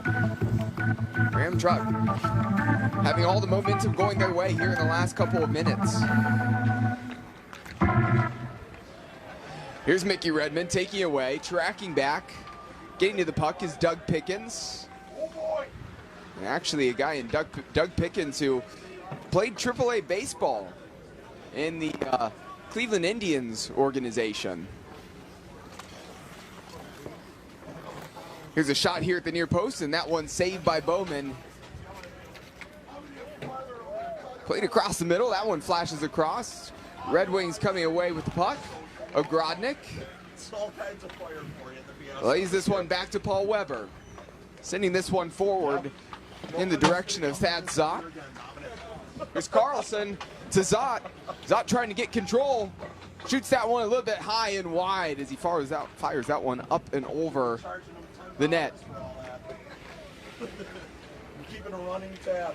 Every time he chirps me, another $10 somehow owes us. Yeah. There's a shot, a little bit wide, then hits the outside of the net. Pass just a little bit far ahead of, I believe, Hamilton there, as Hamilton was trying to get up the middle of the ice. Ram Trucks once again. Steve Galasso. He loses it. Red Wings back the other way. Might have some numbers here on this attack. Ogrodnik back in the middle. Hamilton. And that one, maybe should have finished that one off in tight to the net. Maybe another opportunity here, though. Ogrodnik wants the shot, and Ogrodnik, there's a save. Coming up on 13 minutes now left in the second half of this one. Yeah, and under 13 minutes left, as Mike mentioned, and the shot by Steve Galasso saved by Bowman, and a face-off upcoming. And, you know, Steve Galasso actually supposedly a guy who's to athletes, apparently once played golf with Tiger Woods. Really? That is an interesting fun fact. Do you think he's bragging? Do you think he just made that up, or do you think that's true? I would like to think that's true. Yeah? But it's kind of hard to believe it's true at times. Here's a shot in tight, and that one covered up. Saved by Russ Nichols.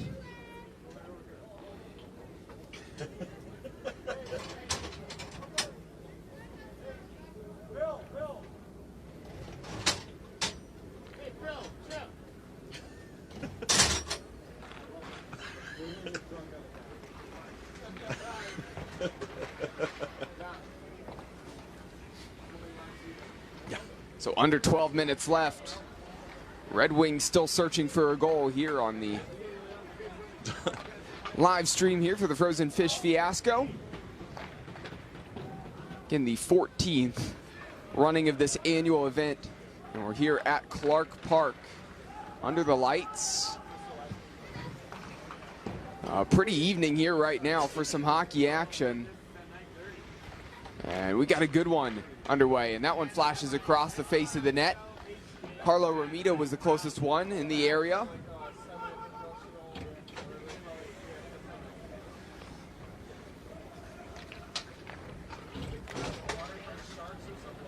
Mickey Redmond trying to poke that one away from Nick O'Donnell.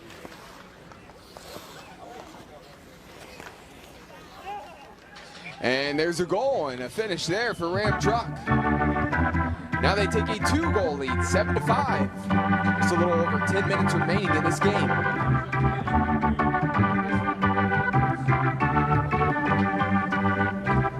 Folks, there's another Ram Truck goal.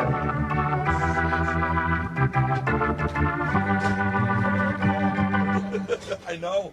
What are you going to do? We can't get names. We got no numbers. The score sheet's going to look like shit because we don't know who's doing what out there. Oh, yeah. You know, yeah. Yeah, people are going to want a picture of the score sheet. Kolstad cleans up and wraps this one around the boards here. Murphy getting to it and has that one taken away. Across the ice to Rusty McBain.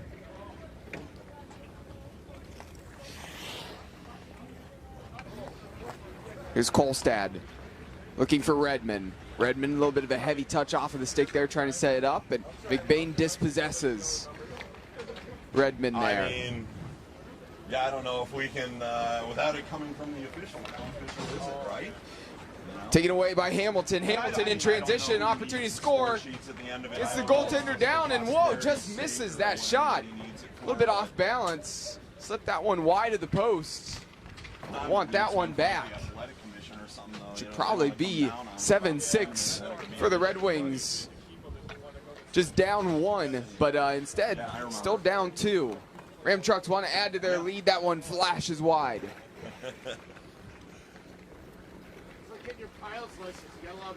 Yeah. Here's Weber. It's kind of exactly what it's Agrodnik. like.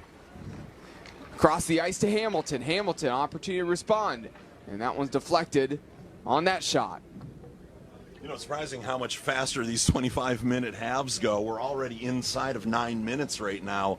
And the Red Wings need to get 2 back here pretty quick. Do they have the horses in the barn to do it, though, Cole? I'm not sure at this point. I mean, I'll tell you what. Ram Trucks, they're flying down the ice. Every time they get out in transition, it's a tough test for George Bowman here in the second half. So I think it's actually going to be a really tough uphill climb for the Red Wings, the way this game's trending.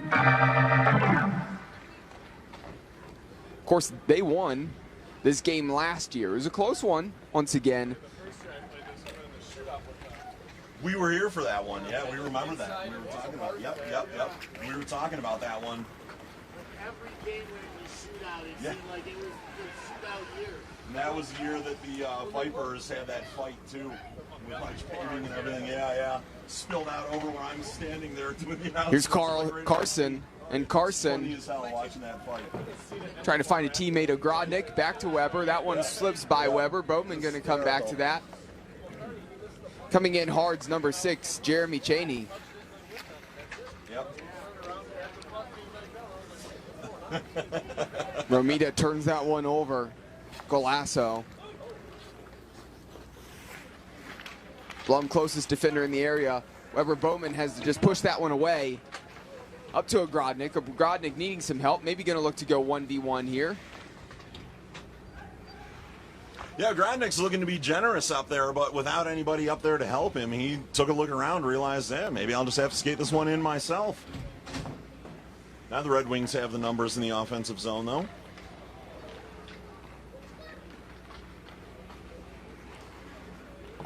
Yeah, and there's a few offensive guys who scored a lot of goals here in this event for the Red Wings alumni team, not here tonight. So, certainly some faces that have helped them out in recent memory. Ninehouse being one of them. Yes. He's not here this evening. He was always good for a couple of goals and assists. Brent Fedek would usually score a few. True. Yep. Alex Foster was the name we called a lot last year. Foster was Foster. the skater out there flying down the ice. Absolutely. Yeah, it was tough. 6.5 minutes remaining here in this game. Speaking of which, folks, Red Wings still trailing. If you hear us talking to the side over here, I've got one of the goalies from Ram Truck over here with me, hanging out in the penalty box. We're just chit-chatting a bit. So he's remembering being sniped by Alex Foster last year as we were talking about him, listening into our conversation here on the live stream. So despite all the animosity earlier with O'Donnell's on the bench over there, it wasn't with the goalie. We're having a good time. We're all laughing about it. And that's hockey, You chirp. You go out, you have a couple of beers, maybe you punch a guy in the face, and then it's all good after that. Yeah, Trevor Porter getting put in his shift here in the first half, put in a good shift, and now again to chat with us here during the second period. Absolutely. It's been fun. Yeah, but knowing that someone has Alex Foster flashbacks, that kind of cracks me up, that he can remember being sniped by a guy. It's pretty accurate because a lot of people had that happen. And this one, a goal for Ram Trucks. They score another one. Now they're up 3 goals, 8-5. 5.5 minutes remaining. Ram Truck goal scored by Ram Truck.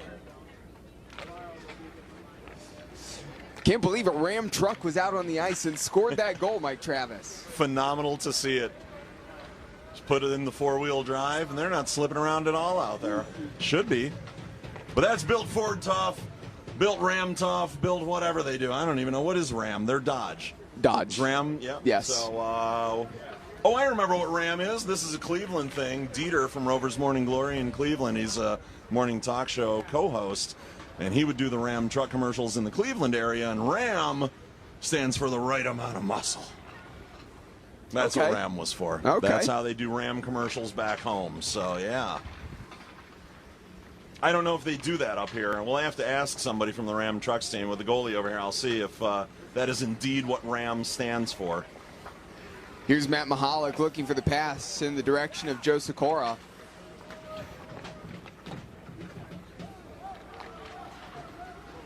Defensive cleanup there from Rusty McBain. And there's a beautiful shot there, tucking that one in, kissing it off the inside of the post, and Dave Coulier. There we go. We're getting the Red Wings goals though.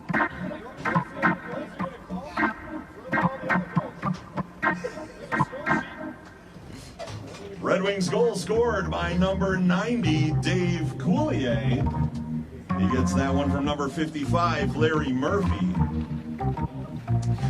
So much needed goal there for the Red Wings. 8-6 now, and that was a crucial goal, but not much time remaining in this one. 3 minutes and 30 seconds left in this game. The Red Wings gonna have to operate quickly. There's a shot, and that one in the middle of the ice gets deflected. Finds its way to the boards on the far side.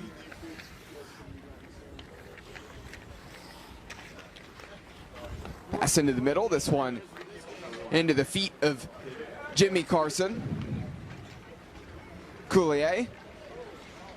And I believe that should be offsides, nothing called there. Again, one official out here for this fifth and final game here on Saturday.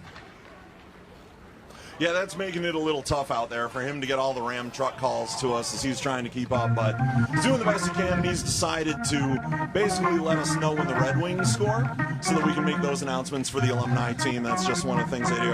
Here's the other thing to remember is that these are different, or were different officials than we've had for a lot of the other games. This official is actually one of the officials who always does the Red Wings alumni games. So if he's showing a bit of favoritism, despite the score not being in favor of the Red Wings, he's making sure that he gets the Red Wings their due on the score sheet. Was that another goal, by the way, from Ram Truck? Yeah, that goal for Ram Truck in transition. Number 16. Goal there for Ram Truck in transition. They get another one on the board. Goal scored by one of the Ram Truck players, folks. And number 16 picks up the goal, and actually the one guy out there for Ram Truck that's not on our roster. Here in transition, opportunity again, trying to put that one near post and just getting the stick to that one and save from George Bowman. Steve Galasso has been very effective. Been one of the fastest skaters getting out in transition, helping out his Ram Truck team. Here comes Hamilton. Back door, Karin, and that one poked away. Still alive, and there's a finish for number 11, Trevor Hamilton.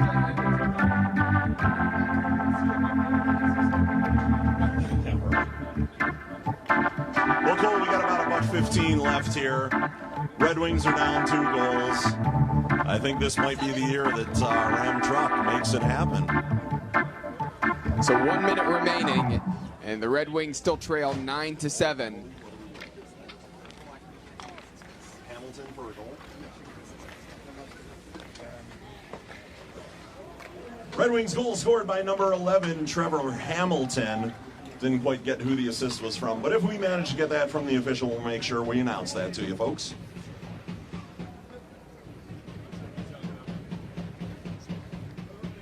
Who's the MVP? Who's got? Oh, that's right. We don't have any goals from Ram Truck. We have no idea who's doing everything over there. Steve Galasso, number 18. Yeah. All right. Number 18, Steve Galasso. Yeah, we'll give it to him. He's been everywhere out there. So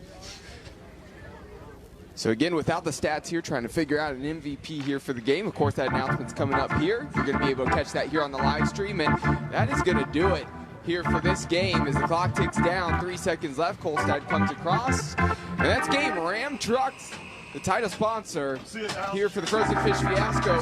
They win this one 9-7 over the Red Wings alumni team. For myself, Cole McDaniel, want to thank everybody for listening today on Saturday. I'll be back with you all day on Sunday. Don't go away. Post-game festivities coming up. The final from tonight's game, the Detroit Red Wings alumni 7, Ram Truck 9.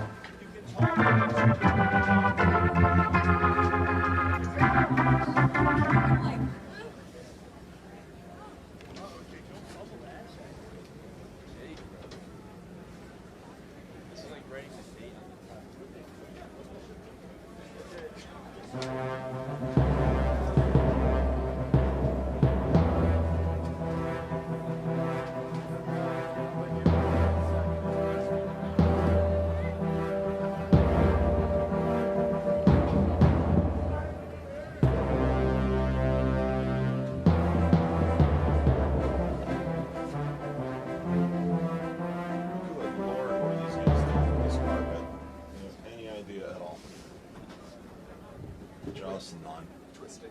Just, yeah. What even happened there? All right, there we go. We got all the other stuff out there. We are good to go. Tonight's most valuable player, brought to you by Mess Bucket Comics. From the Ram Truck team, number 18, Steve Galasso.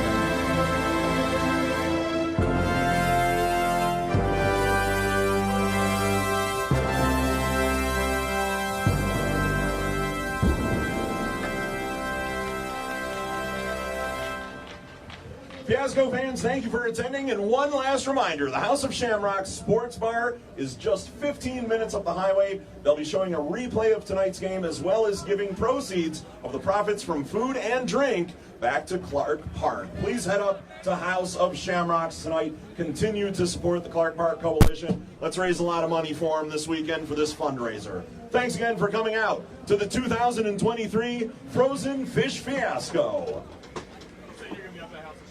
Absolutely, yeah. We'll all be doing beers and drinks and food up there. Yeah, we'll see you up there, boys.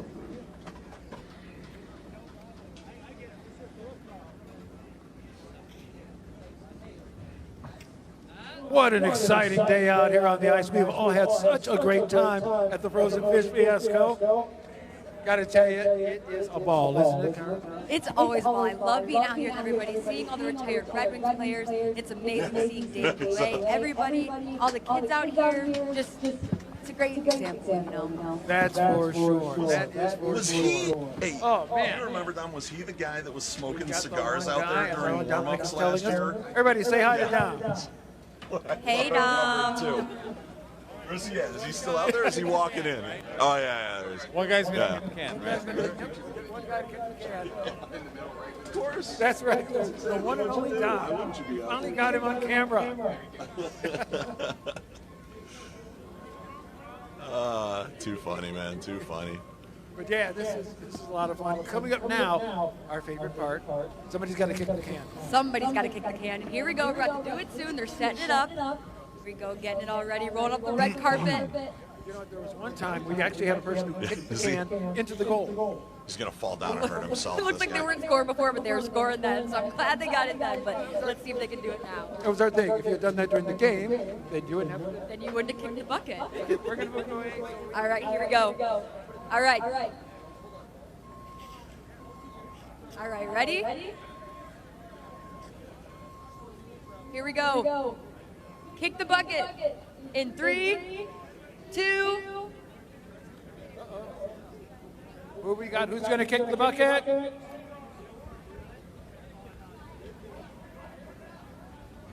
Oh yeah, don't kick it. That's bad luck in Haiti.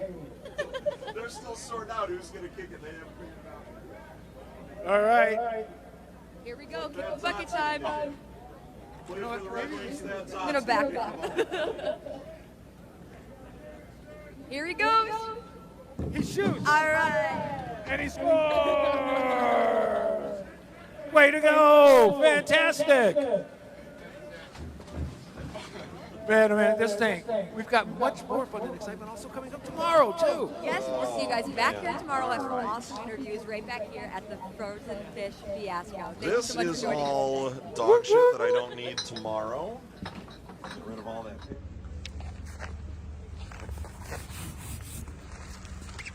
Well, there we go. This has been day 1 of the Frozen Fish Fiasco. Great time on the ice, wasn't it? Great time always. We hope to see you guys tomorrow. That's right. We're back here tomorrow. Same Fiasco time. Same Fiasco channel. Take care and see you then.